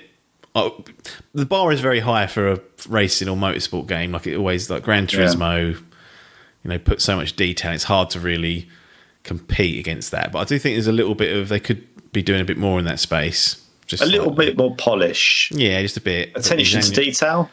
Yeah, they're pretty good at that. But all the liveries are mostly accurate. But then the teams keep fucking changing them throughout the year. Imagine if your team kept changing kits. You'd be like, oh, what are we doing? Here's a new £100. The thing that annoys me is they're temporary. They're for like certain races. They're like, here's a celebration of. And you're like, what? Oh, really? They're doing it per race? Not every race, but a handful Yeah. throughout the year at least. They'll fuck about and change things. And now they've cottoned on to that. I think you can access these special liveries if you engage with the F1 World mode and unlock it through the podium pass. But we'll get to that. So yeah, I'll just go through the game modes and chat about those because that's really what makes up the meat of the game. Easy place to start is Breaking Point, the return of the story mode. So it's back. It's more story mode. It's still got like a reputation system and things like that you've got to manage. It's very similar to the last one I played in my eyes, and you're based. What are you? You're not even a single entity in this, which kind of annoys me. Like you'll play the team principal and then the drivers, sometimes an engineer, and I'm like, it's hard to. You're sort of just observing this story going on, but you're not actively in it. Yeah, and I get what they're trying to do because it's based on a fictional team called Connor Sport. You're essentially the team, and it's from their perspective. But they have two drivers in this one. In some chapters, you can select which one to use, and I was like, "Who's this?" You said this before, right? This has been your complaint last time round. I recall it being there that you. Well, I complain about it in my team as well later because what we're doing there. But we'll get to that. But I don't know if I liked the idea of switching between drivers because I was like, which is the story must have, it leans a certain way, I'd say, but it gives you the option to choose the other driver sometimes. I'm like, why are you doing that? Like, it's very much, it's about the team. The team is owned by the dad of one of the drivers. So there's that, and I always thought that's clearly the connection there. Like, you want that perspective of that driver because Daddy owns it, and it's a distance relationship. There's all that kind of gubbins that's going on and whatnot. But really, like, it felt a bit. The direction of it felt a bit unclear. As it was, I think they'll have to revamp this completely next time. I think they've run course with what they can do with Connor Sport being the racing team and these characters. I think that's the other thing. I've been playing them for probably 6. Maybe even 8 years, and the characters are remaining the constant, which is nice. But also, it's like, let's move on from this. How many chances are these drivers going to get? How's this team still running? So, is it like a linear story, or is it? It is, but there will be. It is. You can't really change the outcomes of things, but there's a reputation system which is affected by your performance. So, say your target is to finish third. Well, if you finish first, you'll get, a higher reputation on your performance, which can unlock dialogue choices, or when someone comes to you and say, "Oh, we've got an issue with this, decide what to do," it'll unlock usually a very good option to cleanse that without there being a risk of a negative option happening. But that's really it. I mean, it doesn't. And then one of the things that annoys me is that the immersion kind of disappears because there was a race where you'd win a race and it's a great result. During the race, you've got a penalty, and the way the characters react after the race is that the penalty is the main talking point. They're like, "Oh, it's a real shame you got that penalty." And I was like, "I won the race. The penalty is irrelevant now." But clearly, I don't think I should have won the race. I think that should have penalised me. Narrative arc. Yeah, it didn't make sense. It didn't add up with what had happened on track. I was like, you wouldn't even be. You might mention it, but you'd be like, "We've won the fucking race." Like, we're really sticking on this penalty being an issue. So there's issues like that where you can outperform, I guess, the scope of what they wanted. And I think I like the story mode being there, but this year more than the other times, I was a bit like, "Oh, this is not all that." Like, it's not. I hope they revamp it and have some new blood into it. Again, it was kind of better when it was just you're the driver of one person. Yeah. That story. This was a bit unfocused and all over the place. So it was all right. It's a good little way to get your feet wet with the game because it puts you into some specific scenarios. Doesn't factor in qualifying at all. I thought there'd be like chapters where you just have to qualify higher. It doesn't. You're always just chucked in a race at some point. Yeah. But it was about 5-6 hours, so it doesn't outstay its welcome. Career mode, which will drive a career mode, you can take control or create a driver. Now, that hasn't always been an option. Normally, you'd have to create a driver, but they have added the option to select a driver. That was a bugbear of yours, right? If I remember. Me, yeah, I didn't like that. Yeah, so they've listened and corrected that. So, I assume you selected a driver this time and slotted in. Yeah, I just selected Norris this time. And I left it on the recommended settings of all this, I should say.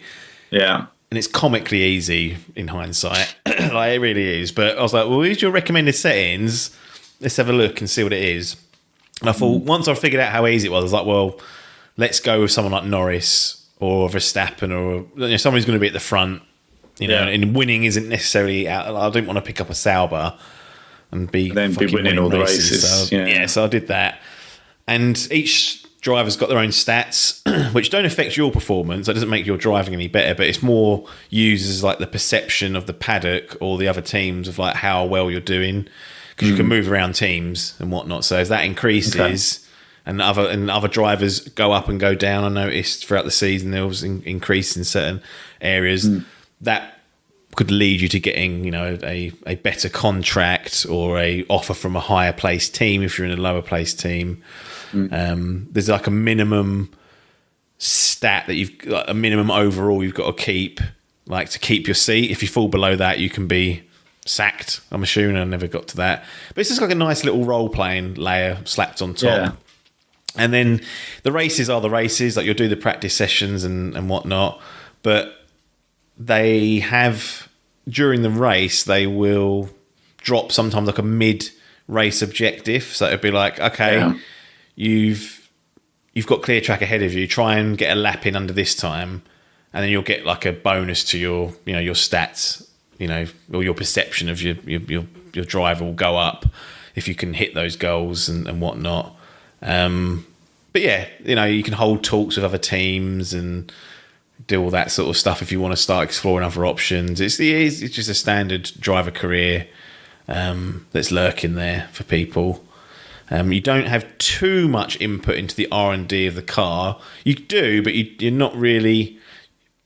It's not as in depth of what my team is, which we'll get to, which is where you still choose the bits that go on. But I think that's a bit stupid in some aspects. I shouldn't be building this car. I'll be driving it. You be building it. They do help with direction, but they won't say, we need that spring on the left. I wouldn't be saying I need a new spring. I'll say that fucking that left-hand side's loose or it's got understeer and I'm going left. And then the engineers will go, okay, there may be an improvement we can make to the front end of springs or whatever. Whereas this is like you're selecting very specific parts, and that annoys me. So you can turn it off though. You can just have it auto. Yeah. But I prefer a system where you feed back and because actually as you drive, you do have preferences over what you want the car to feel like. Some people like a loose back end. Like that's what I'd prefer to see, but they're not going to do that. So that's the end of that. My team is you take over the team. So you own the team. So you create this little character. You can choose Connor Sport people and be the team. So actually I did that. I chose Connor Sport because then I haven't got to do all the livery and stuff. You have their drivers. The character Devon, who's like the lead or the lead engineer or the team owner in the story, he's who you are, I guess, in the context of the mode. So you haven't got to create a new character, blah blah blah, all that stuff. So I just did that, and they've got the R&D, the development of the car there. You'll spend a lot of time fucking about with that. You'll spend a lot of time pissing around with facilities to upgrade, and you upgrade your engineering department, you'll have to put more parts in progress. So it's got all these like check boxes that you'd expect to build up your facilities. The most annoying bit, and this goes for the drivers, the driver career as well, is the practice sessions just are so. I don't know. They need to overhaul that. They essentially give you like mini games within the session to do, like run a tyre wear simulation. So you want to keep your tyre wear under whilst meeting a certain lap delta, but it just gets fucking boring after a while. Like it really does. Like I don't know what the alternative is. I've complained that F1 Manager didn't have anything like that. Yeah, you didn't run any sessions. They do have that here, but in practice, funnily enough, it's just a waste of time. It'll give you resource points. This is what I don't like either. It'll give you resource points to spend on R&D, whereas in my head, it should be improving your strategy or performance for that specific race weekend. It does a little bit, but that's the main reason to go practice, not to earn fictional resource points to build a new spring next fucking month. So that annoyed me. But the big thing, obviously, is that you can't just manage the team and sit back. You have to engage and drive, and you select a driver each race. It's like, which driver do you want to be for this race? Which is fine, but there are mechanics in the game where sometimes you'll only have an upgrade or an update part enough for that weekend to put on one car. One thing I don't like is it forces you to put it on one car, so it forces you to create a split sometimes. And I was like, I'd rather just wait until both parts are ready and then they equally have it. But it was like, nope, you've got a new part, you've got to put it on. And I was like, well, I was trying to be political here and just exactly. And it's like, nope. And then the other driver's stats will take a bit of a hit, their morale will go down. So if you leave the AI to perform them, they'll be worse than they were before that incident.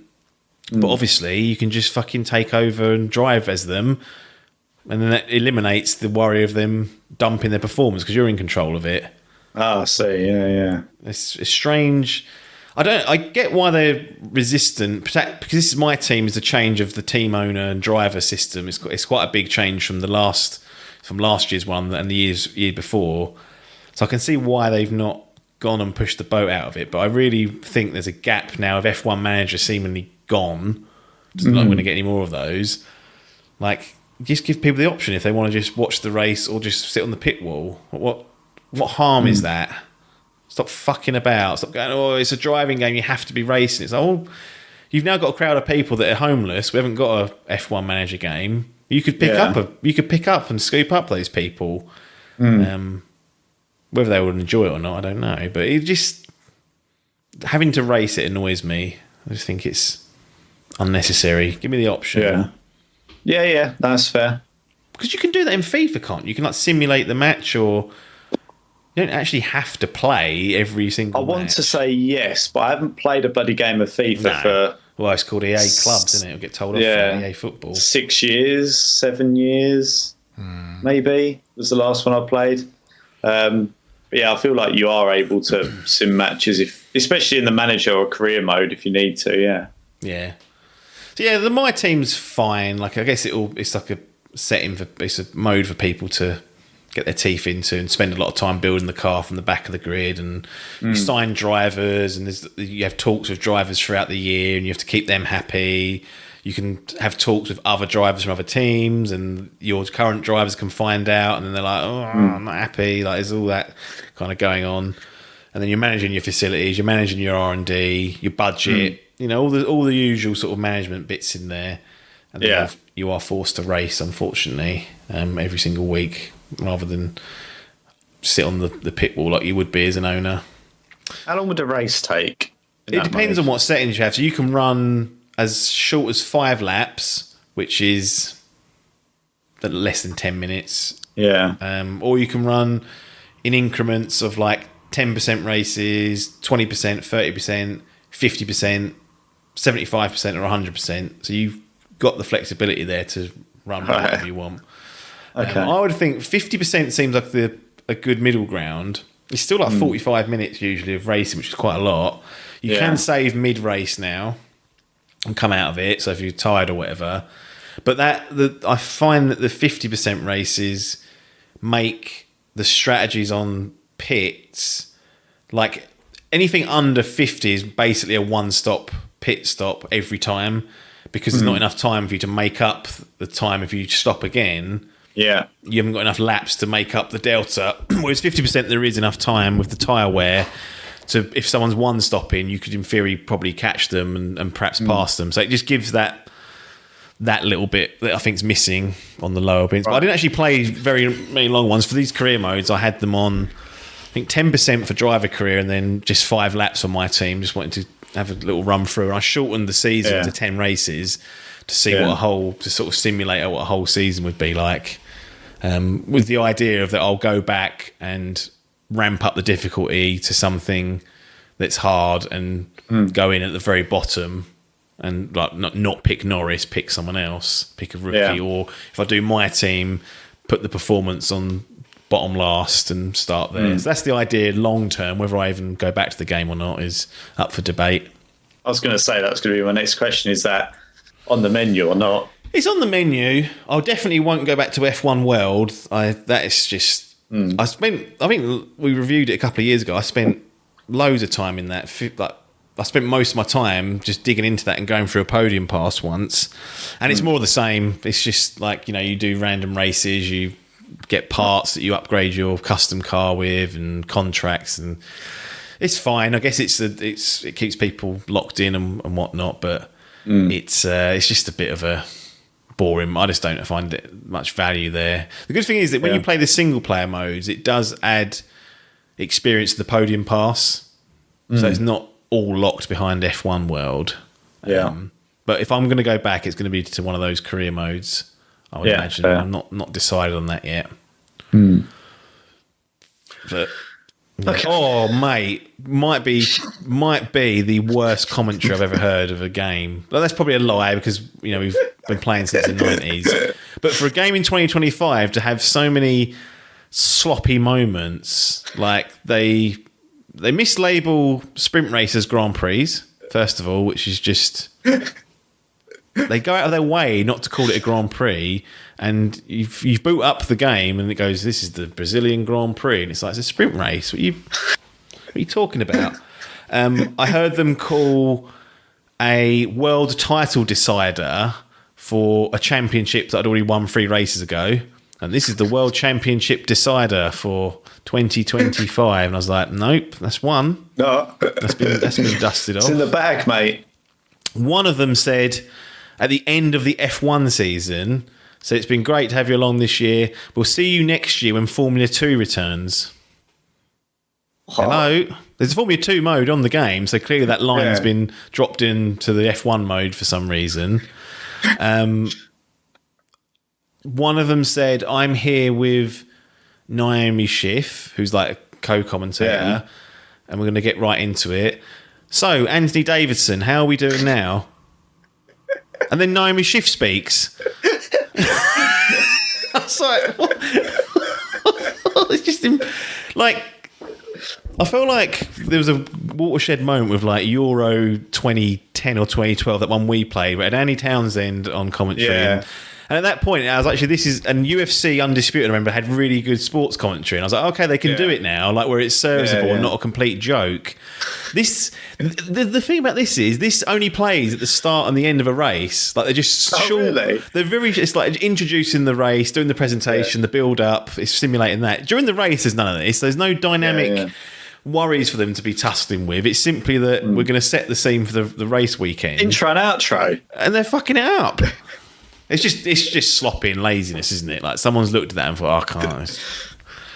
Come on. Someone that's play testing that is not in the detail. He's a Jira ticket or whatever they're using. Yeah, it's that is sloppy. Yeah. So yeah, I think that's all I've got to say really on the game. It's more of the same. It's an annualised sports release. There's not really a lot they can do. Are you okay with the annual release cycle for it?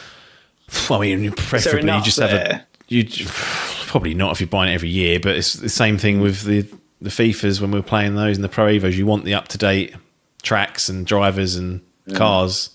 Because you had a system that you were planning, which was every 2 F1 years.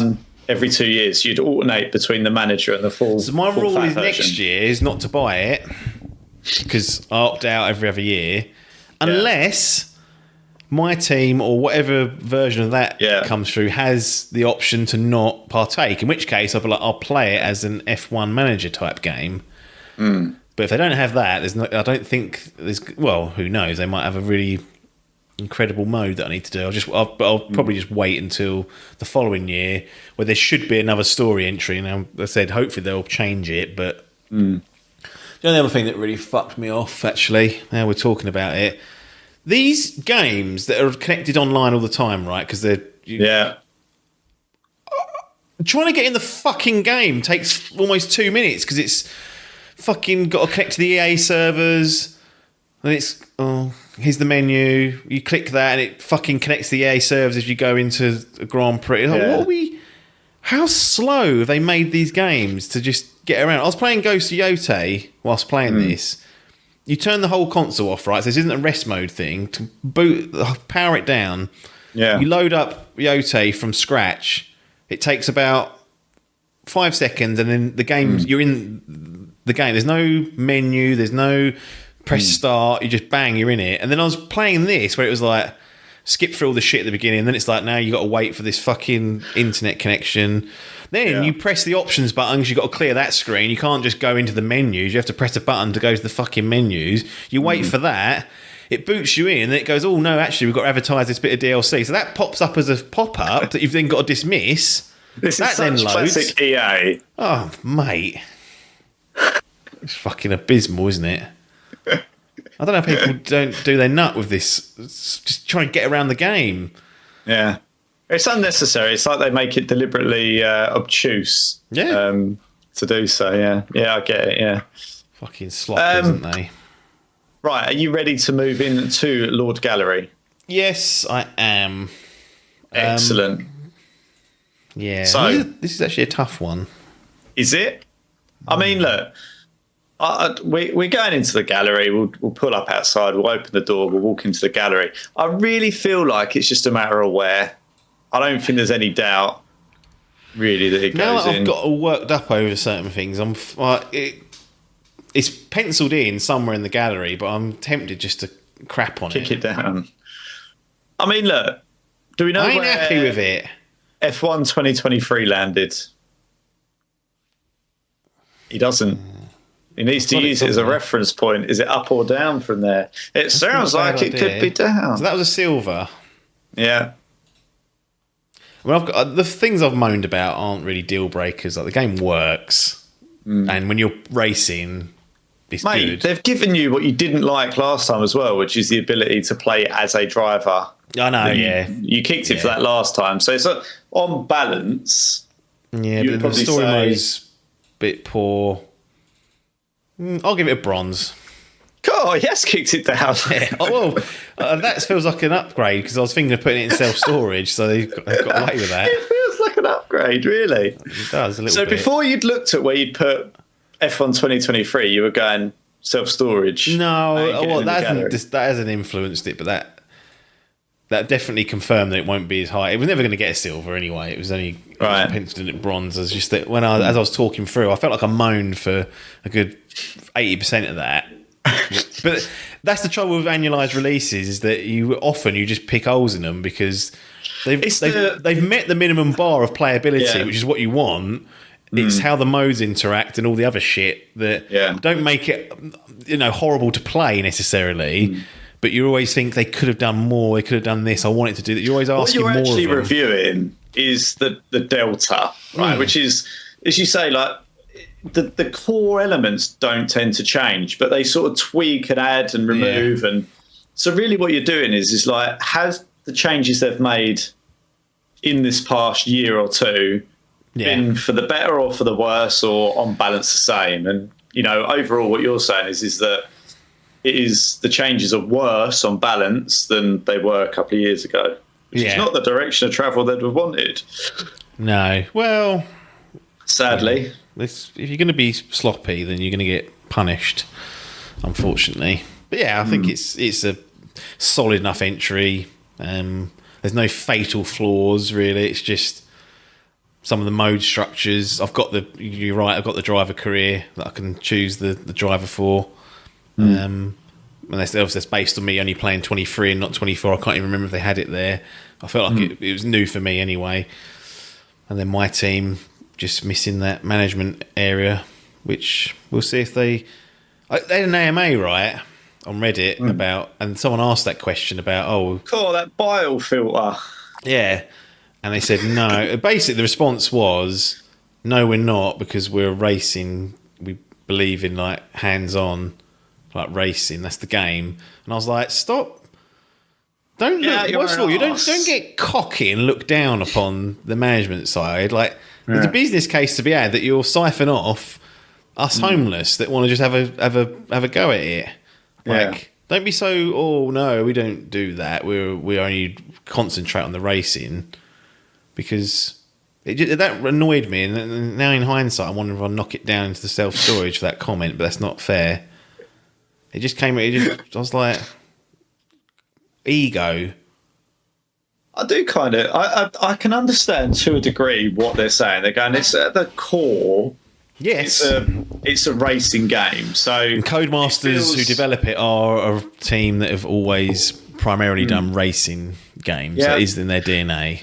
But so you can understand that, but as you say, for something that is focusing more on the management of the outcome rather than like being involved in the outcome, particularly, it feels a bit counterintuitive. Like if I had Football Manager and they made me also play, I'd go, well, it dilutes the effect of the management because what you're trying to you can override it.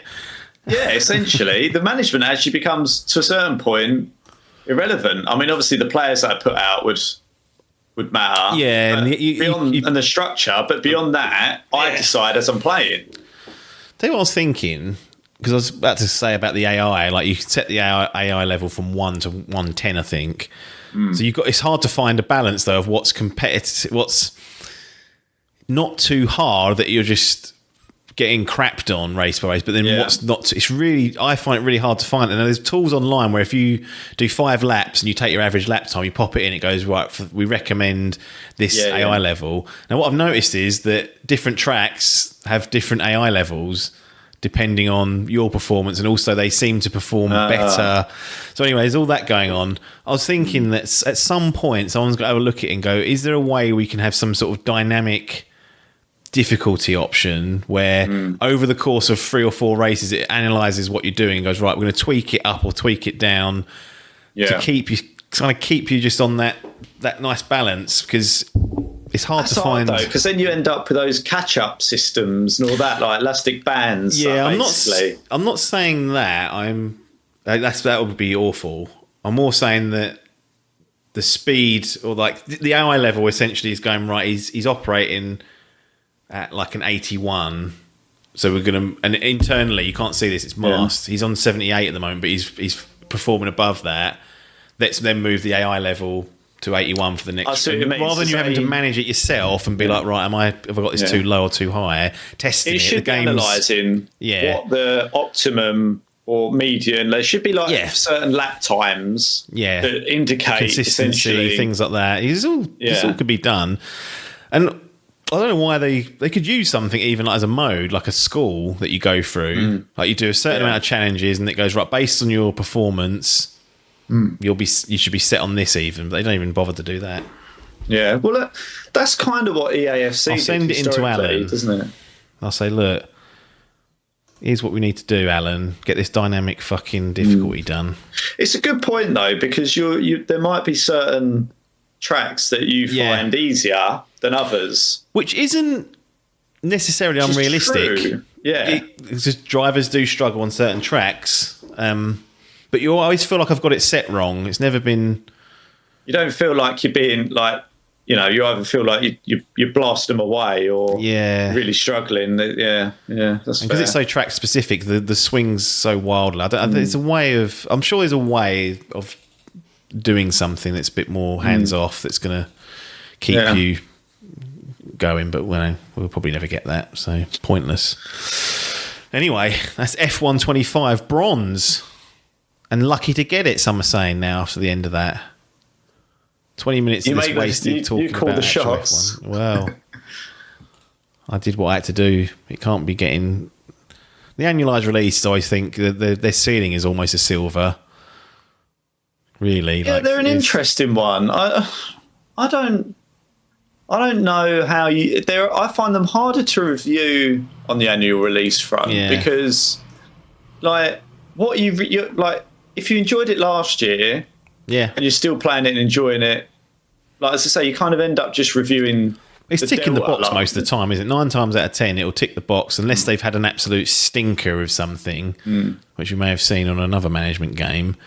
When they do mass overhauls is when they get in trouble. If they stick to the status quo, they normally will get close to what the player wanted from last year. But then after a while, people go, what am I doing this for? Oh, you need to do this. You need bigger changes. You're not doing anything. You're just making little iterative tweaks here and there. And then it ends up chucking their yearly release and they chuck it out underbaked. Yep. That's the trouble. 3,500 bugs reported. That's what can happen. Minimum, I don't know. Anyway, that's enough procrastinating on fucking F1 25. it is what it is. Bronze for that. And I probably, again, if the management mode has got a hands-off option, I'll come back. If not, maybe in 2 years, providing there's a story entry, I'll be back again for that. But maybe no F1 next year at all, because F1 Manager has said dead in the water, it seems. And this, if it doesn't get the correct modes and options for me, I will step away from it for a year. And it's hard sometimes. You think, well, I could do with playing that, but it's got to be resistant and just put some other game on. But we'll see. F1 26 not off the menu, but they're going to have to be very specific and match my needs and my wants for once. But no more time left for this. We'll bid you all adieu and see you on the other side. So there we have it, another episode of Idle Game Chat in the books. As you heard me just talking about F1 25, in between recordings, we got some news about what's going to happen in 2026 for F1. So I thought it'd be appropriate just to cover that, because some of the stuff that I referenced that I wanted in 26 most likely aren't going to happen. So for those out of the loop, EA, Codemasters, etc. have announced that there will be no F1 26 game. So the usual annualized sports release, they are skipping that and instead going for a DLC style update, like an expansion that I guess just adds the changes in cars and drivers into it. So it's more of what you would call a roster update, maybe, rather than a full-blown new game. Which is interesting. I mean, most franchises, if they were struggling, will just squeeze it out and deal with it the year afterwards. So it's interesting that they are taking a step back, and it will require F1 25 base game to access this expansion, this update, however they position it. It will be paid. No idea on price, and that is really a big factor, but we won't speculate. I suppose I've got a couple of thoughts on this. One is I'm somewhat concerned because we spent a long time talking about the regulation changes in the real sport for 26. I just can't see how they can accurately reflect that in the expansion. I thought it would require a new game. So I'm wondering whether it is just going to be a skin update and the cars and the rules and the regs are going to be pretty much the same. That's my concern of it at the moment. On the other hand, I kind of get it simply because there is no data out there for how these cars handle in real life, let alone transferring that into a video game. So it would be guesswork. It would be absolute guesswork at this stage. Some of the teams will have an idea, but they're being run on simulators and they're not going to share that with Codemasters. So interesting. I think the price is key. I mean, if they overcharge and gouge for it, it will seem like a bit of a missed opportunity. I really don't expect this to be something they do ongoing, but I guess we'll see. But I just wanted to cover that off because I had speculated about bringing in a management mode, doing this, all these wide scale. That's not going to happen. It's going to be the same shell of the game with a roster update, handling updates. Maybe they'll add the new active aero, remove DRS, etc., etc. So yeah, 2027, a new game is going to arrive. They said a new game will be released that looks, feels, and plays differently, delivering more gameplay choices. So we'll see. We will see about that. It's interesting. I think this is something that sports fans have been calling for years. This sounds like if they had the opportunity, they would have just done the full game and released it, because why not? So I'm assuming at some point they've sat down and gone, look, we could be putting our foot in our mouths with this, so let's do a little expansion / DLC, and then get ready for 2027, where I imagine the regulations and the changes will be more accurately depicted. So anyway, I thought I'd end the podcast on that. Changed a little bit in the editing process. There was no intro this time. Cuts down a little bit of time, and also I removed some of the transitions. I'm not against using those. I just wanted to try something different. It does speed up the editing process, and you think, it can't be by that much. It is. So we'll see about that. And yeah, That's it. F1 26 will be a expansion. I'll probably get it. As long as it's not 80 quid. This is the thing. Again, we go back to price. So we'll see what they're doing. And we'll go from there. If you've stumbled across this in some way, YouTube, your podcast app, Spotify, whatever you use, and you like it, just subscribe. We drop a episode once a month-ish. So there's normally 12 episodes, regular episodes I'd call them, and then there might be some bonus episodes sprinkled in. And if you want to take it a step further, patreon.com/Dimp Digital. Chuck us, I think it's £3 in UK money, just to get early access and buy us what would have been a beer when we started this, but now can you even get half a pint in London for that? I don't know. I don't drink half pints, so I guess we'll find out there. Anyway, nothing more for me to say other than thanks for your time, and ta-da.